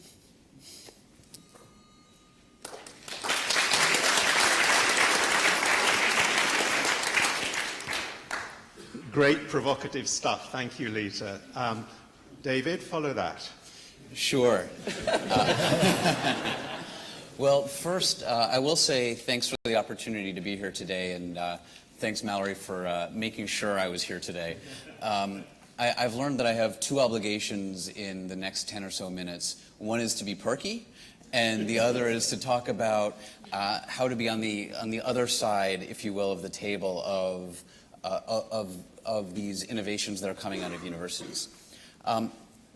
So let me start by giving a little bit of a perspective of where I come from, because the model that we follow at Flagship is a bit different than what people tend to think about when they think of that somewhat ugly word, venture capital. I say somewhat because, well, we think it's very ugly, but then people get confused as to why we would be called a venture capital firm. But that's a longer story for over drinks.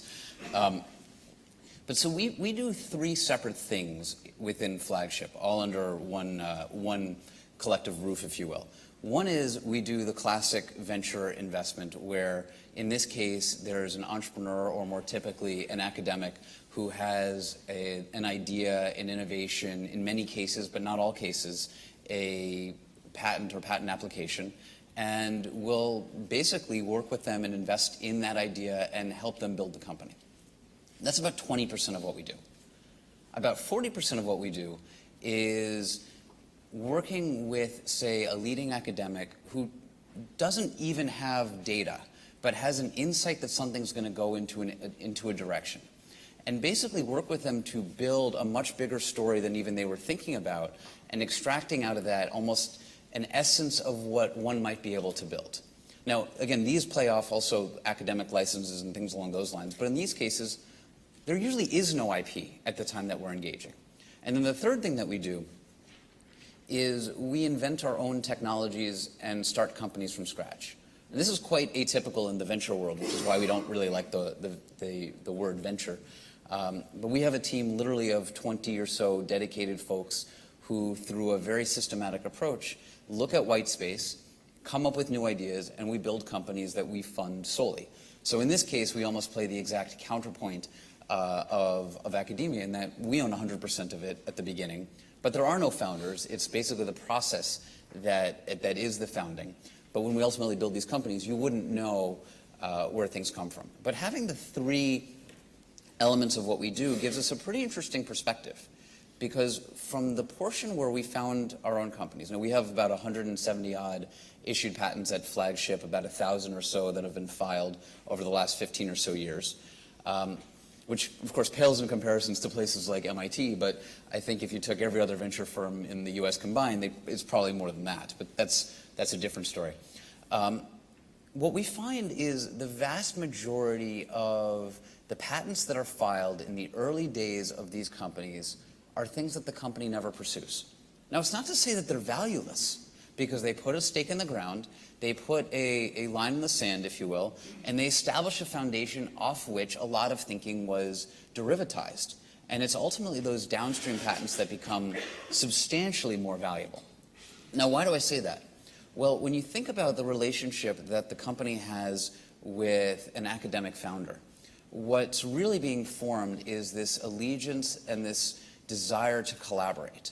And there's a recognition that I think goes in some universities it's mutual, in some universities it's not, that founding intellectual property is a foundation. It's not the entirety of the beast.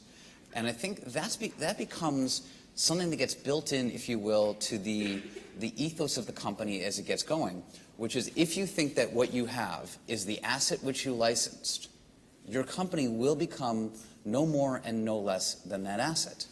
If you think, on the other hand, that what you have is the spark of the beginning of an idea that can be substantially larger, then what you will become is something that could be substantially larger.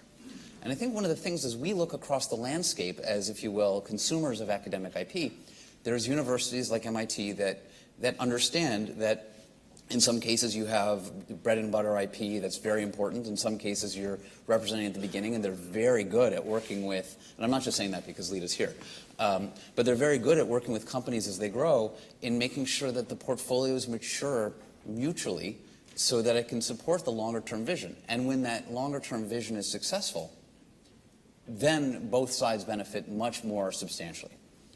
Then you have a set of universities who don't quite see it that way. And they have hard and fast rules. So, for example, I guess I can name names. Stanford has a hard and fast rule that for all companies where they give an exclusive license, they require 10% equity in the company.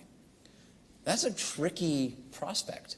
On some cases, you can stare at the IP and convince yourself that it might be worthwhile. But in some, if you look at the amount of investment that's going to go in, it's a much harder thing to get yourself comfortable with.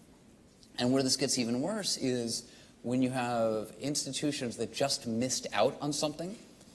And I could give a quick example, but not to say that this is happening to them per se. When you look at what happened around this company, Juno, there were two major licenses that was taken. One was from Fred Hutch, and one was from Memorial Sloan Kettering. Fred Hutch is rumored, I don't have hard data on this, to have made up to about $600 million off that license, and Sloan Kettering was rumored to have made up to $100 million. Now, I don't know that those numbers are right. Right. Possible.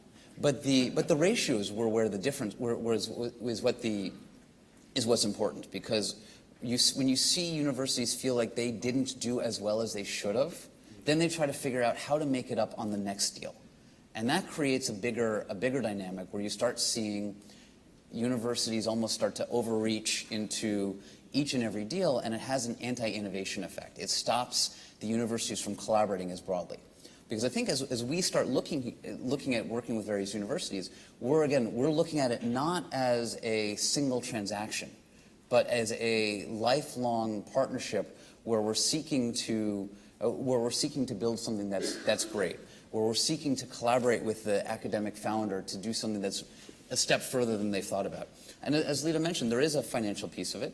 You know, we do invest in a way that we think that there's going to be the ability to gain. Of course, we have our own limited partners who are expecting returns from us. But at the same time, especially because we see that this is an ecosystem, it is important from our standpoint that all the members of the ecosystem are successful.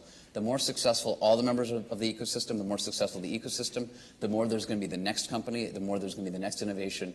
That doesn't just work for venture capital firms with portfolios. It works with universities, and it works with even the individual academics. And I think it's that longer view, and that view of how we're going to create long-lasting value. I think that's what becomes very important when one thinks about how structuring licenses and thinking about building companies becomes most successful. So thank you.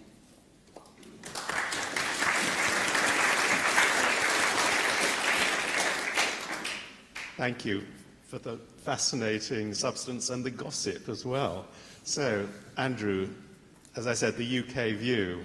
Thank you. Well, I can't promise any gossip, but if I begin by giving you a bit of context from the UK perspective, I think in a way the role of the organisation that I work for, Cancer Research Technology, is complementary to the kind of activity you'd find in MIT and sits in an intermediary position to the sort of situation that Flagship Ventures will find itself in. I find myself here today substituting for CRT's chief executive, who I think in turn was substituting for another initially invited speaker, so any errors, omissions or lack of preparation on my part is entirely down to me. As Clive has said, Cancer Research Technology is the wholly owned subsidiary of Cancer Research UK, who may be familiar to you as the largest funder of cancer research in the UK as a charity. It's also the leading independent funder of cancer research around the world.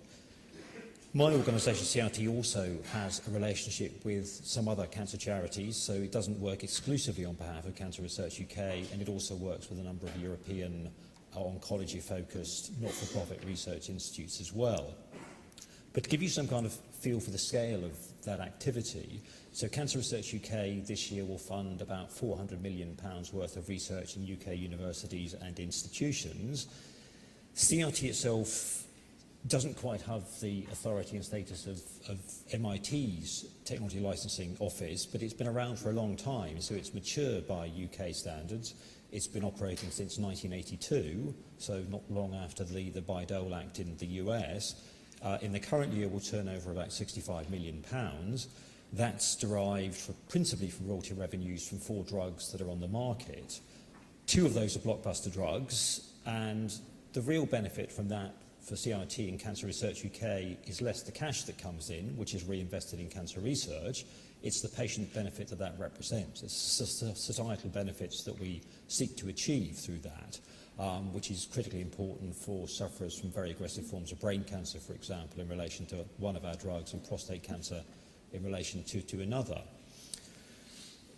The scale of the organisation, we've got about 120 employees. Now, that's about 45 people working in an office environment, doing the kind of things that I do and my business development colleagues undertake, principally in London, but also spread around sites in the UK, where Cancer Research UK has a big presence in terms of research funding. We've also got a small footprint in the US, in Boston, Massachusetts, where we have a subsidiary organisation which is out there trying to market to biotech and pharma in the US opportunities to buy into UK cancer research. But most of my colleagues actually undertake small molecule drug discovery research at laboratories in London and Cambridge, and that's something that Cancer Research UK is active in doing in a number of other places. So it tries to create a drug discovery infrastructure in the UK which is perceived as meeting a need in terms of translational research that historically has not been met, even though the current investment climate may be improving, or it may be perhaps about to stop improving, depending on how one takes the earlier discussions today. One thing I should also mention is in 2012, as a joint venture with European Investment Funds, CRT formed a project investment fund as a venture capital vehicle, a limited partnership venture capital vehicle, which in the past 12 months has grown to £70 million in size in total. The purpose of that is less to invest in companies, but to invest in projects to try and take them from lead optimization so far as therapeutic molecules are concerned into the clinic, and as far as phase 1 or phase 2A studies. Might just reflect a little bit on my own perspective in terms of differences between the US and the UK technology transfer or technology licensing sectors. It's certainly the case that the perception that the US sector is much more mature is true when you look at the likes of MIT and the other major universities. I think there has been some increase in maturity within the Golden Triangle, within the Russell Group universities. ISIS Innovation, obviously in Oxford, should not go unmentioned in that regard. I think there's also another factor in US academia, which is the greater diversity of universities, which leads into a greater diversity of practice when it comes to technology licensing, I think. So you've got independently funded research institutes, you've got those which are much more reliant on federal funding. In the UK, the situation tends to be more homogeneous so far as the funding is concerned. But there's also, I think, opportunities to work across the sector in the UK which are perhaps more evolved. So I would say that from Cancer Research Technology's perspective, we work with a large number of UK universities, and we take Cancer Research UK funded IP from those universities. But the Apollo Therapeutics Fund, which was recently launched as a joint venture between University College London, Imperial Innovations and Cambridge Innovation Capital, is perhaps another example of that. There's also what's perceived to be the much greater entrepreneurial spirit you'll find in US academia. Perhaps that's beginning to change in the UK under pressure from things like the Research Excellence Framework, which is looking to pick up on a point that Lita was making on impact measures that are broader than simply publications and citations. But there's still a big gap there.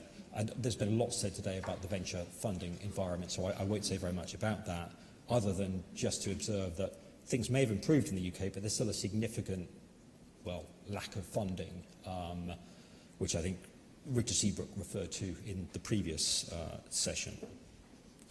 So there are similarities, fundamental similarities, I think, between the US and the UK, one of which is the legal landscape. The Bayh-Dole Act is, I think, widely seen as having revolutionised the situation in the US so far as allowing technology licensing to operate in the way that it currently does. The UK also has the same situation. It also allows universities to own their intellectual property and to work through their tech transfer offices to commercialise that. But I think the US and the UK also face a current challenge, which is a downturn in federal funding in the US of about 5%, I think, in 2014. In the UK, as was mentioned previously, there's a real term, well, there's a real term reduction in funding.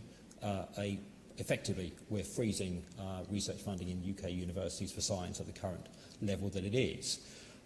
So that does represent a challenge. I'll just briefly say a couple of things about developments, I think, which come out of reports from the UK government, which might have an impact on the technology transfer sector in the UK. The first of which was Damon Dowling's report into university and industrial collaborations. Now, that did make the critique of university tech transfer offices that they are focused on the short term, observations that have been made here, and it did recommend that university tech transfer offices look to the longer term, both economically and also in terms of broader societal benefits, which they can seek to achieve through research out of universities. It was also critical of the complexity of putting in place legal arrangements in the IP landscape in the UK, and also did remark on a lack of alignment between the expectations of companies and universities if they're trying to collaborate together. The other report I just briefly mentioned is the Nurse Review on Research Council funding, which came out towards the end of last year with the proposal that the current research councils are brought under the umbrella of a new organisation, Research UK, which I think Paul Nurse described in an immortal phrase as one body with 7 brains. Remains to be seen how that will play out, but it will provide an opportunity for funding across the remits of existing funding organisations. Also probably worth keeping an eye on the fact that Innovate UK is now under the umbrella of Research UK, or that's proposed, and it's going to be transitioning to a model by which it's actually making funding available through convertible loans of some kind, or loan funding of some sort. So that could have an impact on the life sciences sector, and certainly for young companies. I think I'd be taking advantage if I went on any further at this point, Clive. Well, thank you very much, Andrew.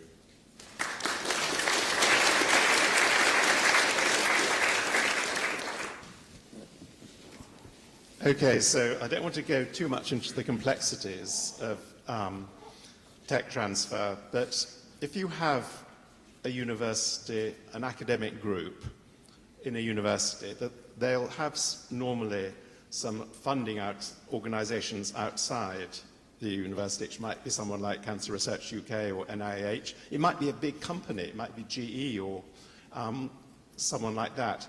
Perhaps, Lita, you can talk about how you work with all the sort of other people who think they might have a stake in that technology, and I might then ask the other two how it applies to them.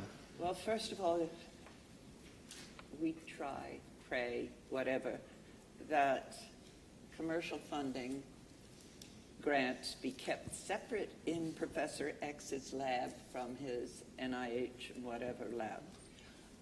On the whole, NIH is basically, we can do what we want with the IP. We can start a company. When we work with commercial entities, General Motors, it's very straightforward, and you'll all be shocked.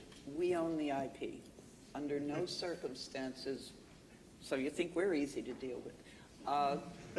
Under no circumstances will we assign the IP, which means that we are continuously negotiating, particularly outside the biotech area. Inside the biotech area, by now, most of the pharmaceutical companies have figured out that we own the IP. If they pay for patent costs, they will get a free, as will everyone else, free, non-exclusive license, which basically gives them freedom of action, and if they want exclusivity, they have to negotiate for a royalty bearing. Why is this important?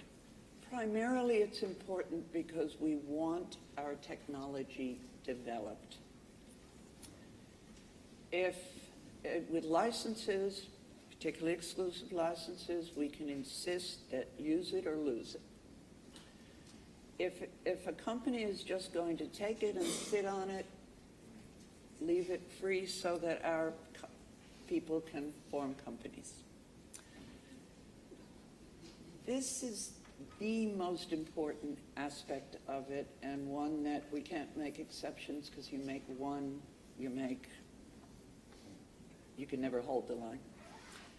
And we get there. In fact, right now, MIT has almost $120 million a year from large corporation sponsors.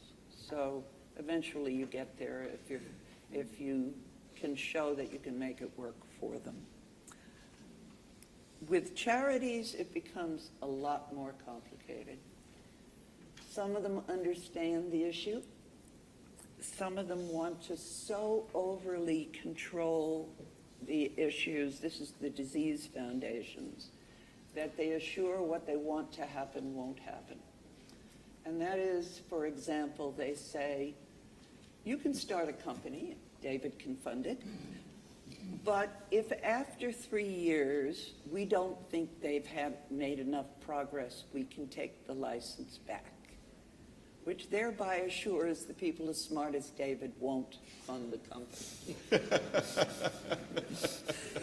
So we have, it's not funny in a way, so we have a campaign going on to the major, well, a little skunk group of universities you've never heard of, MIT, Stanford, Yale, University of California, formed a little skunk group to try to talk these people into, look, we start lots of companies, we get them funded, we'll push forward your technology. If the company is no longer using it, we'll take it back, but stay out of it. And we're beginning to make progress. Do you recognize any of this, David, what Lita's been saying? Very much so. And I'd say from one who sits on both sides of the table on various parts of this, on some sides it's a blessing and on some sides it's not. And what I mean by that is when a professor is working on something new and we have an interest in it, the great thing that we know is there's no question as to whether MIT is going to have the rights to be able to license it. And that simplifies the ability to do the analysis that one would do and invest the time and effort around diligence that you need to do in order to make an investment. And in other universities, you can go well down a path and then they'll tell you, oh, by the way, you can't have an exclusive because it turns out so-and-so already has a non-exclusive or an exclusive in this field. And that's a problem.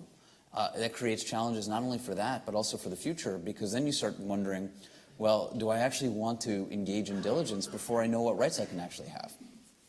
On the other side of it, when our companies do want to support work and fund something in a lab, you also know that you can't get the IP rights. And it changes a little bit of the tenor of how one might want to engage. And again, it's good to know what you're getting into before you get into it. I think that's the most important part.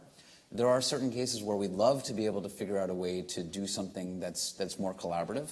And I think in those cases, there may be the opportunity to get some net value by doing some funded research that could become something from an IP perspective that doesn't because the company has too much of an import of controlling the IP. But you can't put a value on things that you don't know what it is. And I think it's more important to know exactly what you're getting than presuming. Andrew, you don't behave like these American disease foundations, do you? Well, I'm about to embarrass myself, Clive, by admitting that, in fact, Cancer Research UK is an atypical organisation by reference to most other medical research charities in the UK, that there's guidance from the umbrella body, the Association of Medical Research Charities, which tells universities and research charities that they should tend to leave ownership of the intellectual property with the universities. There are some outlying charities. Cancer Research UK is one. The Wellcome Trust, through its Tech Transfer Division for Strategic and Translational Awards, is another, where the expectation is that CRT, through assignment or exclusive licensing, will have rights to take forward the commercial exploitation, and that then we will deal with the likes of Flagship Ventures and others in the UK, biotech, pharmaceutical venture capitalists, to further develop that. You know, we would have no trouble with that, with an exclusive license, because you know what you're doing. Thank you. No, seriously, you have a track record, and it says that you can get it out there. You might even be able to get it out there better than we can, because you know your market better than we will. Okay, now I think we've got another 20 minutes or so, 15 or 20 minutes. Who would like to, Mike, shout? You mentioned the Bayh-Dole Act, and I just wondered how influential or how impactful has that piece been for the sort of tech transfer successes in the US, and is this something that other places should try and... The Bayh-Dole Act is very simple. It really does much less than people think it does, which is useful. All it does is say, if you have a government grant, the university owns the IP. There are other... It doesn't keep us, if we wanted to, from assigning the patent to General Motors if they funded it and the government didn't. So that's not why we have that policy. I think your policies are close enough that I don't think it's much different. The only other two rules is we can't assign the patents. The government has to be given a non-exclusive license for government purposes, but that's irrelevant except for military procurement, essentially.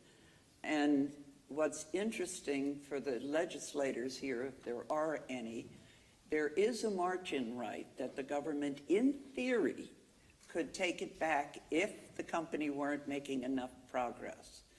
But in 36 years, they have never shot that gun because it's a gun too big to fire. It would be subject to political pressure, or it would ask people like David to trust a government committee that they judge whether it was okay. So, We're very trusting in government. Oh, I know you are. Has the reform of the US patent law and the whole row over patent trolls, how much has that affected things? If that goes much further, we might as well go out of business. Between the Patent Reform Act, which allows anybody to challenge a patent at any time without standing and is already causing chaos in the biotech industry, the Supreme Court ruling that almost everything is a fact of nature and unpatentable except compounds, so that the diagnostics industry is in complete disarray in terms of patentability. And if the next round goes through, which threatens to sow in the name of preventing patent trolls, but mostly in the name of the large IT companies saying, we don't like these little guys suing us, that make the penalties for infringement so minor that it will be much cheaper to infringe a patent than to take a license. The U.S. government is dismantling what has been so successful. David, are you as dismayed as Lita by what's going on? I'll say in a simple way of looking at it, it's scary. There was a period after the Supreme Court ruling where if you spoke to an average patent attorney about how to think about strategies in biotech, they would tell you it's not clear until the patent office starts to opine what, if anything, is actually issuable, including compositions of matter, because on the theoretical possibility that that molecule or that protein could have been found in one instance in nature anywhere, then it might not be patentable. Now, good news is we've gotten through that. But that was a period of about 6 months, which just put almost a mindset of chaos into how people would be thinking about patents. And we see it from the same perspective, which is that if you want to invest the time and the money that it takes to be able to make a drug, You need some form of protection. If your protection is going to be constantly called into question, then you're going to have a whole set of challenges in developing it.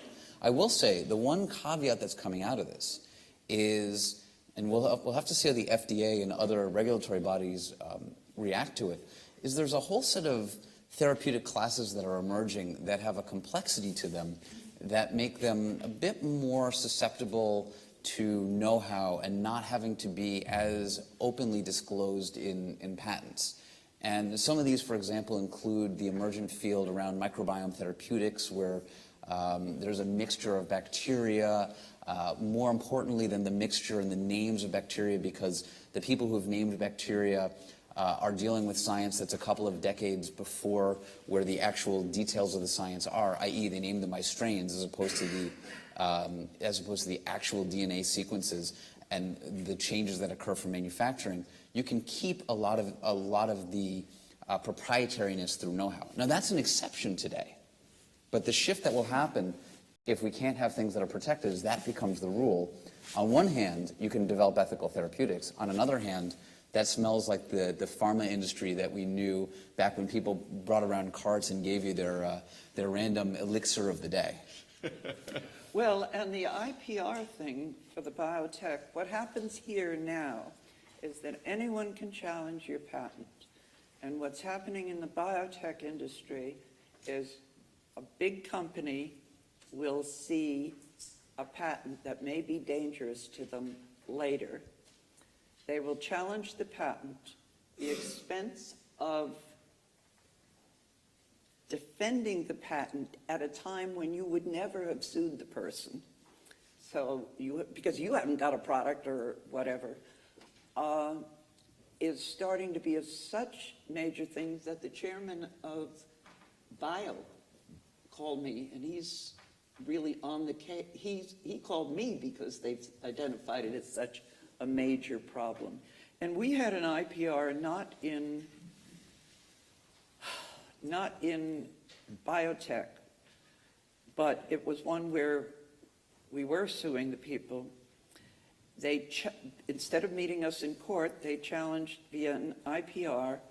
They brought a piece of prior art which had been brought to the patent office by us, and the patent office overturned the patent anyway. Wow. It was an absolute shock. The whole push is towards weakening patents. Don't ask me why. Are you feeling that, Andrew? Well, I mean, although I operate within the UK, clearly the market, particularly for cancer therapeutics, depends on an intellectual property model that is international, and particularly economically, it depends on the US patent system. So indirectly, we're affected by inter-parties reviews before the US Patent and Trademark Office. One of the drugs that we get income from at the moment is subject to an IPR.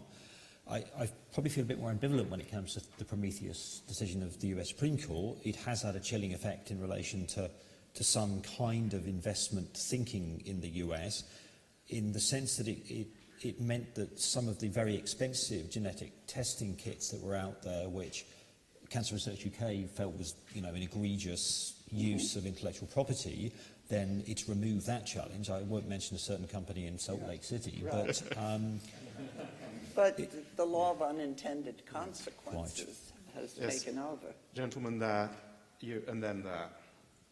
So, Lita, you painted a very simple and very clear modus operandi. Clearly, you've been immensely successful in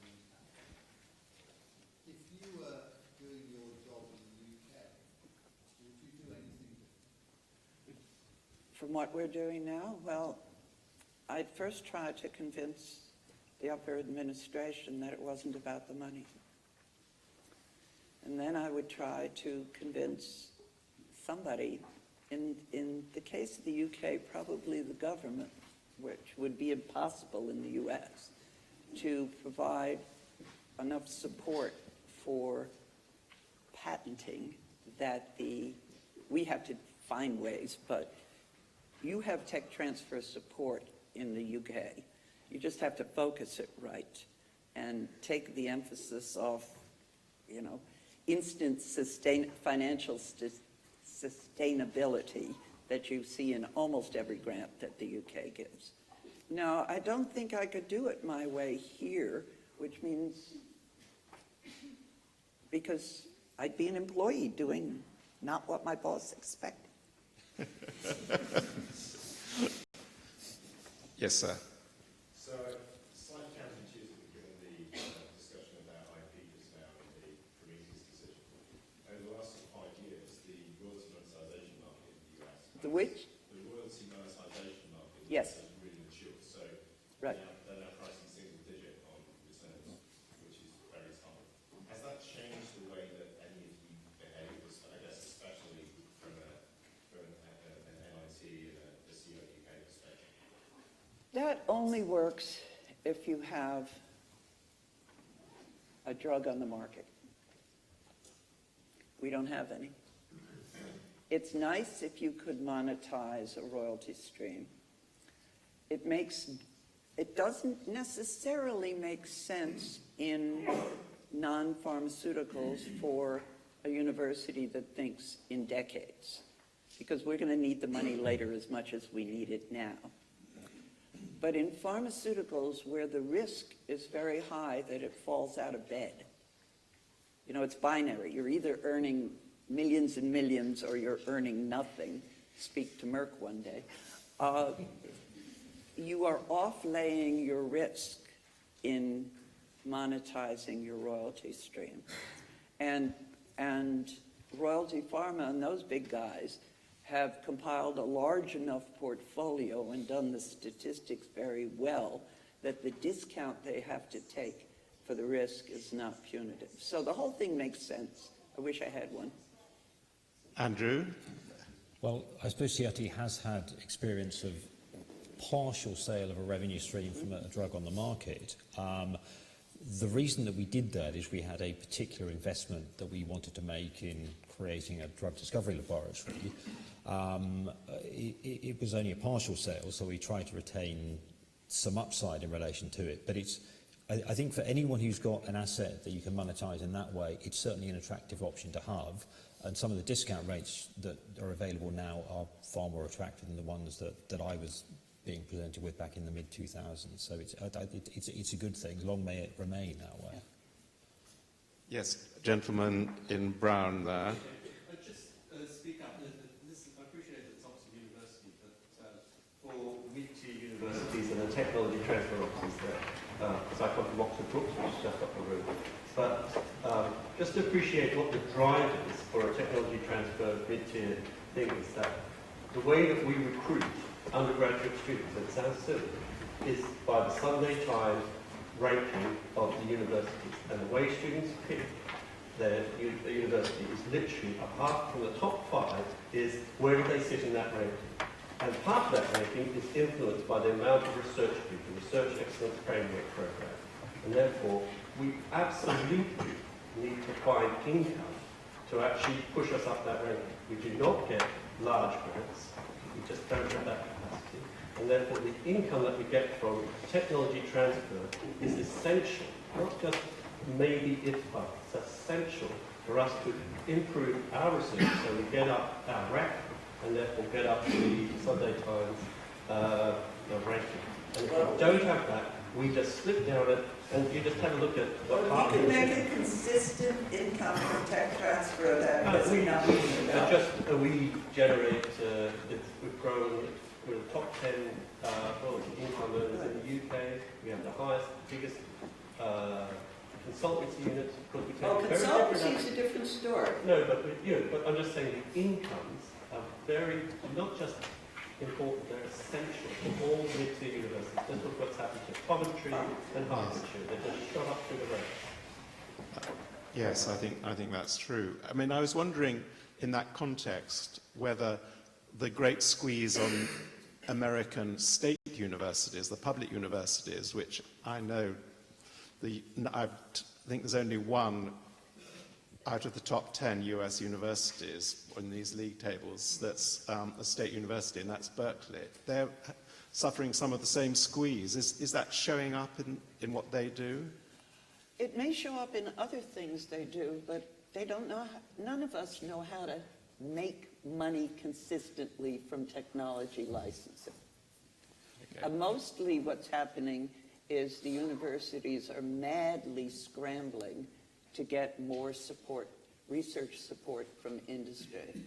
And they're devising, there's a race to the bottom in terms of what they will give away to companies in order to bring in the money. And so far we haven't had to do that. Have you found anything, David? No, the one thing I'd add on that is when you look in the U.S., you can see hubs like Boston, hubs like San Francisco, where there's a truly mature ecosystem. And in those cases, I mean, in those places, you see a volume of transactions that's substantially higher than just about anywhere else in the world. And you could look at other major cities, even cities that have great schools in them, like New York, where the ecosystem around biotech in particular is highly immature. And as a result, the challenge in doing tech transfer, I think, is magnified. So I think one of the things that becomes very important in this is establishing the right ecosystem, because with an ecosystem around that includes the entrepreneurs, that includes an ability to create entrepreneurs, that includes an ability to fund the entrepreneurs, all of that comes together to support a higher transaction rate. And I think that starts to solve some of the problems that one gets at. Of course, that's not an overnight solution. And that doesn't, I'm sorry to say, translate much into income in terms of licensing. It's interesting that... It does for you, but it doesn't for us. Interesting that it's so regionalized in the US, the sort of these ecosystems. You know, people ask me, does MIT, for years and years have asked, does MIT have an incubator? And the answer I say is yes, it's called the City of Cambridge. Yes. It's an infrastructure that has grown up over more than half a century. Yes. In terms of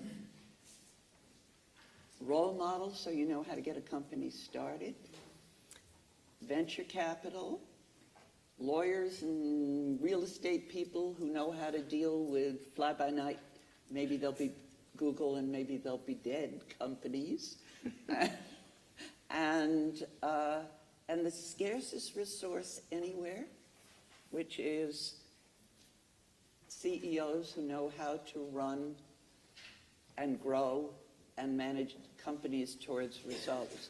When you have an infrastructure, you grow your own. You know, the head of Alnylam was number 3 in Millennium and that kind of thing. You are growing your CEOs in the small companies you've already formed. Mallory's making some single-digit signs to me, which I think means there might be time. Does anyone want to make a last killer question or point? Angus Warner from Harwell Capital Road. We talk a lot about sort of process and licensing and infrastructure.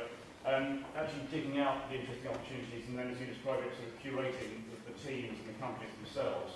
It requires a certain sort of social skill set as well. And I just wonder whether the panel have any views about whether there is a substantial difference or an identifiable difference between the way that people are sort of handled in the UK tech transfer environment versus the US. That's good to end with a people question. Who would like to tackle that? David. Sure. I mean, I think, you know, I don't even think it's a US versus UK question. I think when you look from a people and a process standpoint, I mean, it varies very systematically across the board. I could point within Cambridge to 2 institutions where the process is exceptionally different, where the ethos is exceptionally different, and the ability to get things done is exceptionally different. So I think the culture becomes a very important part in how the process actually gets manifest.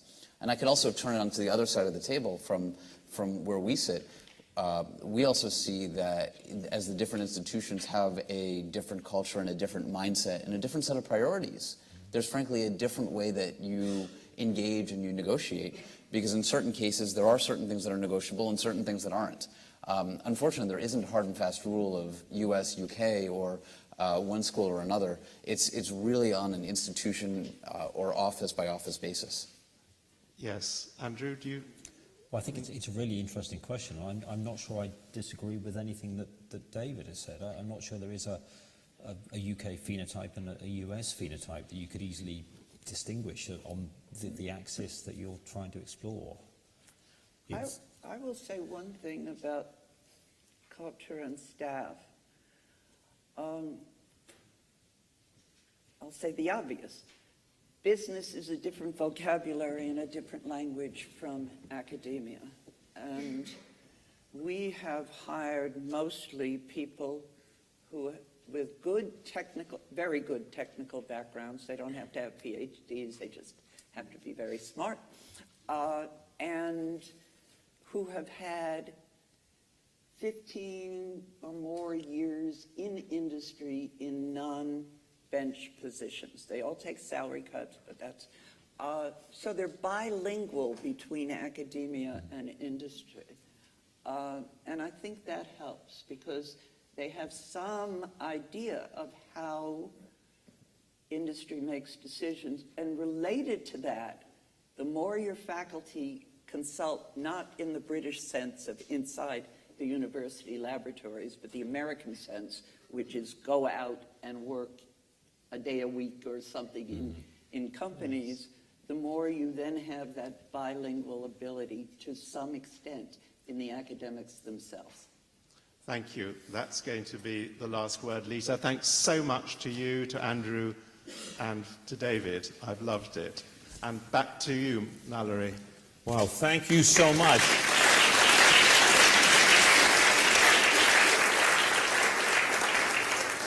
We are getting toward the end. Alcoholic beverages will come soon. A couple of quick thank yous. A quick thank you to, again, to Ellie Price over here from OB. Without her, half of you wouldn't have been, I'm sorry, none of you would have been invited. And this would have been a much more difficult event to have done. Also, Julia Parker, who's probably not around, she's with the museum. The museum has just been fantastic, wonderful, terrific to work with. The reception's going to be downstairs. Please enjoy this place. It is wonderful. From his hospital bed on Sunday evening, Sir David Cooksey said, there's one person you have to have, and if you can get him, you are very lucky. He was educated here at Balliol. He spent most of his career as a journalist with the Financial Times, joining it in 1958 and serving as its editor from 1991 to 1990. He then joined the London School of Economics and was appointed a senior fellow in LSE's Department of Management. But the reason we absolutely need him right now to speak is he has a book coming out called, it's a book on biotech called Science, the State, and the City, Britain's Struggle to Succeed in Biotechnology, which he's written jointly with Michael Hopkins. It'll be published by Oxford University Press in 2 months. Sir Geoffrey Owen, thank you so much on short notice for coming to talk to us.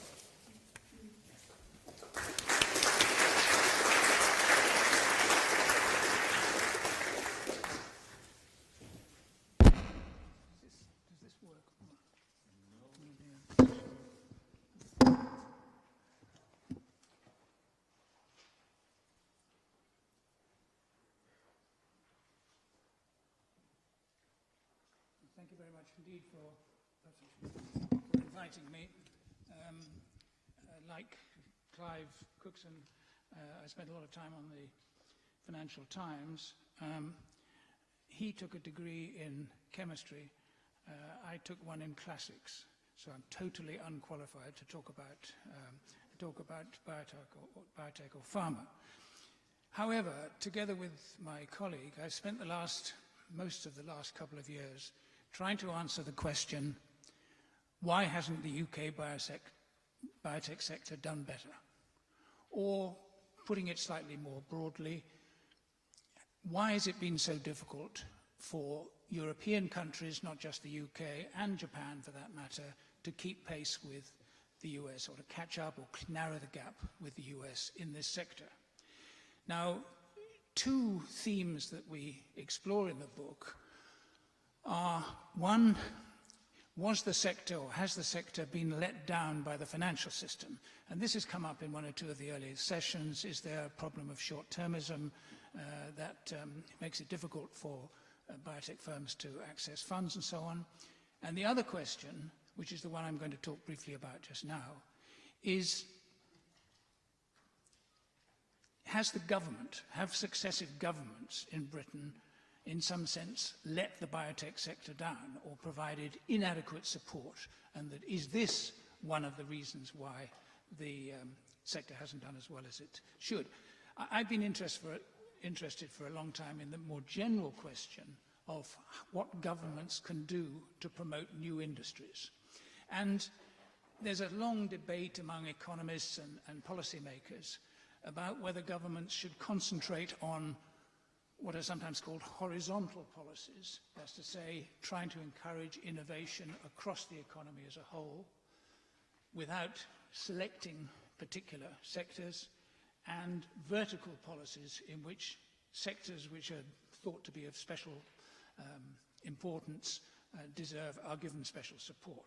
And that kind of how that balance has worked out in the last, since the biotech sector got started in this country is something I'm going to talk about in a second. Now, to go back into history, not so long ago, but reasonably long ago, if you go back to the late 70s, a Labour government in power worried about declining competitiveness, especially in science-based or high-technology industries. Biotech, people saw what was happening in the United States, Genentech getting founded, Amgen, Biogen, and so on. Fear that the UK was losing ground or lagging behind, and other countries were taking the sector seriously. So under the Labour government, a committee was set up to try and see what steps should be taken to enable the UK to perform more strongly. And this led to what was known as the Spinks report, lots of scientists and policymakers involved, one outcome of which was the creation of Celtech. The creation of Celtech in 1980 with government funds. Private sector was involved, but the government, through the National Enterprise Board, was a substantial shareholder in Celtech. This decision was taken by the Thatcher government, which had entered office in 1979. And in many ways, a rather surprising decision from a government and a prime minister who disliked the notion of government intervention in industry. It was a kind of unusual act by the Conservative government to do that, justified on the grounds that it should help to kickstart the biotech sector and promote or encourage more collaboration between academic scientists and industry and business. Now, whether Celtech was a good idea, whether Celtech was a good way of starting of kick-starting the sector, is much debated. Some people think that it was a mistake to have given Celtech exclusive access to discoveries coming out of the Laboratory of Molecular Biology in Cambridge. Some of these things might have been exploited faster if it had been licensed more widely. Celtech in its early years was not a great success. It wasn't really until after 1990 that it began adopting a more consistent strategy. But it's hard to argue that the creation of Celtech seriously damaged the industry, to put it at that level. And the point I just wanted to make is that it was a rare example under the Conservative governments which held office between 1979 and 1997, a rare example of selective intervention in a particular industry. Now, because throughout that period, the government's policy was predominantly horizontal, that's to say, not selective, not vertical. And Mrs. Thatcher was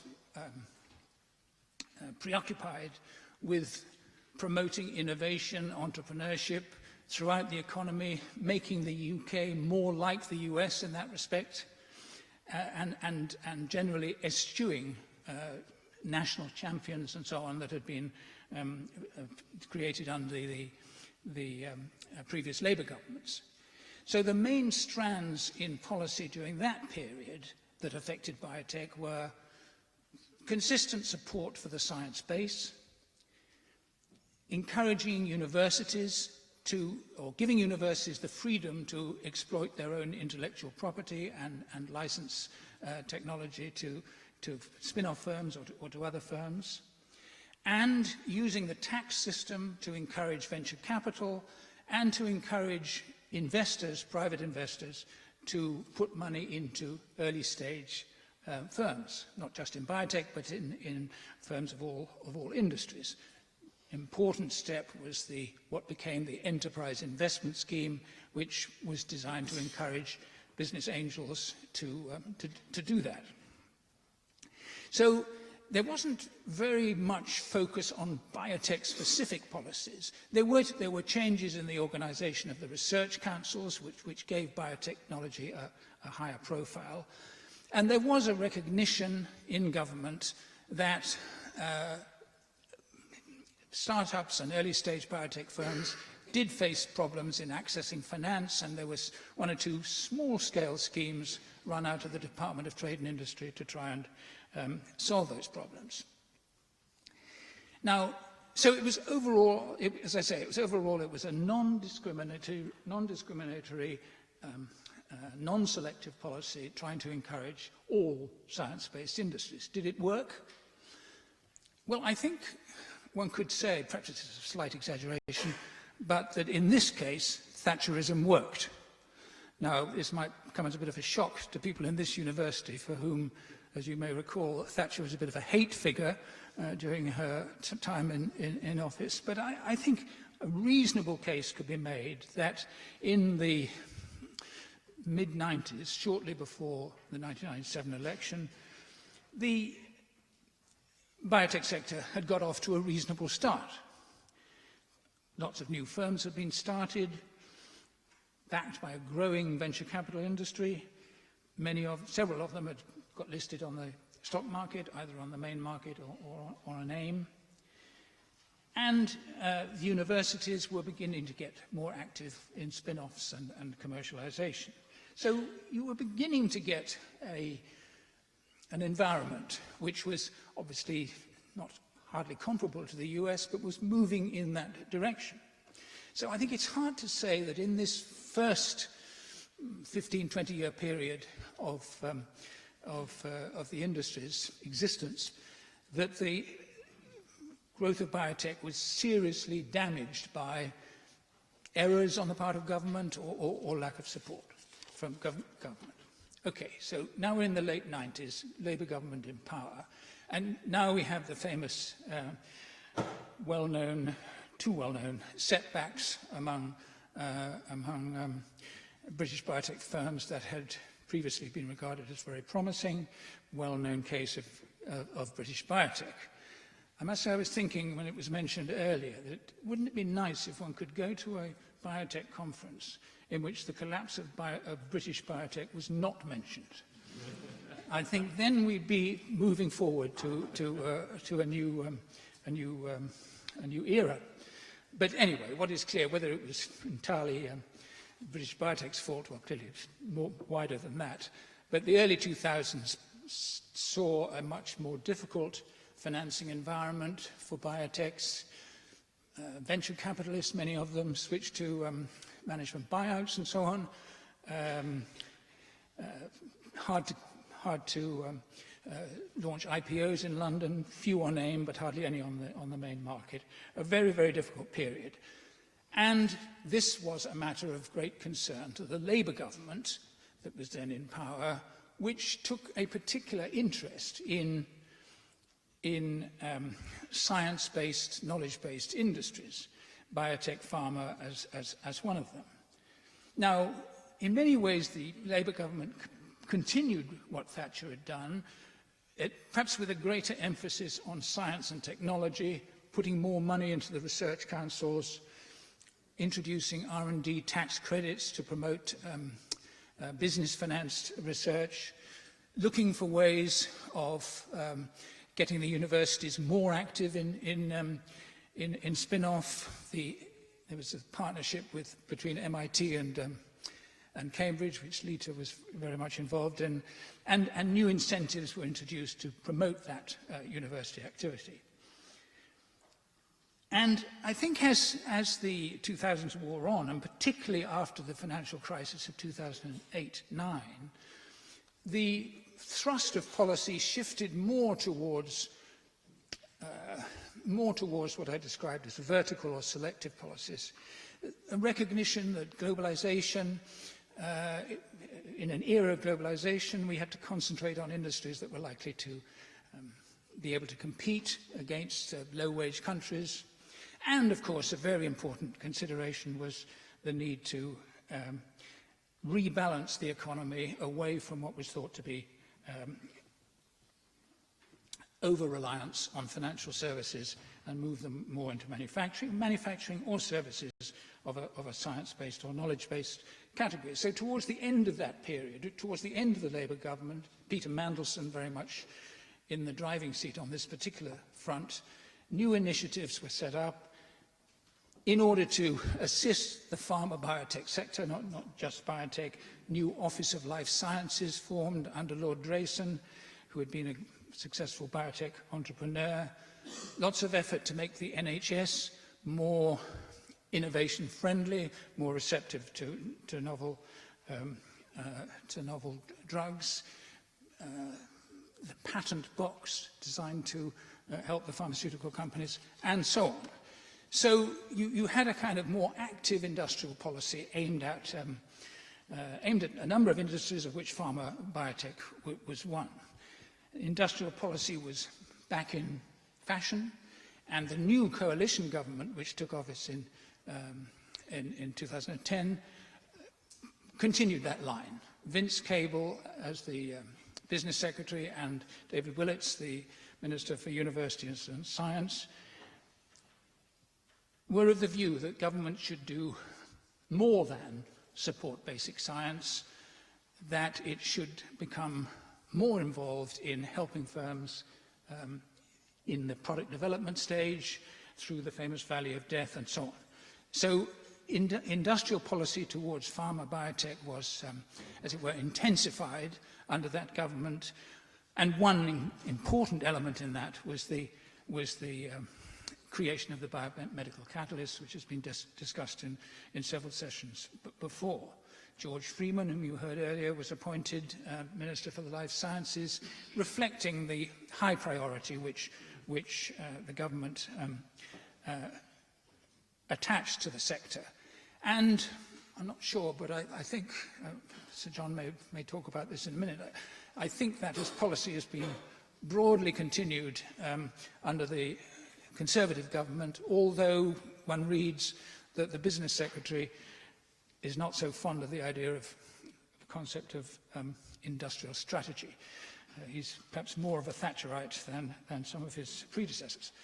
But just to not to take more than a few minutes of your time, so if you look at the whole period from 1980 to now, to 2016, there has been a bit of a shift from largely non-selective horizontal policies towards a more interventionist approach.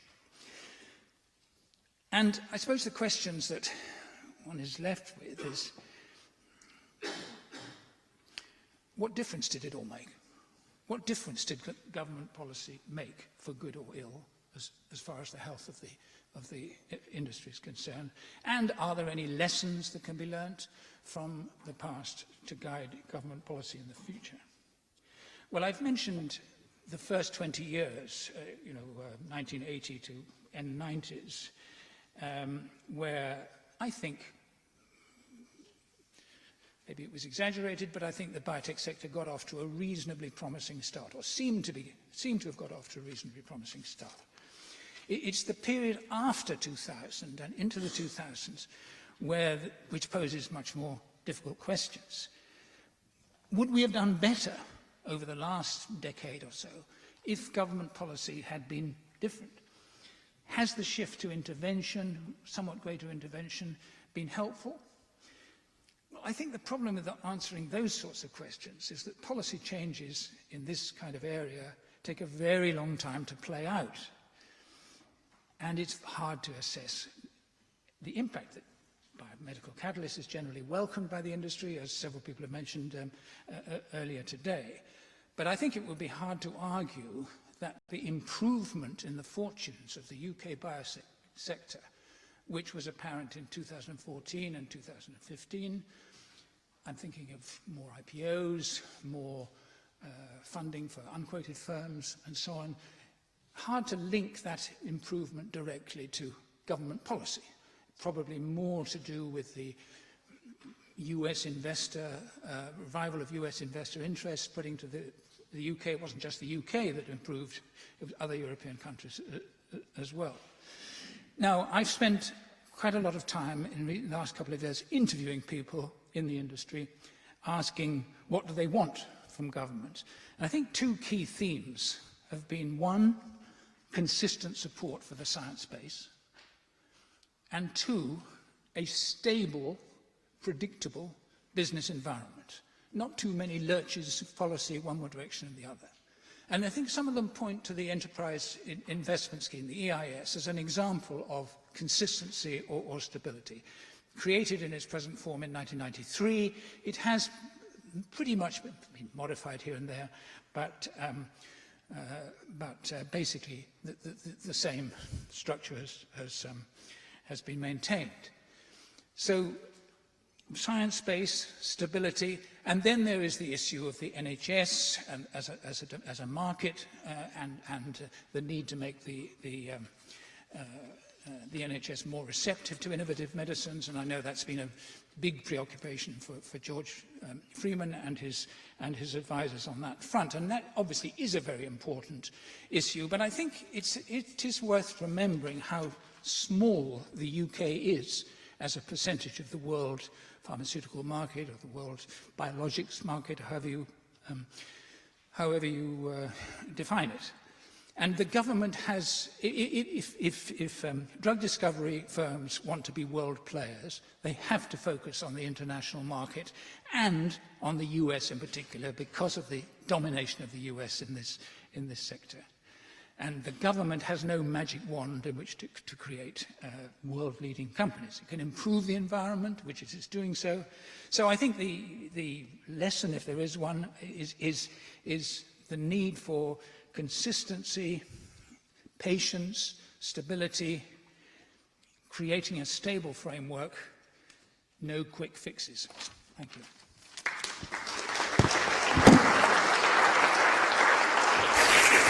Thank you so much. That was terrific. We have speaker, we're just about done, and our best for last we have saved. But to introduce him is Mina Bekeith. Mina is a DPhil candidate on a Leaders Fellowship at the Oncology Department, University of Oxford. He holds an MSc in drug discovery from UCL and a pharmacy degree. He is the president and founder of OB, and this could not have happened without his help. He has been really a stalwart. He wants me to tell you all that what he strives to do is develop new startups and substantial networking with academic and industrial professionals to pursue translating innovative science into disruptive business. It gives me a great deal of pleasure to introduce the gentleman who said, the only thing I want to do here is introduce our final speaker. And I said, if that's all you want to do, that's an easy one. Mina Bekeith. So I had to make this really, really quick, and thank you so much, Mallory. Mallory has always got something to say, but first things first. I want to thank the the team behind this, and I think that we owe a big thank you to Jean Dries. Jean has been an extremely integral part of the team that has been putting this together, and that it would have not been possible if it wasn't for his support. Most importantly, I also want to thank my team, in particular those that have been putting the past together with myself, Joan and Mallory. That will include Ellie Price and Mariam Razlan and Namin Han as well in the back. So thank you so much, guys, for bringing this together. I just want to say that a big thank you to all of those who have managed to make it today. In particular, thanks to the speakers, traveled from all around the world. I think it was a thriving conversation, and I'm not going through into any details because we probably heard so much about the tech transfer. But if there's anything that we have probably sort of realized is that it's not a black or white sort of area. We can all agree or disagree with regards to the tactics, strategies, and the performances of the technology transfer sort of infrastructure in Europe. But two things we must be really, really careful about. A, it is changing. Is it changing positively? Is it changing rapidly? And it's changing proactively. I think OB is a perfect example of that. We'd like to call OB internally Panacea, and I think Panacea wouldn't have been able to achieve so far if it wasn't for the support from the university and the relevant tech transfer offices. Beyond that sort of a point of the technology transfer, I think we also need to put things into the right context. Putting things into the right context means that the technology transfer is a pretty much complicated process, and in order to be able to have such a good conversation, we need to take all sort of different factors into account. Of course, we want to have an IP strategy that will accelerate rather than hinder the innovation process. But I don't think that it should be the case that we're blaming it all on the technology transfer offices. You've heard enough so far about the technology transfer, but from our perspective as young entrepreneurs, as well as even internally within OB, two things that we are really concerned about is A, acceleration, and B, generation. By acceleration, I mean the acceleration of technology generation and the commercialization. I'm not talking about the tech transfer in particular rather than within the grand scheme of things. I think we all need to work together to make sure that we lower the barriers, whether these are soft-core barriers, academic cliches, environmental conservativeness, or even the lack of entrepreneurial talent, or hardcore barriers such as the lack of capital, or sometimes even the concrete infrastructure. And the second point, which is the generation. I'll quote very quickly Peter Thiel saying what happened to the future in the Found Fund manifesto. And I think that is exactly what we need to be addressing. We're quite lucky to be representing a lot of some of the most influential, globally influential organizations, like universities and companies around the world today. But what we really need to do is that we do understand the need to have a framework for universities to protect or preserve their IP at some points, yet that's not enough. We need to dig deeper, much deeper, to be able to generate de novo technologies and novel ventures. I always say that I think we've landed at the right time, the right place sometimes, but in order to be able to achieve that, we need to believe that this is the generation of innovation. And to be able to achieve that, we need to have your help and your expertise. Talk about help and expertise, I'm really privileged to be able to introduce Professor Sir John Bell. Professor Sir John Bell is the Regius Professor of Medicine at Oxford University, Chairman of the Office for the Strategic Coordination of the Health Research. He served as a President of the Academy of Medical Sciences, and he is a Rhodes Scholar. Sir John undertook his medical training in the UK, then went to Stanford, returning to the UK at the late 80s. Oh, God, look. That's fine. These guys want to go for a drink. Thanks so much.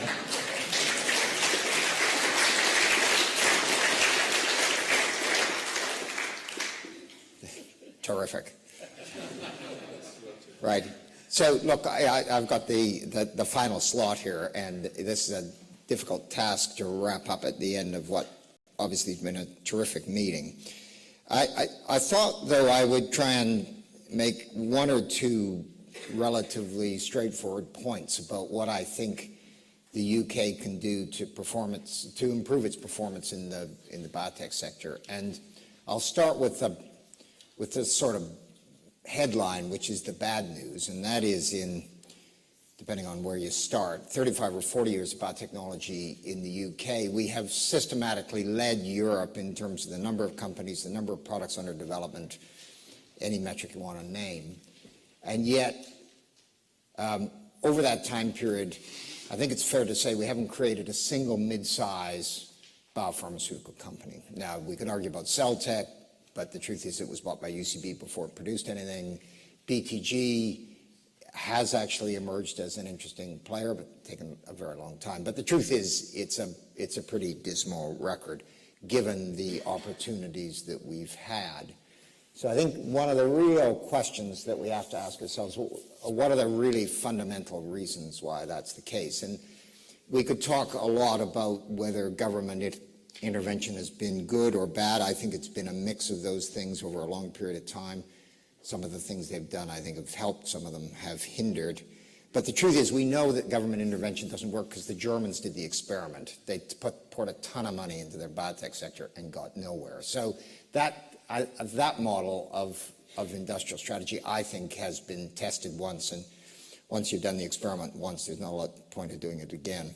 So is it the universities? Well, I think I'll make an argument that there are features of universities in the UK that are inhibit the development of commercialization, but I think those issues are disappearing, increasingly disappearing, and I think, having spent 7 years at Stanford, I think the big universities in the UK are now increasingly looking like the big American universities in terms of the creation of interesting IP and their ability to get them out the door in one form or another.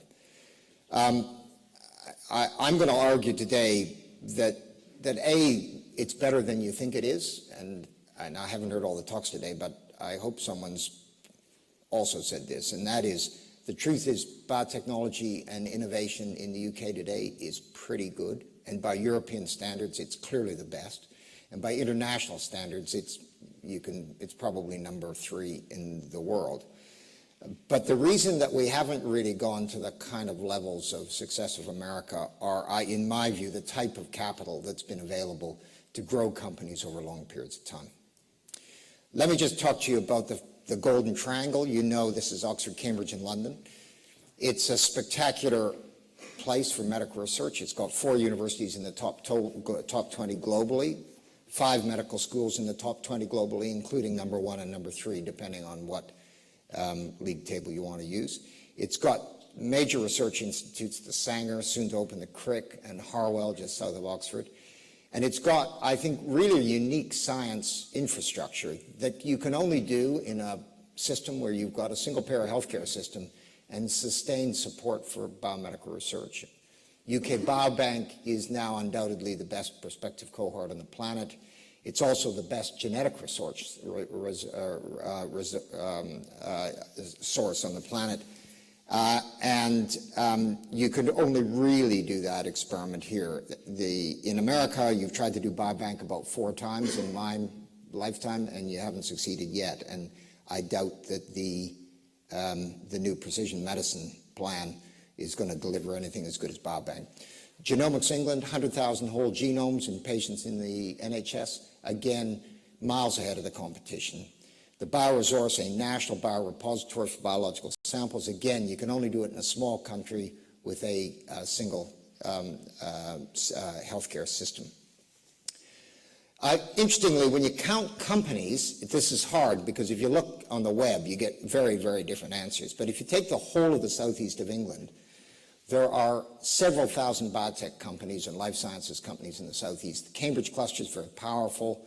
There's a bit of stuff on the M11. There's a lot of stuff in London that nobody's really counted up yet. And then the Thames Valley has got about 800 life sciences companies. So, in fact, numerically, it's pretty good, but it's not a cluster. Everybody fights with each other. They don't talk to each other. It's completely sociologically incoherent. The transport infrastructure doesn't work. No places for anybody to live. It is definitely not a cluster, but it is big. We've got also a global financial center in London that's just beginning to get it. And it's a pretty diversified cluster. So I'm a real believer that the really successful clusters, and I think Silicon Valley and Boston are good examples of this, the really good clusters are not pure biotech plays, because many of the most exciting things come out of non-biotech stuff. And again, the southeast of England plays in that domain pretty well. So it's pretty good. And when you line up the big clusters around the world, there's no question that the southeast, the Golden Triangle cluster fits in that space. It's big. There are 40 higher education institutions. We get £1.8 billion of research funding. 40% of the whole UK research funding goes into the southeast. 110,000 postgraduate students, 320,000 undergraduates. There's the stuff.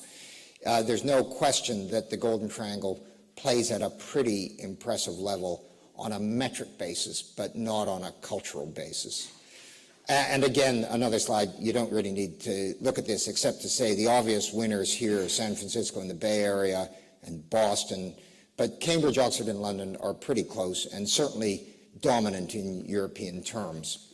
Now, our little space in Oxfordshire and the Thames Valley is interesting. This is a map of the companies that are present in Oxfordshire. There's a lot of them across many different domains.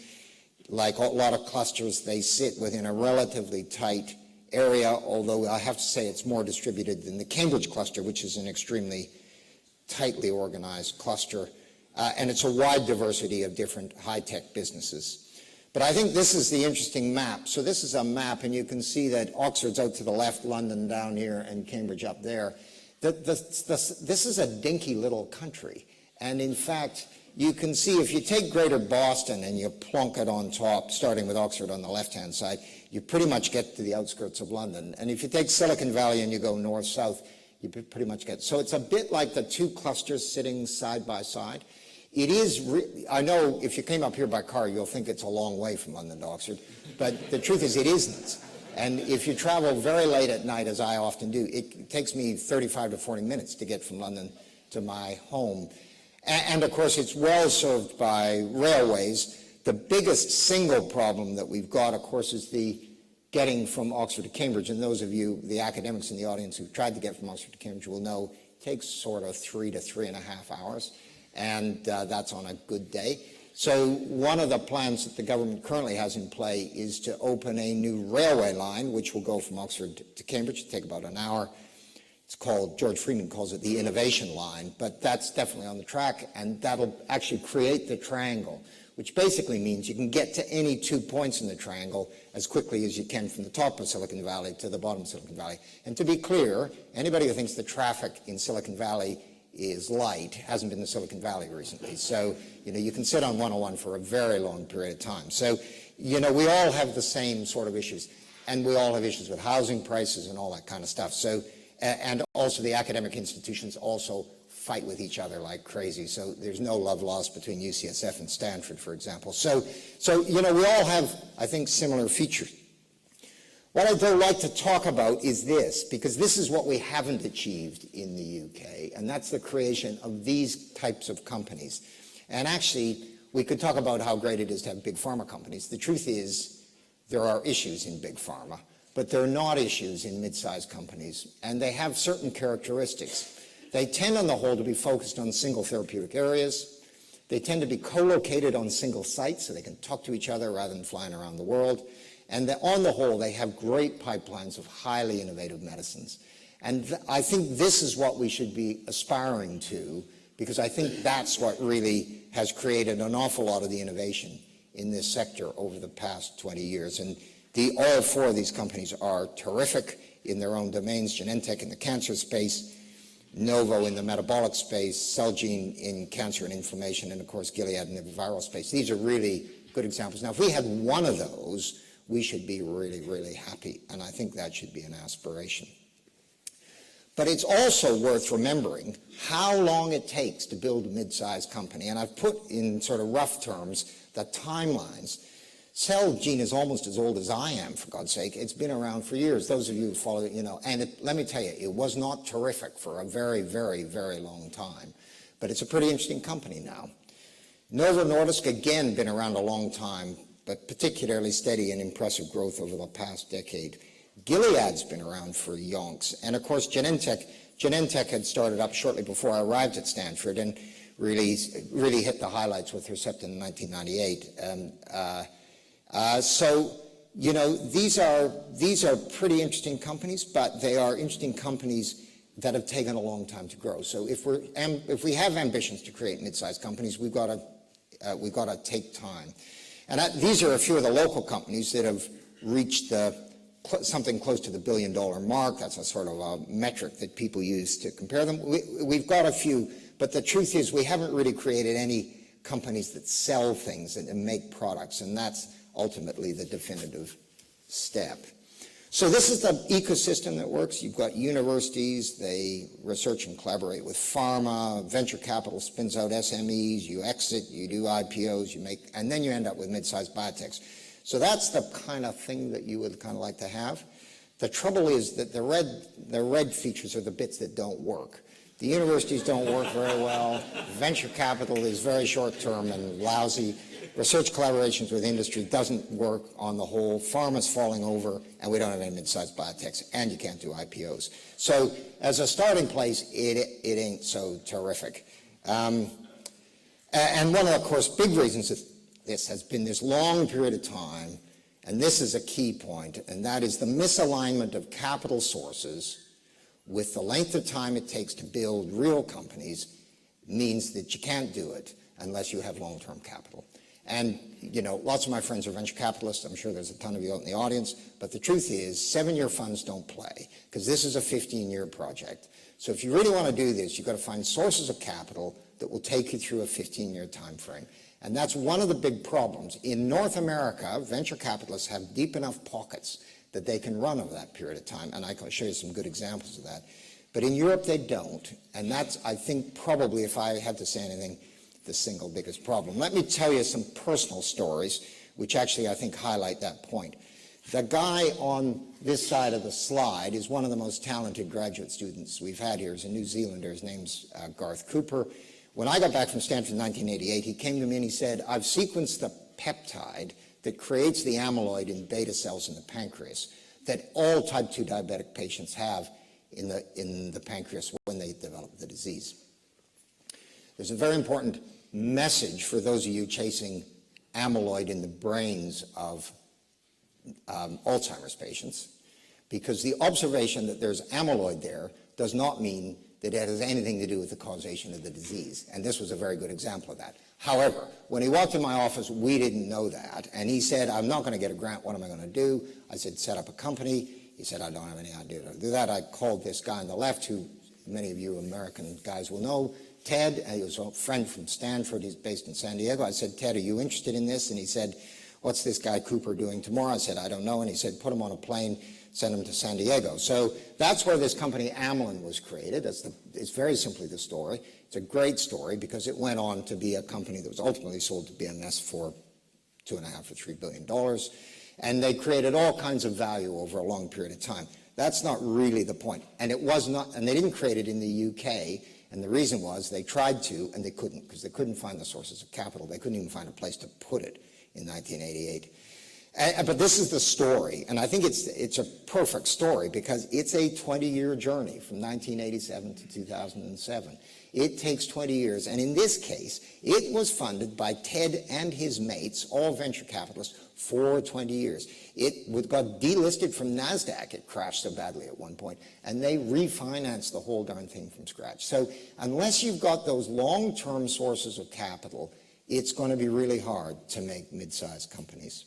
And, that's basically, it's a 20-year journey.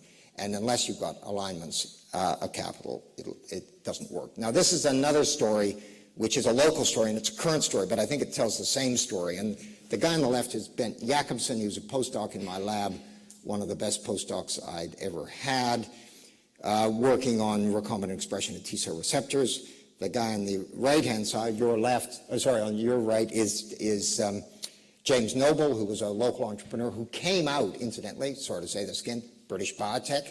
Well, one thing that British biotech did, it trained some people about how not to do biotech, and he was one of them, and he's a terrific guy. And together, they've had a 15-year journey of creating really substantial value, and they did it by using recombinant T-cell receptors that see peptides in the context of MHC on the surface of a whole variety of cells, including cancer cells.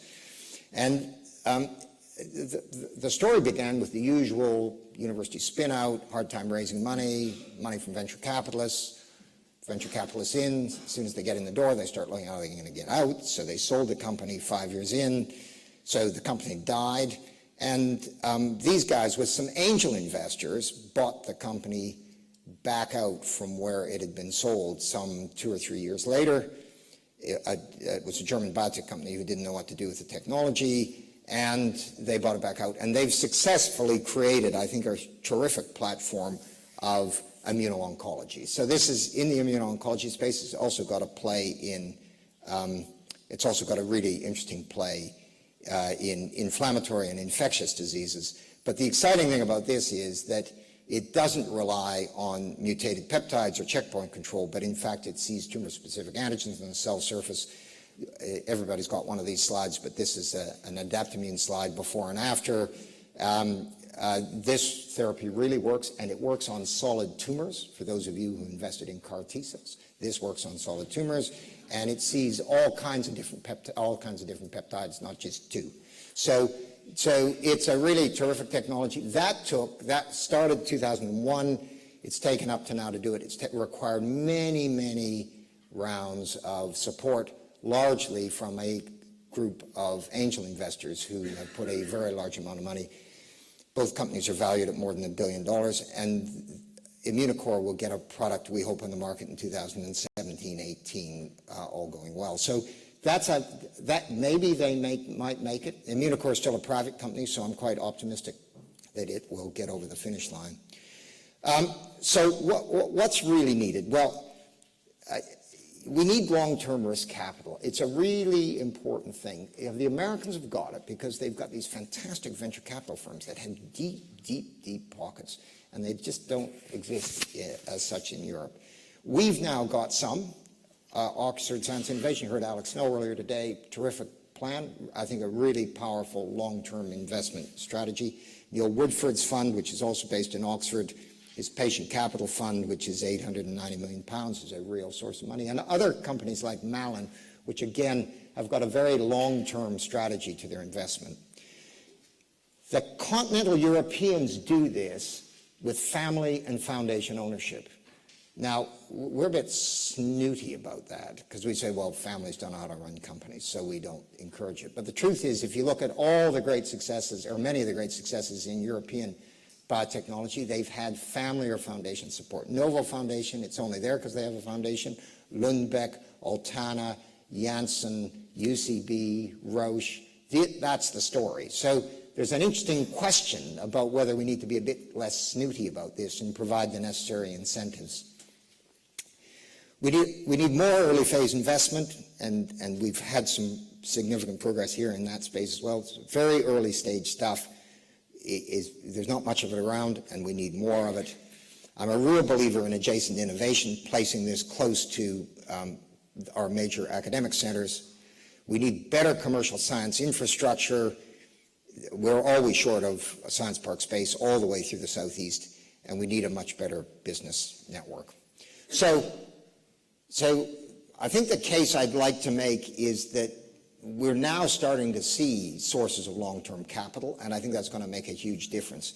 Is there anything that universities themselves can do, given the fact that the capital is going on outside those universities? And I've listed 5 things here that I think universities can help to do. One is there's a real role in universities for open innovation, because that's where a lot of stuff comes, and this has got to do with not being greedy and trying to make money. You're trying to have impact, not actually generate a lot of income for the university. And I think we've got some great examples of that. We've got to increase and expand our translational capabilities in the NHS and in universities, because it's a terrific mechanism to get companies to get in demand quickly and show that they've got effective molecules. We can do better on tech transfer. That's been discussed a lot today. I think there's no ambiguity about that. We can do better on tech transfer. We need to shorten the gestation period of companies, and there's a lot going on to do that. And we need to reduce the burn rate. So, you know, single molecule companies that have a chief executive officer, a chief financial officer, a head of development, a head of business development, and God knows some of the hangers-on, and burn about £600,000 a year before they've made a cup of tea. That is not an efficient way to run a company, and that is the standard pattern in this country. I'm not going to spend much time on these. Those are the points I think are important, except to point out that I think we have got the best open innovation platform in Europe and probably in the world, in the SGC, which is a terrific open innovation platform.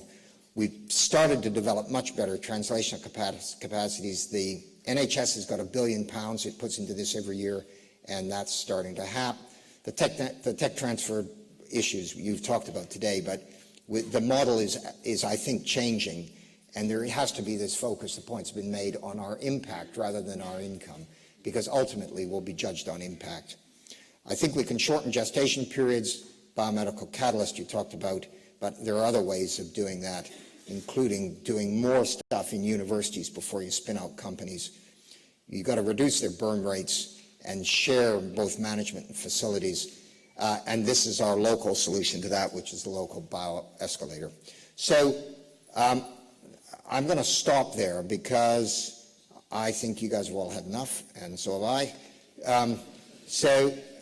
But I guess the point I'm trying to make is that we're not in a bad place. We're in a pretty good place. We've got a whole load of stuff. The academic platform's great. The support for science is terrific.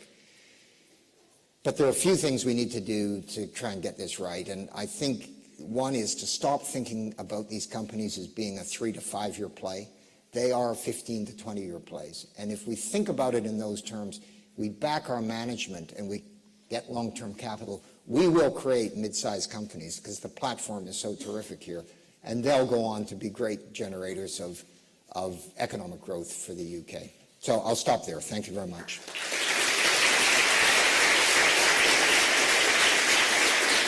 Is that okay?